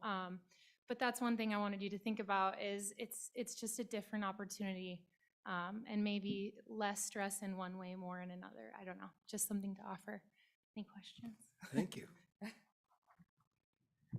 Mr. Chairman? Yes, go ahead. Before we leave this topic, I don't want to, something I'm a little concerned about is just the ability for the virtual schools, for their students to get kind of that prep work for the exam. And I don't know that that's a legislative request to have LSO draft a bill. That seems to me like overkill. Perhaps it's more a conversation with the vendor that provides YTOP of what some options might be, but I don't want to leave this topic before we maybe visit about that particular issue. That's something that concerns me. Okay, well, we'll probably be taking that up tomorrow morning when we have Ms. Hamill in here. We're talking about our K-3 reading. It's virtual ed. Well, not necessarily virtual ed, but I mean, I don't know. I think Shelley, do you want to come up and talk to us just a minute about that? What are those requirements, or who would be the person to talk to? All right. Tell us why the rule is what it is, and if there's any workaround on it. Thank you. My name is Lori Hernandez. I'm the Director of Standards and Assessment. It's not a vendor issue. It is a decision that the department has made to not remote test. And the reason is that those interims and modulars, even though they are optional per statute, they are set up on the same scale as the summative assessment. And in order to do that and to maintain that scale and make sure that what that data says is accurate and valid and reliable, we need to make sure to administer the tests in the same fashion. And with remote testing, we don't have the ability to make sure that there's not other factors at play and that may impact the results. Okay. Yes. Well, briefly, while we're on it, what can we do for a resolution? I think they're less concerned about having statistical integrity and more concerned about having the opportunity to have the students practice a couple of times so that they have the experience, which certainly is going to lead to a discrepancy in scoring. If you've taken the test 5 times, you feel comfortable with it, you don't have that barrier. If it's the first time you've seen the test, you have a barrier. So we're actually creating statistical anomalies by doing it the way we're doing it, rather than doing it the way that, and I'm sensitive to your concerns. What can we do to solve the concerns for our virtual folk? Senator Rothfuss, thanks for asking. We do have a training test for each of the content areas that's online. Parents can even go on that. It is open to everyone.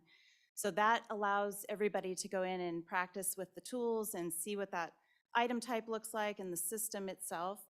We also just launched on the 24th the authoring tool through the same system, and this is going to allow all educators in Wyoming to create their own assessments on the same platform and have those results populate in the same centralized reporting system. Follow up? What would be the concern about having what is effectively an unofficial score? So you take it remotely, but it blinks at you and says this score will be unofficial. Senator Rothfuss, the other concern is not just the score, but then the overexposure and unintended use of those items. So if a set of items gets exposed out through social media, then we have to burn it, and that's thousands of dollars. That was what I was suspecting, so that's a hard one to solve for. Thank you. Mr. Chairman, thank you. This is a bit off topic, but we're on this topic. So do we test YTOP what? 1 and 2? Do we do both the first grade, second grade? Do we do K 1, 2, 3? I mean, what's the range? When do we start? We have the optional interims and modulars. So the modulars are first grade through 11th grade, and those are on demand throughout the entire school year. The interims, which are a mini summative setup of the YTOP system, is available for kindergarten through 10. Kindergarten is only in the spring, and first and second grade is offered in twice a year, so in that spring as well as in the winter.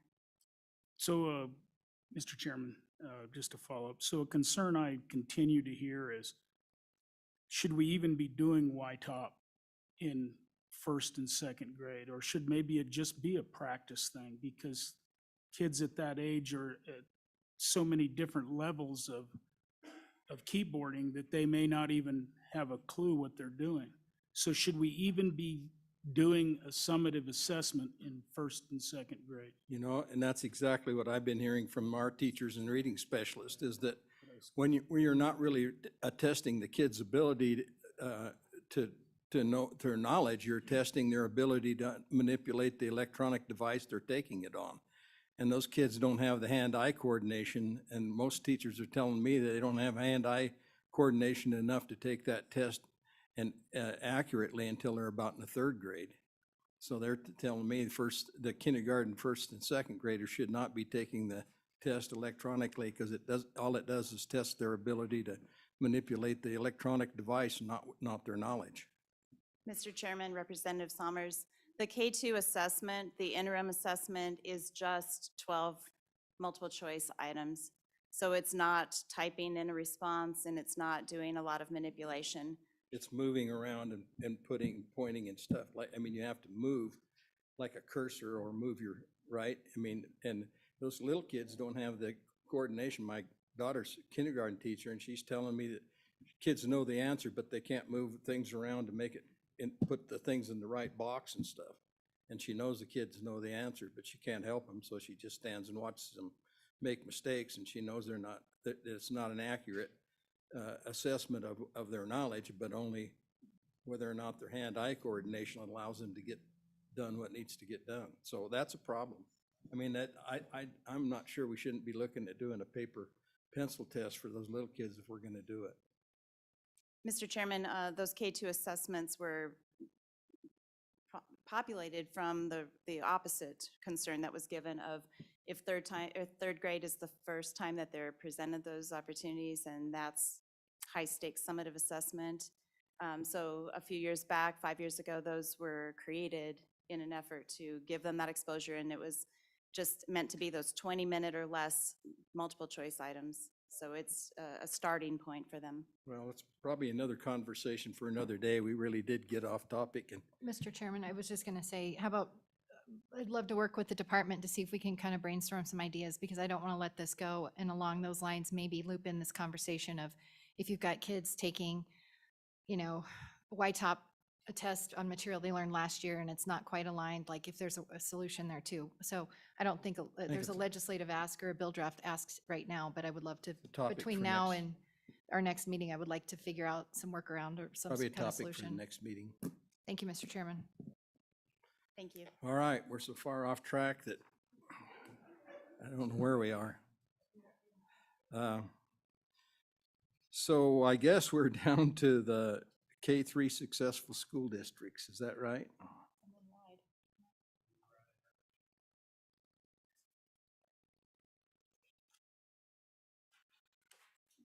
Mr. Chairman, Yes, go ahead.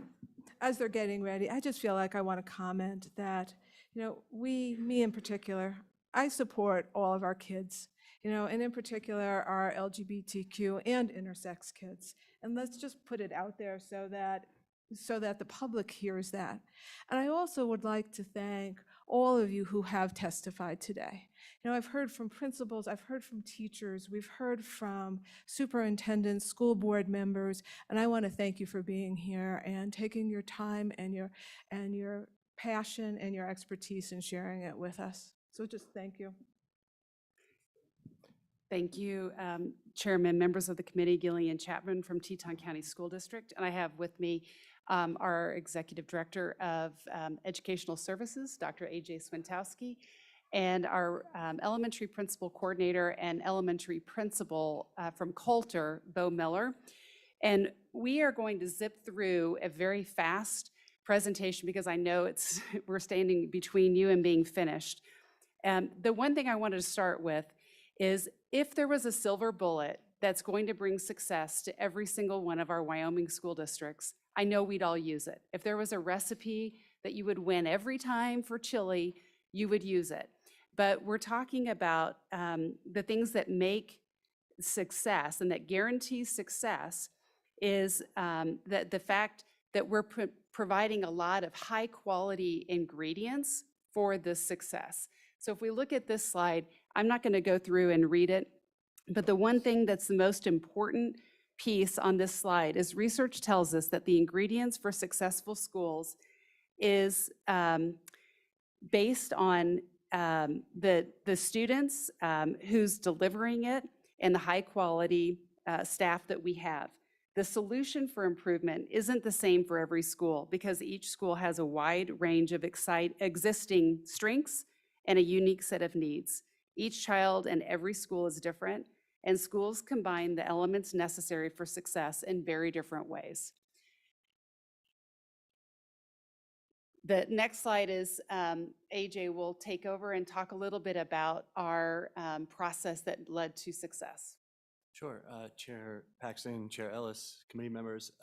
So I wanted to focus on two specific questions that we believe are imperative to student success in our district.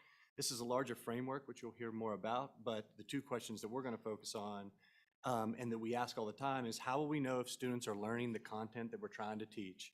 And what will we do for students who don't learn it? So pretty simple up front. This takes us to assessment right off the bat, which we were just kind of talking about a little bit.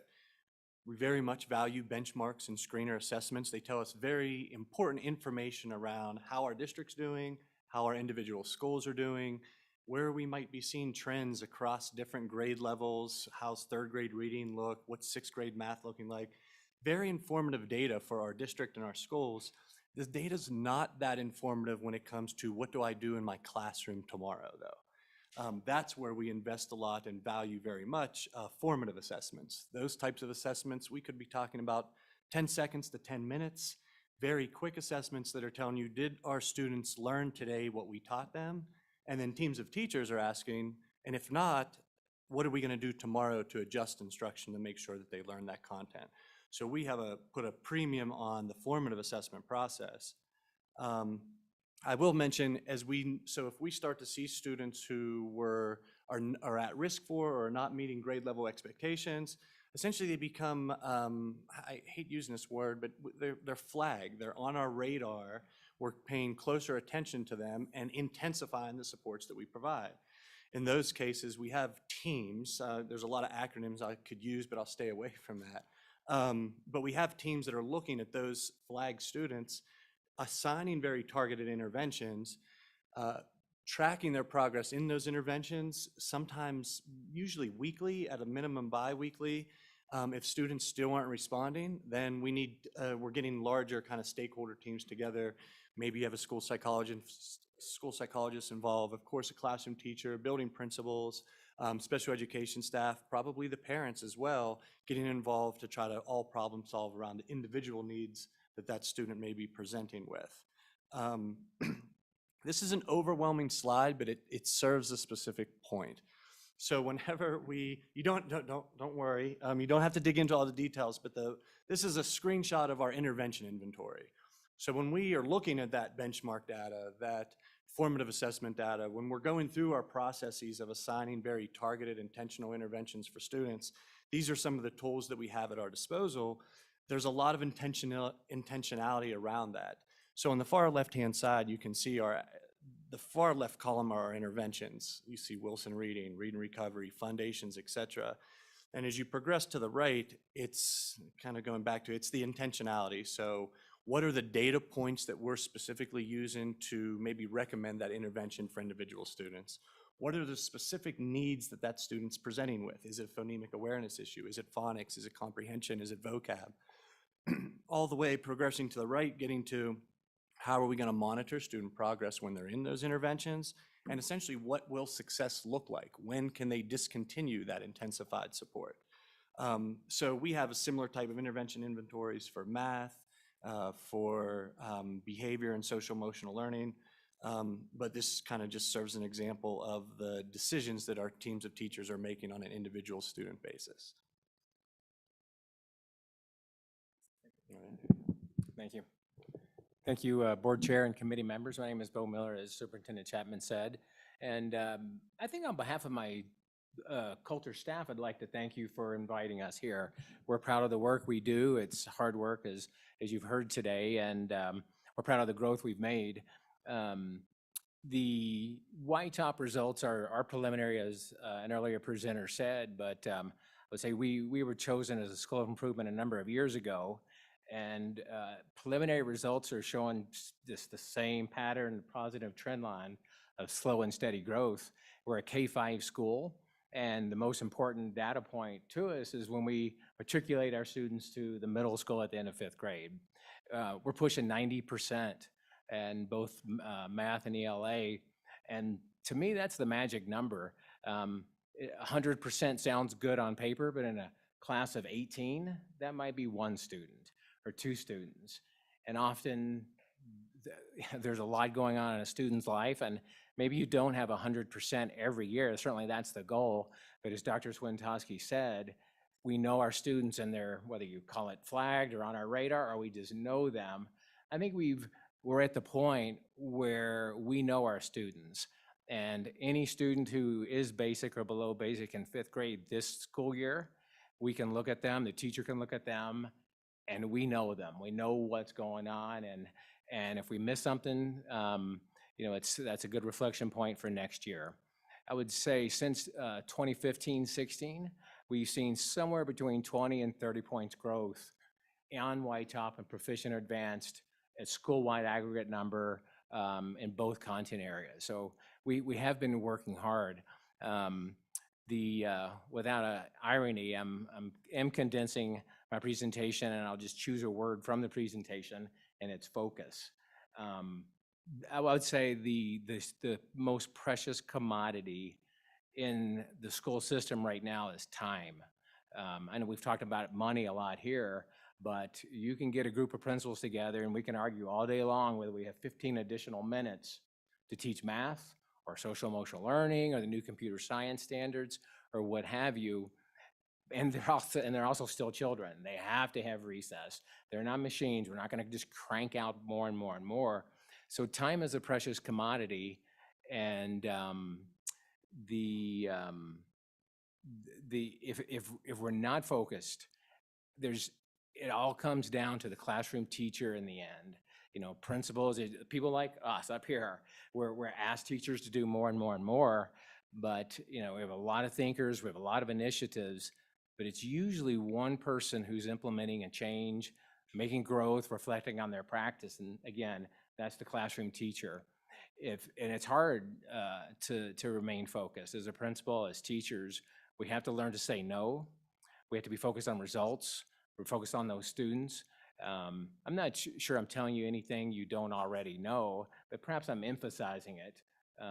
It's just in your work here, if I could suggest one thing of value is consider the implications on that classroom teacher. One person, 18 students, how much can one person change and implement over the course of a year, 2 years, 3 years? Another point is curriculum. And I might do a big shout out to WDE, like Dr. Hernandez or Laura Hernandez was just she was just up here. I'm a big fan of hers and Laura Ballard. The system that they have created for school districts to use is authentic, it's real, it's good. The system of standards, assessments aligned to standards, rigorous standards. We did entertain the idea of showing you a third grade ELA released item from Wytop. We can show it to you, it's public. We don't have time, but take a look at it. I believe it's on the slideshow. It's in the packet. It's often, you know, parents might say, you know, how many third graders can't read? And really what they maybe don't understand what they're asking is, can they read at grade level? That question is what we expect third graders to do.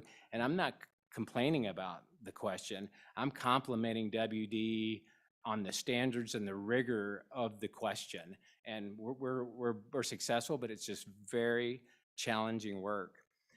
So again, I would say the after focus, the second point I would pull out of all these points we wanted to share with you is curriculum. It needs to be aligned, well thought out, rigorous.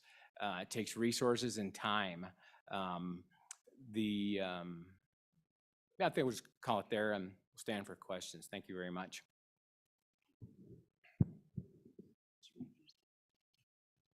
We're trying to respect your time, so we'll be happy to answer questions. Okay. But you do, as an educator, I am going to take the liberty of assigning some homework. And I'd like all of you to take a look at the handout and do that assessment tonight and see how you do. We'll give you the answers tomorrow because you get a quick turnaround on YTAP. So we'll check your answers tomorrow. All right, questions from the committee? See, you did such a great job. They have no questions. Thank you very much. Thank you. I guess the last thing on the deal is what?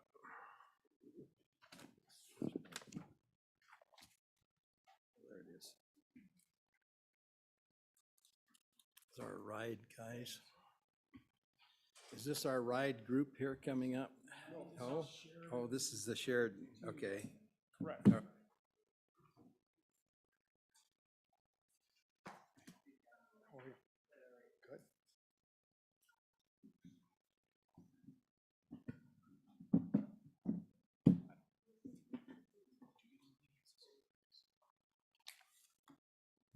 Welcome, introduce yourselves and Absolutely. Chairman Paxton, legislators, my name is Scott Stoltz, Superintendent of Schools. District 2 in Sheridan. And with me, we have Good evening, Chairman. I'm Mitch Kraft, Assistant Superintendent. Good evening, Chairman. Christy Griffa, Principal of Sagebrush Elementary. Chairman Paxton and legislators. It's our opportunity to talk to you a little bit about Sagebrush Elementary School. We understand that the objectives that you're attempting to reach today is to understand the practices used by Wyoming schools that are high achievement schools in the primary grades. In addition to that, the programs and the practices that can be implemented across the state to improve all student scores and learning. And certainly our goal, our desire each and every day is to provide and maximize student learning and to ensure the learning of all students. With that being said, we also understand that when we talk about screeners, assessments, interventions, and curricula, yes, those have to be mastered, they have to be met. Are we going to specifically recommend anyone specifically? Absolutely not. What we feel like is that those tools are best handled in the hands of experts. And those experts, which we know is the #1 factor that impacts student learning, is the teacher. #2 is administrators, principals. They all matter. When we look at the number of candidates that we currently have, when we typically have 300 elementary applicants, now we have 30. When we have 20 principal applicants, we have 4. There is a difference into why we're seeing a lack of quality candidates that are coming to us. Part of that is obviously due to what does it look like nationwide across the field of education?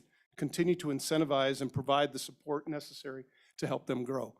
We appreciate immensely what you as legislators continue to do each and every year to support education and allowing us to provide a quality of education in making sure that learning matters and then make sure that our kids do learn. And we're going to talk today about what is it that we feel like is the common thread that makes a difference as to why our students find success. We do not profess to hold the Holy Grail. We don't. But we also would tell you that we are finding success, and we look at success, and we refine and we refocus to continue to enhance success. Those 4 areas that are going to be talked about today are this: systematic teacher collaboration, ongoing progress monitoring, data-driven intervention, and embedded coaching. We feel like those are the 4 most powerful pillars that truly make a difference in our district. Mr. Chairman, I'll start with systematic teacher collaboration. The common thread that we'll run through today's points, it's all about process, how our teachers do the work, not necessarily the specific tools they use, but instead the processes that they follow. So digging into systematic collaboration, you'll recognize these 4 questions on the screen. You just saw those from our friends in Jackson. All of our teachers participate in teams that meet at least 1 hour a week, sometimes many more hours than that, working to develop systematic responses to the 4 questions. What do we expect students to learn? How will we know if they've learned it? How will we address students who struggle? And then how will we help those who need a challenge? The emphasis that today that I'd like to dig into just a little bit is the data collection that occurs through question 2. Question 2 drives our assessment systems.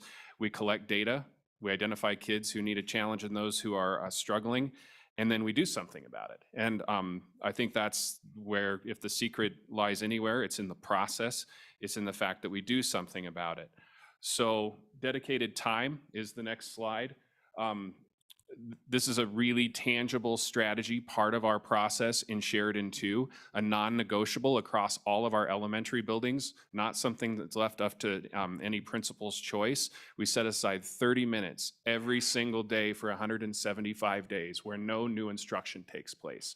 Absolutely no teaching, no new instruction, 30 minutes a day. Then our teacher teams, they take the data that they've collected through their common assessments, and they reorganize the kids.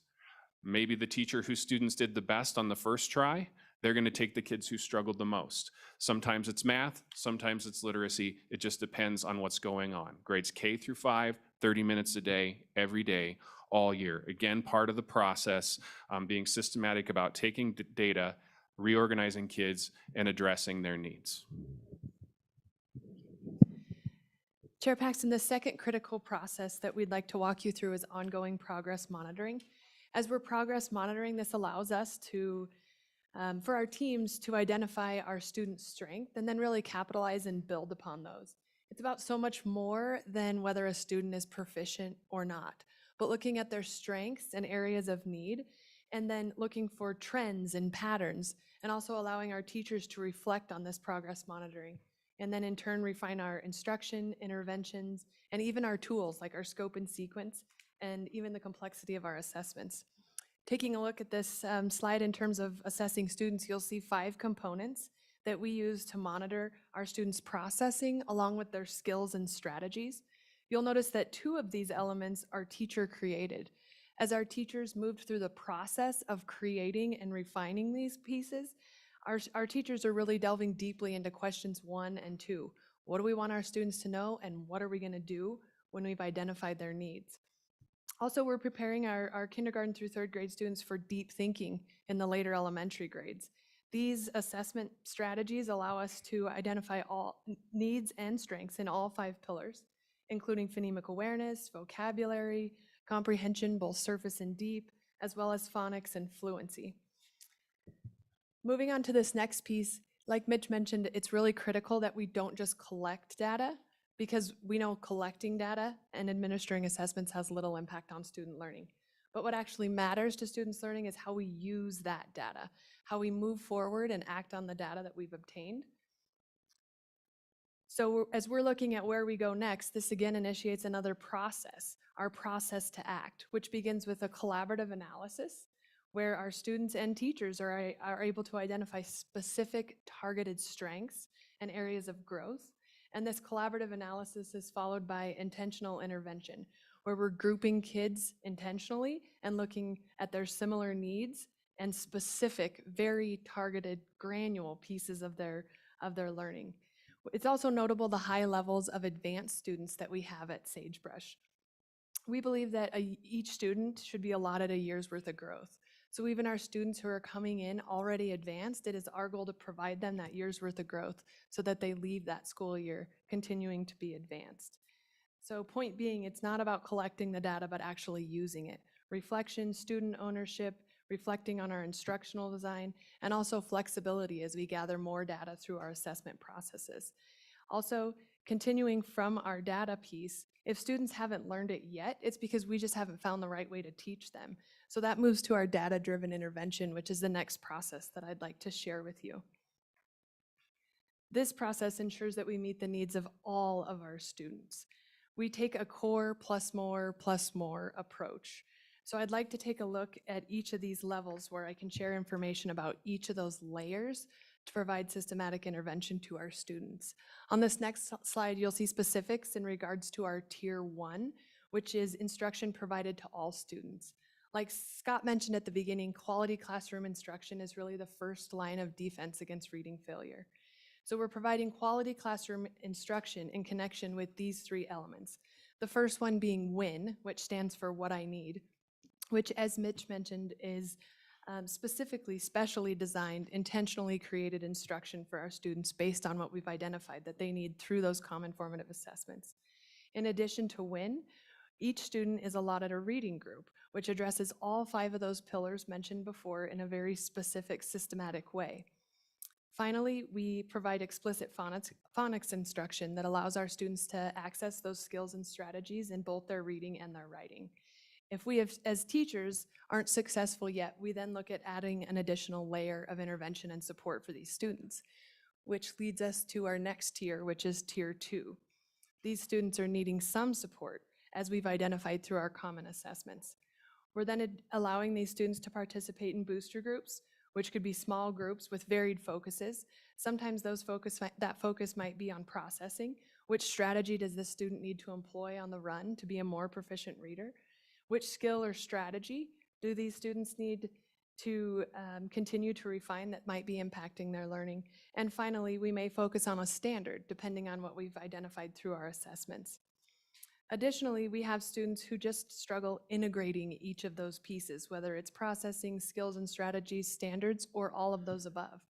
Those students are then placed in an LLI group, or leveled literacy intervention, where we understand that our proficient readers are moving between different skills and strategies as they read.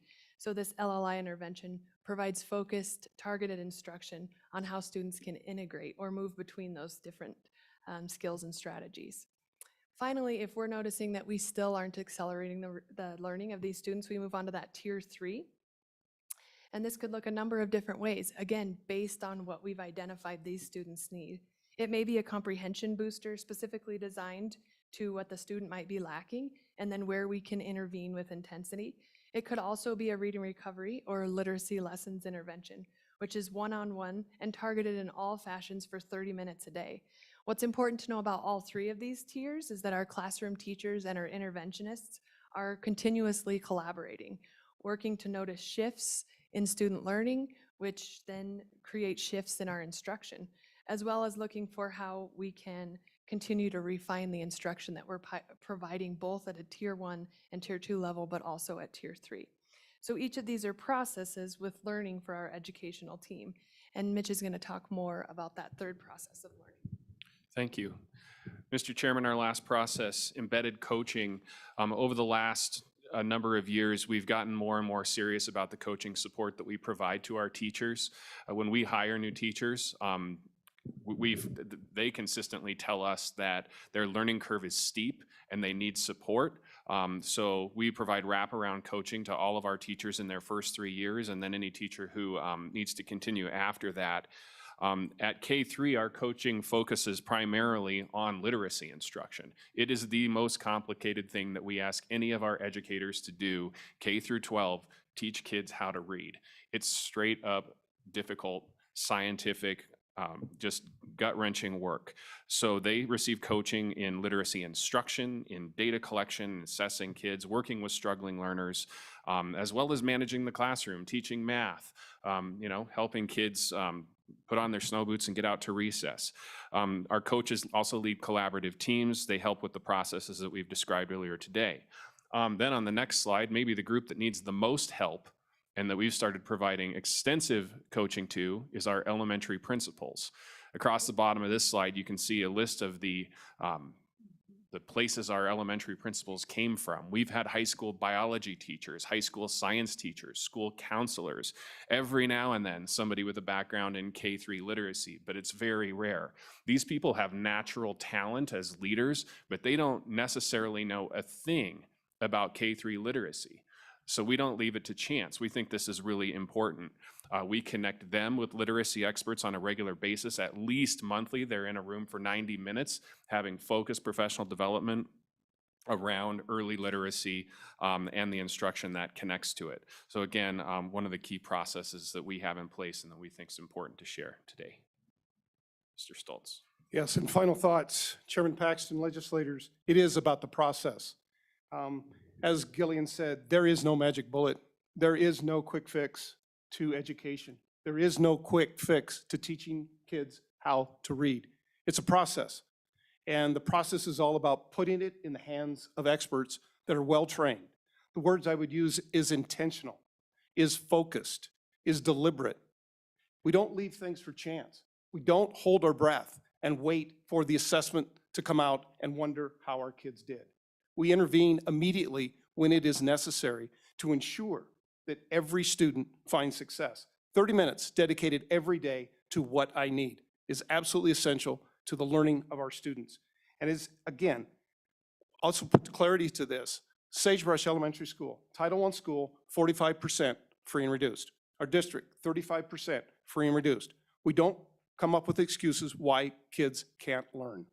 Well, I sat in a PLC meeting last week at Sagebrush with 5th grade. They were analyzing their reading scores from YTOP. 91% of those students were proficient. And did they spend the entire meeting celebrating the 91%? No. Short amount of time was celebrating the great job that those teachers did to find success for those students. The rest of the meeting was spent on the 9% that did not get it. It's all about all kids. They're all of our students. They're all of our students in Wyoming, and every student matters. If we can help and we can provide support, that's absolutely what we want to do. As I said earlier, we don't have the Holy Grail, but we have some things that work. We don't have initiatives. We don't have our teachers holding their breath or administrators holding their breath in the summer, wondering what new is going to come next year. We know what works. And if we don't, we'll refine it and we'll reflect on it to make sure that it does work. We do have some suggestions regarding the screeners. district requirements that we have. Again, we're not going to name them by name, but what we would say is that these screeners are evidence-based and they use the following elements: phonemic awareness, phonics, comprehension, vocabulary, and fluency. And intervention frameworks require districts to provide evidence that their intervention systems address the following elements: phonemic awareness, phonics, comprehension, vocabulary, and fluency, and collect outcome data and hold districts accountable to short-term and long-term impact. We feel like that data does drive the decisions that we make. We focus on instruction, not on teaching, and on student learning. That's what matters most, and we use the data to drive what we do. Thank you. Questions that you may have. Thank you, Mr. Chair. This was really interesting, and congratulations on the clear kind of commitment and success. I'm curious, so here's my question. So first, congratulations. My question is, did you hear the presentation by the university this morning? And no, you didn't. We did not, Okay. sorry. All right. Can I give you some homework? Please.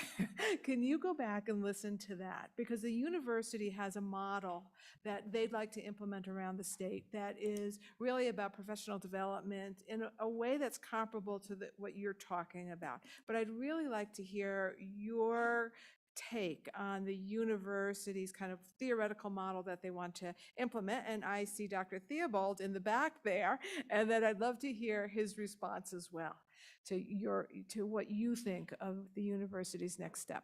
Happy to do so. Thank you. Representative Brown. Thank you. As you guys know, this is one of my babies, right? I mean, I really have a strong support of this K-3 reading and literacy issue. I think one of the biggest things, and it's not so much a question, but I appreciate that you guys identified something that I have seen happen over and over and over, is we're really good leaders and we can have them put in as a principal, but they don't know the first thing about what's going on in an elementary school and how to teach or how to train or how to coach those teachers that are in those grades. And you guys calling that out specifically, I think, was probably one of the biggest pieces to me of the gaps that are currently missing in our schools right now. So I applaud you on that, and I thank you for that. And I hope other districts that are here are listening to that, because just because you're a good leader does not mean you have the tools necessary to promote growth for every student. You're good at leading the people that you're with, your cohorts, but we have to have those leaders that are knowing exactly what they need to do in order to promote the growth of the students as well as their staff. So thank you. Anyone else? Questions? Mr. Chairman, We got one online. Okay, Senator Scott. Mr. Chairman, question for the Sheridan School District. What kind of feedback are you getting from the teachers that are involved in the system you've been describing it? What is it doing to their degree of satisfaction with their profession and their happiness with the job they're doing?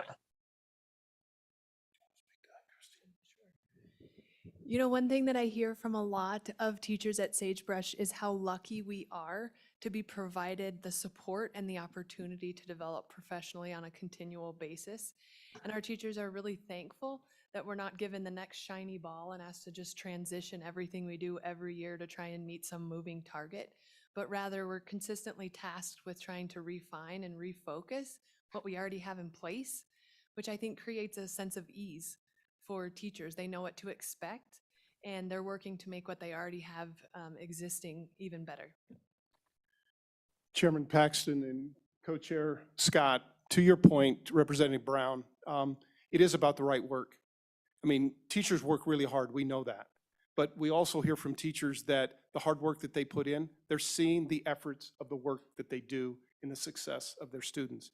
And when that continues to be reinforced on a daily basis, we get great satisfaction from teachers because they're seeing the fruits of their labor in the student learning, and that's what it's all about. Okay, anyone else? Okay, thank you. I guess Sweetwater County would be next.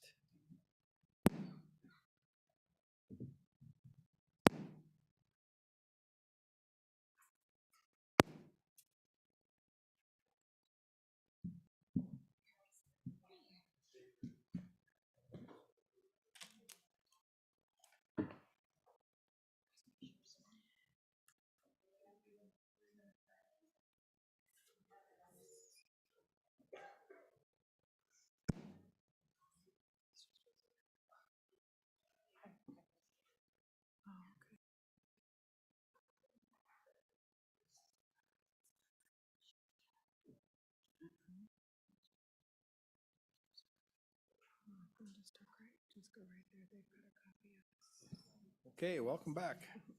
Hi, Mr. Chair and members of the committee.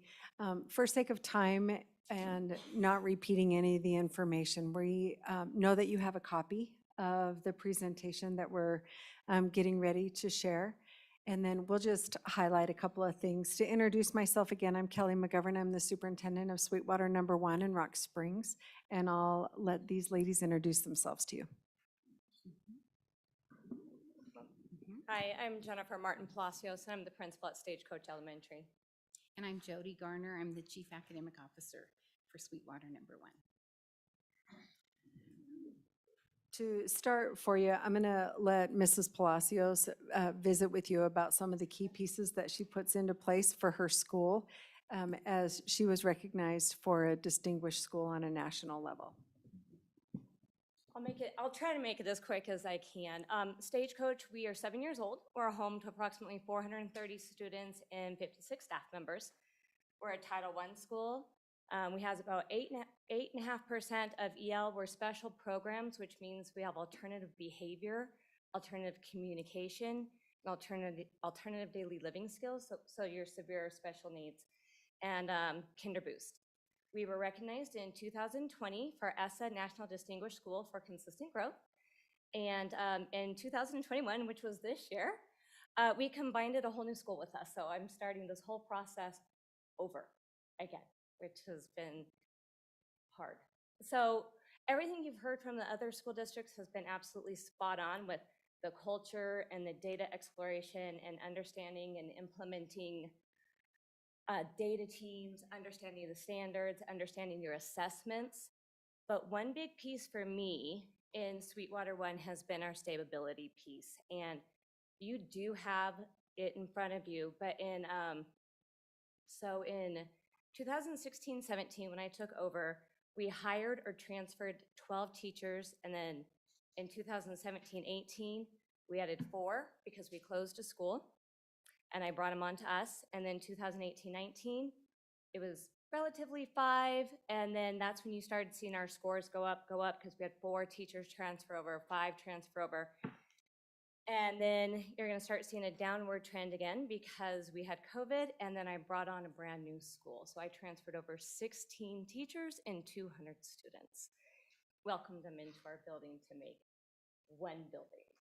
And that has proven this year to be hard just for the cultural piece that you guys are talking about, that social emotional piece of teachers have to be able to know each other in order to share their data, to be vulnerable about it, to be like, hey, my kids aren't doing well in this area.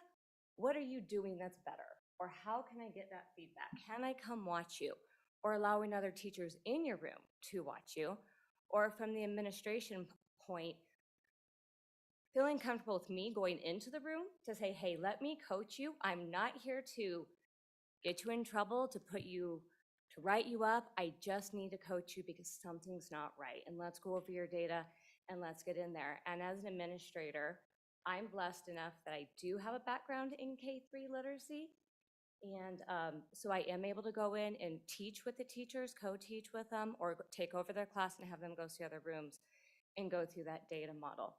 So our scores will go back up, guarantee it. Watch us, watch for Stagecoach. In the next 3 years, we will be back up, I guarantee it. I'm bound and determined, but some things that we've had to put in place, and actually it's kind of sad, and I'm willing to talk to UW about it, but when we are interviewing candidates, I've gone from 100 to like 5 candidates, and when I ask, tell me what a good reading lesson is, they cannot name me the 5 components of reading, which you just heard from previous districts, which is that phonemic awareness, phonics, fluency, vocabulary, comprehension. They don't know the main 5 components, which is scary. So after building that culture and classroom management, because if you don't have classroom management of 5-year-olds, 6-year-olds, and 7-year-olds, you can't teach. You have to build that. Then you have to build the PLC and data team process, which WD has done a beautiful job offering those trainings to all school districts. I'm very happy about that and what we've seen. It's been amazing. But now we need to teach our teachers how to teach reading, because unfortunately what I'm seeing as I'm bringing teachers into my building and bringing new teachers in, because I'm also our new teacher mentor, is they don't understand how to teach reading. And so it's not a lack of a want. Our teachers are trying really, really hard. They just don't have the knowledge to do it. So I would agree that that coaching process of having your admin knowing and understanding the process of reading and being in those professional developments with their teachers and talking with other administrators about it has to happen. Otherwise, your K-3 literacy is not going to go up, and then everything else is going to crumble because you're building our foundation of our house, of our school district, of Wyoming on sand. Because if they can't read, they're not going to pass YTOP ever. Exactly right. And I will tell you this year, unfortunately, we had 1/3 of our third graders come in not reading. And we took the fall YTOP, and I'm not gonna lie to you guys, if you look up our YTOP scores, you'll cry with me. It's fine, we'll get over it. But we got their scores, the teachers freaked out, we set our goals, and you'll see if you go through the presentation later, my teachers fill a lot of data, because they have to know their kids and how to implement win groups and implement data with their kids so that they can set their goals and keep reaching it. But our kids on average, you say you want to grow approximately 40 to 44 points for a year's worth of growth. Our kids, I handed out over 60 positive principal referrals for kids who grew anywhere from 50 to 111 points, but were still red or yellow. Did we tell the kids they didn't achieve? Absolutely not. They did. It was a fire hose of information coming at them. They can read, not at the level of YTOP, but they can read now. They can read 90 words a minute. They need to be at 100 at least, but we're getting there. So we're celebrating with them and with our teachers, but we are definitely taking it in small chunks to get our teachers to where they need to be and our students to where they need to be. And helping our parents understand the importance of being at school and knowing reading and reading with them and where they have to be. Yes, go ahead. Thank you. I have a question about this process, and you know, we implemented the Accountability Act 10-ish years ago and revised it over the following years, and now we're seeing it carried out, which is the comprehensive system of supports, all of the what do we do when we're not meeting our objectives on YTOP are taking place. Mm-hmm. It sounds like the process is working, and that's my question is, what are your comments on that process of the state structure of YTOP feedback, partially meeting expectations, whatever the case may be, and then how WDE works with the school district, and you've had a lot of experience on this. You've built one up, now you're building another up. I have, I'm with them. But I haven't, it's interesting to actually have the feedback now that we're looking back a little bit on the process, fully engaged. It seems like it's working. Is that fair? Yes, I would definitely say it's working. Where some of my issues, at least in Sweetwater 1, are coming in is my stability factor. So I keep turning teachers over. And so by the time I build that process up, I'm missing 1 or 2, or I'm bringing 3 on because I had to let go of a newbie because I'm bringing over ones from another school that got closed. And so I have to start the process over and over. We're building it and we'll get there. Mark my words, we will be there. We will be right there with all of you guys, I promise.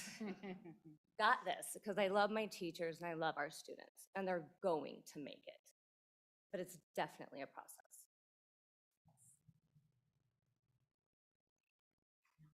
Okay, sorry, I have to keep going. Okay, so you guys will see our student growth increased 14 points on YTOP from 16-17 to 18-19 for that stability fact that we just talked about. And that's when we won our ESSA National Distinguished Award. But then in 21-22, we had full-time substitutes and unfilled teaching positions, and like I said, brought over 16 teachers and 200 students, and so we lost our consistency. And so if you go, it's the data exploration, teaching the teachers who have not been with me how to understand that data and the data of students. So we've implemented a few different things, some a little high strung, I'm not gonna lie to you. So we have data triangles, and we use the PASI, the cadence test, and YTOP, where we're monitoring the students, because we take it from the big picture all the way down to the little picture. Because if we constantly are telling our students and our teachers they aren't good enough, what happens? Morale goes down and students stop learning. So we really focus on setting those short-term goals and moving and moving and moving so they feel that success. Our teachers also have a shared grade book where they have to share how their students are doing on common assessments and YTOP modulars within their PLCs. And then they have teacher data trackers that they go through with administrators, where we have our coaching cycles and we talk about what's working and what's not working. We've had to slow that down this year, but we're ramping back up and we'll get there. Just teaching our teachers to understand that. We're going back over our 5 components of reading again, and then our tier 1s, understanding. We use ReadyGen as our main topic, and then we've brought in a couple different tools, because our teachers, like I mentioned before, they don't necessarily have all the tools they need to teach reading because they don't understand it. They just don't understand reading. And so we've had to bring in some trainings, and our trainings came in during 4th quarter this year, but we've brought in Secret Stories, New Horizons, Whole Brain, Orton, Gillingham, Wilson, and Foundations. And I personally am Orton Gillingham certified, but sat through another training. I went to Wilson's training with my teachers, and Foundations, and Whole Brain Teaching, and New Horizons. And I will be Wilson certified next year with my teachers. I will take on a student and help them learn how to read, and they will read when they leave. I promise you, because we're gonna stop that pipeline to prison. We do have intervention groups also for 30 minutes a day in both reading and math. And if you look at our scores, not that you're here for math, but our math scores are a lot better. But they don't have to read. So we're working on that and that coaching model. And ultimately what it comes down to is teaching our teachers how to teach reading, getting that stability so that they can have that PLC process with that culture, being able to talk to each other, and understand that reflecting doesn't mean you're bad. It means that we're reflecting because our students didn't make it. And how do we need to change that process? Our principals need to understand what's going on. They need to understand reading. And we need to have some good articulation going on. And for my new teachers, my newbies come in, we have to give them that support of understanding reading in the PLC and data team process and keep them stable. But within Sweetwater 1, I can't talk for the other districts. It also has been hard when I've gone to conferences to say, hey, come on down. We're a great place to be, because I truly believe it. But I've only been able to keep them a year or 2, and I have to let them go because we're closing schools, and I'm letting them go and bringing on teachers from other buildings. So as you can tell, Sweetwater 1 has a lot of great tools in place. I have to tell you, because I'm here in front of you today, I am a career educator from Arizona. After 31 years, I retired because 12 years ago, my kids came up here to go to college, and they never came home because the opportunities were great and because they had a wonderful education, starting at Western Wyoming Community College and continuing on. And so then I got this grandbaby, and I needed to come be closer.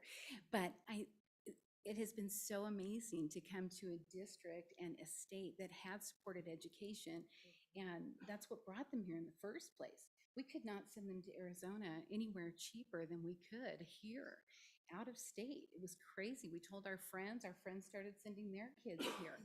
And so it's, we're in a place that everyone tells me now, oh, we've lost this funding, And it's really sad because you have been the leader when it comes to educational funding for all of these years. And so I hope that we continue that footing. And so I think that, you know, in Sweetwater One, we are working hard to do everything we can to continue to retain and, you know, hire, recruit great teachers, but we definitely, the funding has to be there.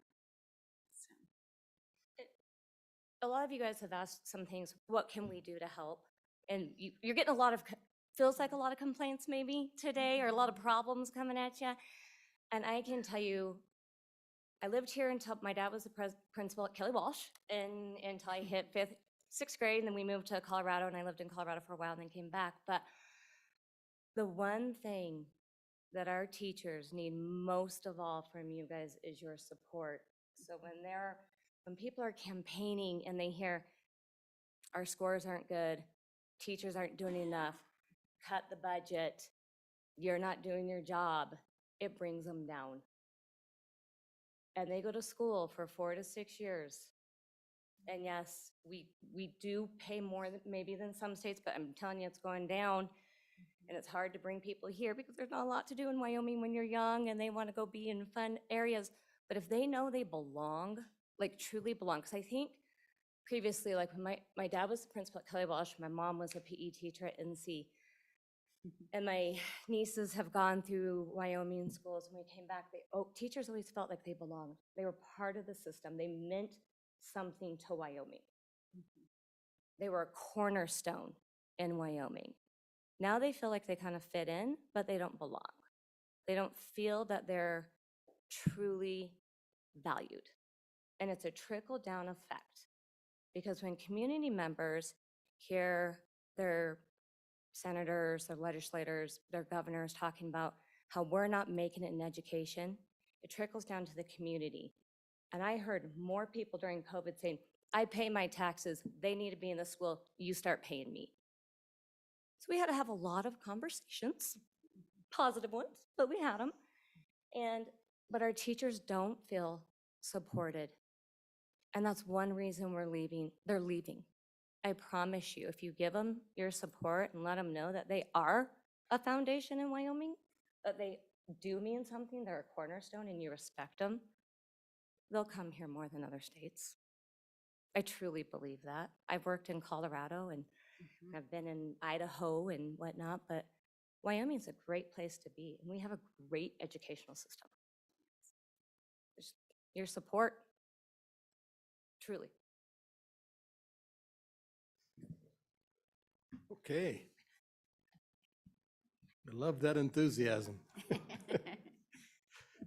Questions? Like, no, we want to leave. She talks too much. It's fine. Oh, I didn't hear anybody say that. It's fine. Well, I think you're off the hook. Thank you. Thank you for your time. And thank you. Thank you so much Yeah. for having. Now we're ready for ride, I think, aren't we? I see Representative Simpson over there. I know he's part of that group.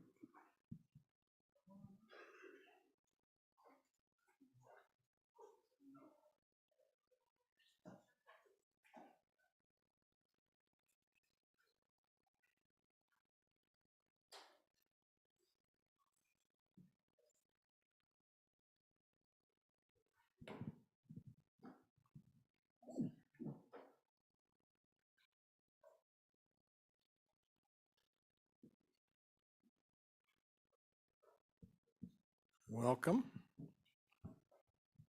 Who's going to take the lead and start introducing themselves? Okay.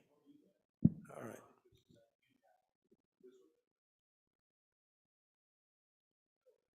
There it is. Oh, Mr. Chairman, members of the committee, my name is John Masters. I am the chairman of the Governor's Advisory Council, which we call RIDE, Reimagining, Innovating, Delivery of Education. And thank you for your time today.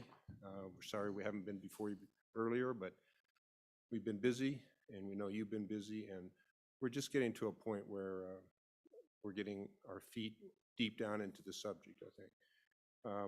I appreciate your time, and I know that we're late in the day, so we'll try to be expeditious. We do have a slide presentation I don't see available. I hate to Yes. derail this, but I think, did we take public comment on that last topic? And maybe just a quick ask if, We probably didn't, did we? Let's see. Don't believe you did. Mr. We've been Chairman, skipping around. We'll take public comment when they finish. you could take it tomorrow after the department presents on the K3. All right. I don't know if anyone's online, but Mr. Chairman, maybe a question if anyone drove here to make public comment on the last presentation. Was there anyone that made, we have one. Okay, we'll do this afterward when we get done with this. All right, go ahead. Thank you. We're going to skip the first couple of slides. I assume that everybody's had this packet available to you. Okay. And where I'd like to focus, I guess, is the third slide. The governor and I and others, including Craig Doherty and David Northrup, were discussing how to form this group as early as, I suppose, April of last year. And I think we settled on some criteria for participation. One, we didn't want a very large group because large groups are unwieldy and people tend to miss meetings, and we wanted to try to keep our meetings collegial, discreet, and allow for free conversation. We wanted to have parents. We wanted people who had demonstrated an interest in education, but were not necessarily directly involved in the educational system at the current time. And finally, just by virtue of the nature of the governor's process, we're all unpaid, we're all volunteers. So I hope that describes pretty well our members, and maybe we can go to the next slide. I'm the chair. I'm doing my best to retire. I have a degree in accounting. I went to school with Representative Obermuller many years ago. We won't mention that. And I then went to law school after I decided I wasn't much of an accountant. And I've done a lot of things along the way. We also have two members of your body. We have Representative Simpson, who is here with us today, and Senator Cost, who is not here with us today. And then we have Craig Doherty and David Northrup, who were part of this kind of cabal that came together to form it. And then we added two members of the industry side of things, the consumers of our students, if you will. Fred Von Ahrens, who is a general manager of a Trona mine and facility, and Brian Worthen, who is the CEO of Visionary Communications, an internet-based group out of Gillette. And then we have a couple of true parents, one of whom is Taya True Wells, who is with us, and I'll let her introduce herself if she feels it's necessary. And then we have Nicole Novotna Awanka, who is from Buffalo and a past member of the school board there. And finally, we're supported by the governor's office, primarily through Michelle Brandt, who's with us as well. And she keeps us apprised of what you guys are doing and what other bodies around the state involved in education, such as the State Board of Education and its profile of a graduate. And that's us. A small group. We've been meeting about twice a month. Sometimes we meet in person for usually 4 or 5 hours, sometimes online, usually 2 to 4 hours online. The objective of this group is to fulfill the governor's hope that we can come up with some, I don't want to say necessarily radical, but some innovations that might assist in better serving the students and ultimately the state of Wyoming through the educational process. This process that we're engaged in is expected to produce a report to the governor sometime probably in October or November of this year. That may or may not result in the governor accepting the report and producing recommendations or suggestions to this group for legislative action. If that were to be the case, I would imagine we'll see a lot more of you over the next 12 to 24 months, as this is a very big subject, as you all know, as we all do. We started off first by getting to know one another and understanding what the nature and the scope of our work would be. And then we interviewed a variety of folks, including Superintendent Balo, who is now off to Virginia, We've subsequently spoken with Superintendent Schroeder. We spoke with Kevin Mitchell from the Association of School Administrators, Brian Farmer, Ryan Furman. There's a list, which I think is not by any means complete. For example, we spoke with some folks from Sheridan School District as an example. And two of the ones I brought to the group were the judges from Laramie County, because part of the issues, as I understand it, are that students are sometimes disruptive, and usually that involves some interaction with the court system. And I know there's work being done in the judicial side of this legislature on that issue. I'm getting very dry, so I'm going to retrieve a bottle of water here. We concluded that we wanted to survey the state of Wyoming. And to do that, we engaged the Wyoming Survey Analysis Center, sometimes called WYSAC, and produced a survey which was launched in January. We held it open for about 6 weeks. And to our surprise, we received in excess of 7,000 responses. We thought we would be doing well if we had 1,000. I had hoped, in an ideal world, we might get as many as 10,000, but I was quite happy with 7,000. Of those 7,000 plus people, roughly 1,000 provided their email addresses, which we've kept separate and confidential. And they've asked that they be advised about our public meeting schedule so that they can participate if they choose to, which to me is, again, an indication of the importance of the work and the interest that the public holds in our work.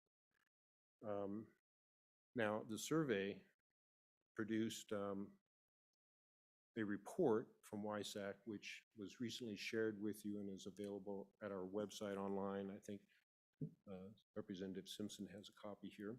That's the executive summary. The report itself is about 50 pages long, and it's interesting, but I think there are some cautions that need to go along with it. First, it's not a statistically valid survey. It was not designed to be one. We did not draw a random sample, and you cannot draw any inferences about the population of the state in total based upon the survey responses. That was intentional on our part. Our purpose was to focus upon the question of what is it that we can do better. To do that, we first gathered demographic information from people, such as their age. I think we asked gender, but maybe not. We asked what school district they're in. We asked whether they were an employer, whether they were a student, whether they were an interested citizen, whether they were employed by a school district, those types of questions. And the final demographic question was, do you think we're doing a good job in preparing our students? I say that's a demographic question because my property law professor, Peter Maxfield, said you need to understand the prejudice or bias of the person who wrote the legal opinion. And that's just one more point of prejudice or bias that the respondent may have, whether they think we're doing a good job. So we asked that question, not because it necessarily reflects the entire population of the state, but does at least give you an idea of the perspective of the person who provided the response. What we really wanted to know were the answers to three questions. What is it we're doing well? What is it that we're not doing well?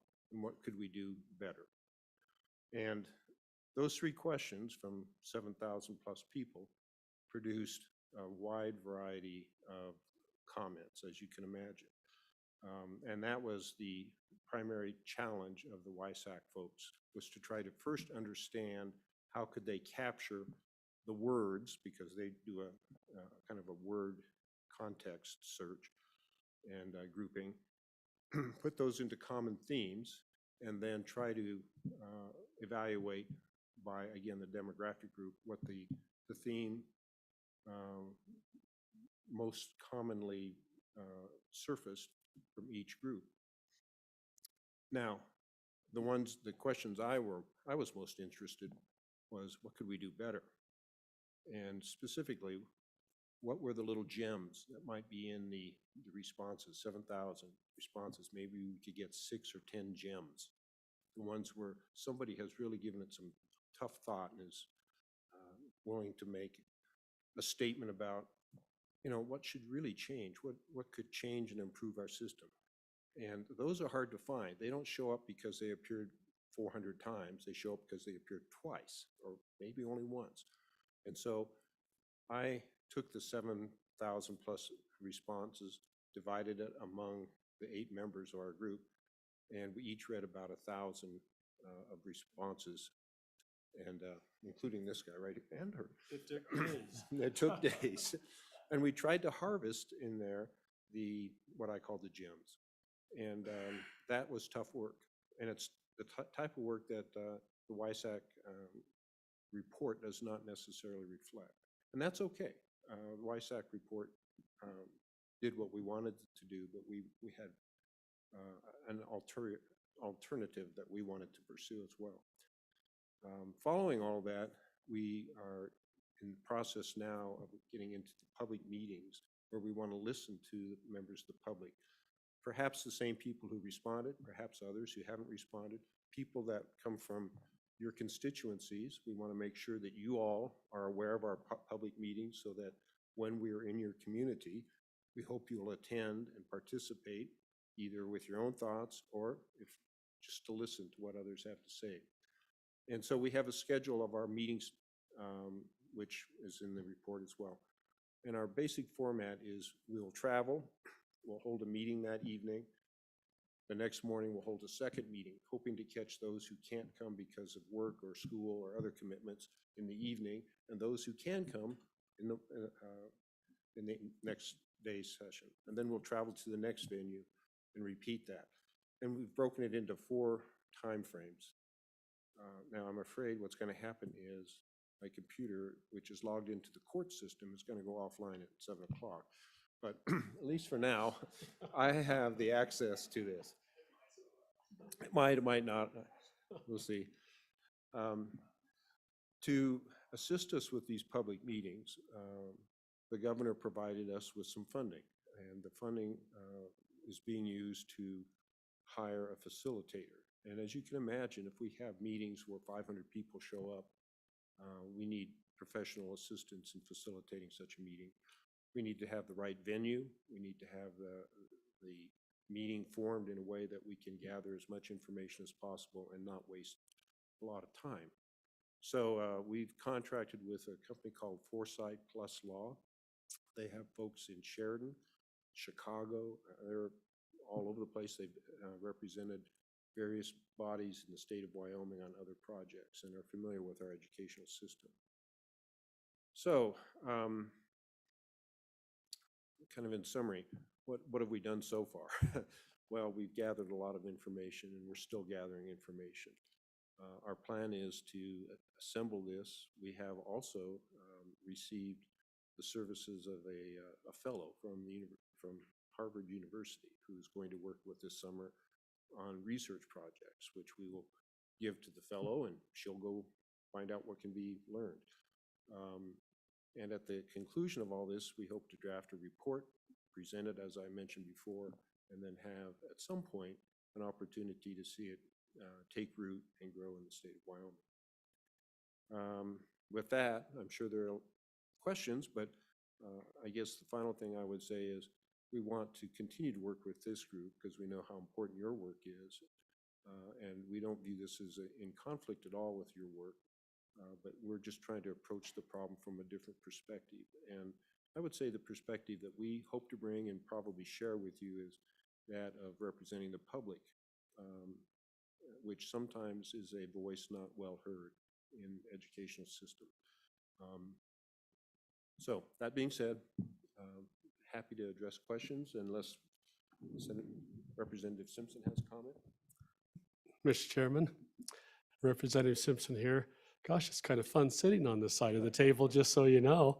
I would like to reiterate one thing that John already expressed, just a wrap up, and that is the governor did not charge us to critique or criticize the current education system in any way, shape, or form. The world is changing and things are happening out there faster than lightning. We're gathering information from specialists and resources throughout the state of Wyoming throughout the United States and frankly overseas. We're learning the best of the best. And if we can bring some innovative ideas back and share them with the legislature and with the educators of the state of Wyoming, that's going to be our goal. It's just not to tear down, but rather to bring new ideas. Can we do something better with this changing world? That's really what we're looking for in our surveys and in our public meetings. So we look forward to being back in front of you with more conclusions in the near future. Okay, we'll either run away or listen to your questions and try to respond. All right, do we have any questions from the committee? Yes. I'm curious about the roadmap and the timeline for the roadmap. So it seems to me you're in the midst of the public meetings. We're just starting into public meetings. We haven't held our first public meeting yet. And so when do you plan on having your report to the governor? And then the next one, of course, we're always interested in the legislation bubble. And what are you thinking about there in terms of, are you coming to this committee, a committee next year or 3 years from now, in terms of ideas? Well, it's hard to tell at this point, but I think what we plan to do is spend the time in August, September, and October deciding what our report should contain, drafting our report with the assistance of the folks from Foresight, and then producing that to the governor for his review. And he might say, D+, try again. I don't know. But I would expect at some point, if we do our job well, we will require or ask for legislative adoption of changes, or at least, maybe not changes to the system, but at least the ability of districts to implement changes if they so desire. In other words, maybe we'd have authorization for 5 districts to adopt a different path than the one they're currently on. Something like that, so that we can have some demonstration projects that are out there and can be reviewed after a period of time. I don't know what that'll look like. I'm just saying this is my thought of where we might be. And we could easily ask for legislation, but I doubt it'll be in the next session. Sharon, and just as a follow-up comment, it's interesting to me, I mean, that you have your bubbles and your bubbles of what's going well and what isn't going well, that you have the same clauses. And so you're teasing out how to interpret that kind of data, I think will be very interesting, but it's very complicated as well. Thank you, Mr. Chairman. In response to that, this was how WISAC thought it could best be presented. And keeping in mind that Mr. Dorsum, who did the work, well, while he found it fascinating, he was not himself an educator. So we had to help by saying, here are the themes that we think terms fit in. And then he took those terms or words, searched for them, and put them into certain categories or themes based upon how frequently they occurred. And then these bubbles developed very late in the process, the word cloud type things. Thank you. Okay, any more questions?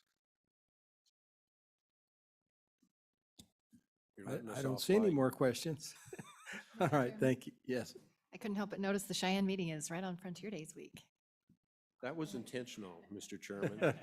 And we've had criticism, but it was intentional because we thought people coming from all around the state might feel that was another opportunity to participate, as well as the people of Cheyenne. But yes, it is a potential conflict, and I know there are night shows, and I know there are many. I've lived in Cheyenne since a long time ago, 79, most of that time. So. Okay, well, thank you very much. Thank you. Thank you for your time and for your, I really appreciate the work the legislature does. This is a very complicated organism, which we call education, as you know better than most. Yep, Thank you. true. We are going to take one testimony if we have, or will we take more than one if we have more than one person that came that we didn't get a chance to hear.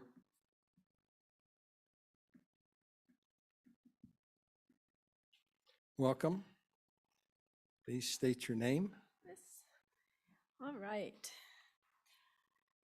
Chairman Paxton, Chairman Ellis, members of the committee, my name's Crystal Lenhart. Excuse me, I am a reading specialist from Bighorn Elementary up in Bighorn, and we're part of Sheridan County District 1. And I wanted to come and just talk with you guys to give you another perspective of a successful school. We are a school that is actually so thankful to the work, for the work that you guys have done as a committee and the legislative changes that have taken place in the past few years. We are a school that supports, appreciates, and implements all of those changes in the K-3 reading and assessment legislation and surrounding dyslexia screening. And so I just kind of wanted to let you guys know that you have schools in Wyoming that are implementing all of those changes wholeheartedly. Those legislative changes caused us to look closely at our reading instruction and determine, I'm sorry, I'm getting over a cold, so, and determine that there truly is a gap between reading research and classroom practice, and it became our mission to bridge that gap and to truly have our classroom practices line up with science and research. And we acknowledged that change is very difficult, but we kind of faced that head on and made a really 180-degree change from a balanced literacy approach to a very structured literacy approach. And we have had great success doing that. Our white top scores are great. Our universal screening scores are great. And we just want to, again, say thank you and encourage other Wyoming schools to take the plunge and move in this direction. The way we did that is by focusing on 3 areas of change, which are all recommended in your legislation. We increased our teacher knowledge with letters training and a lot of other very specific professional development. And we fine-tuned our assessment plan. We do need those universal screeners that are assessing foundational skills so that we can find the kids that need the help. And then to take it a step further, we need to give the diagnostic assessment so that we can pinpoint exactly what interventions need to happen. You really can't have an effective MTSS if you don't have those pieces in place. And so I appreciate what you guys have done there. We also needed to look at our curriculum materials, and we were able to adopt high quality instructional materials, kind of change our curriculum. And so I think there's real value in having some criteria for that. Just a quick story in closing that actually came from this morning. We recently had a little first grader that was diagnosed with dyslexia. His parents had to go outside of the school system and get that diagnosis. But he was diagnosed, and the place where he was diagnosed had 2 important things to say. They said, kudos to your child's school, because they're doing everything that a struggling reader should get. And then they also said, yes, there's a lot of positive changes in the country. There's a lot of legislation around dyslexia. The difficult thing is to get schools to actually implement it. And so I kind of wanted to let you know that there are schools that are doing that, that can be an example for other schools that are taking all of this positive legislation that has occurred and putting it to work in a Wyoming school. And so just in conclusion, I would be happy to come back in the fall and sort of give you a detailed look at what it's like to have a school that's implementing these changes and having great success doing that. And also extend an invitation if any of you want to come visit our school, walk through, see what it looks like. we would love to have you. Thank you. All right, thank you. It's always nice to end on a positive note. Thank you. You bet. Senator Rothfuss. And I just wanted to say thank you. That's music to our ears. You know, we've Awesome. seen a lot of legislation over the years on this. Senator Landon and Representative Harshman, Representative Brown. This committee's been working on it for a long time, and it's nice to hear positive feedback from the districts Awesome. that this work is translating We're into on the better right track. education. Thank you so much. You bet. All right. Thank you. Does anyone else want to offer any more testimony before we adjourn a couple hours late? All right, with that, we are adjourned for the day. Chairman? Tomorrow, Senator Ellis is going to be running the meeting, and she wants to start at 8 o'clock. Is that going to be a problem for anyone? Mr. Chairman, just to let the committee know and the public listening and watching, we did not do our update on the implementation of the K through 3 reading assessment. Right. So we'll come in at 8 and that'll be a carryover. So we'll do that hopefully from 8 to about 8:30 and then we'll start getting on track with the rest of the agenda. And I think we'll finish up on time. We hope. And Mr. All Chairman, right, Oh, good we will. night. Oh. we've updated the agenda to reflect that, and we'll send out a Gov delivery in the next few minutes.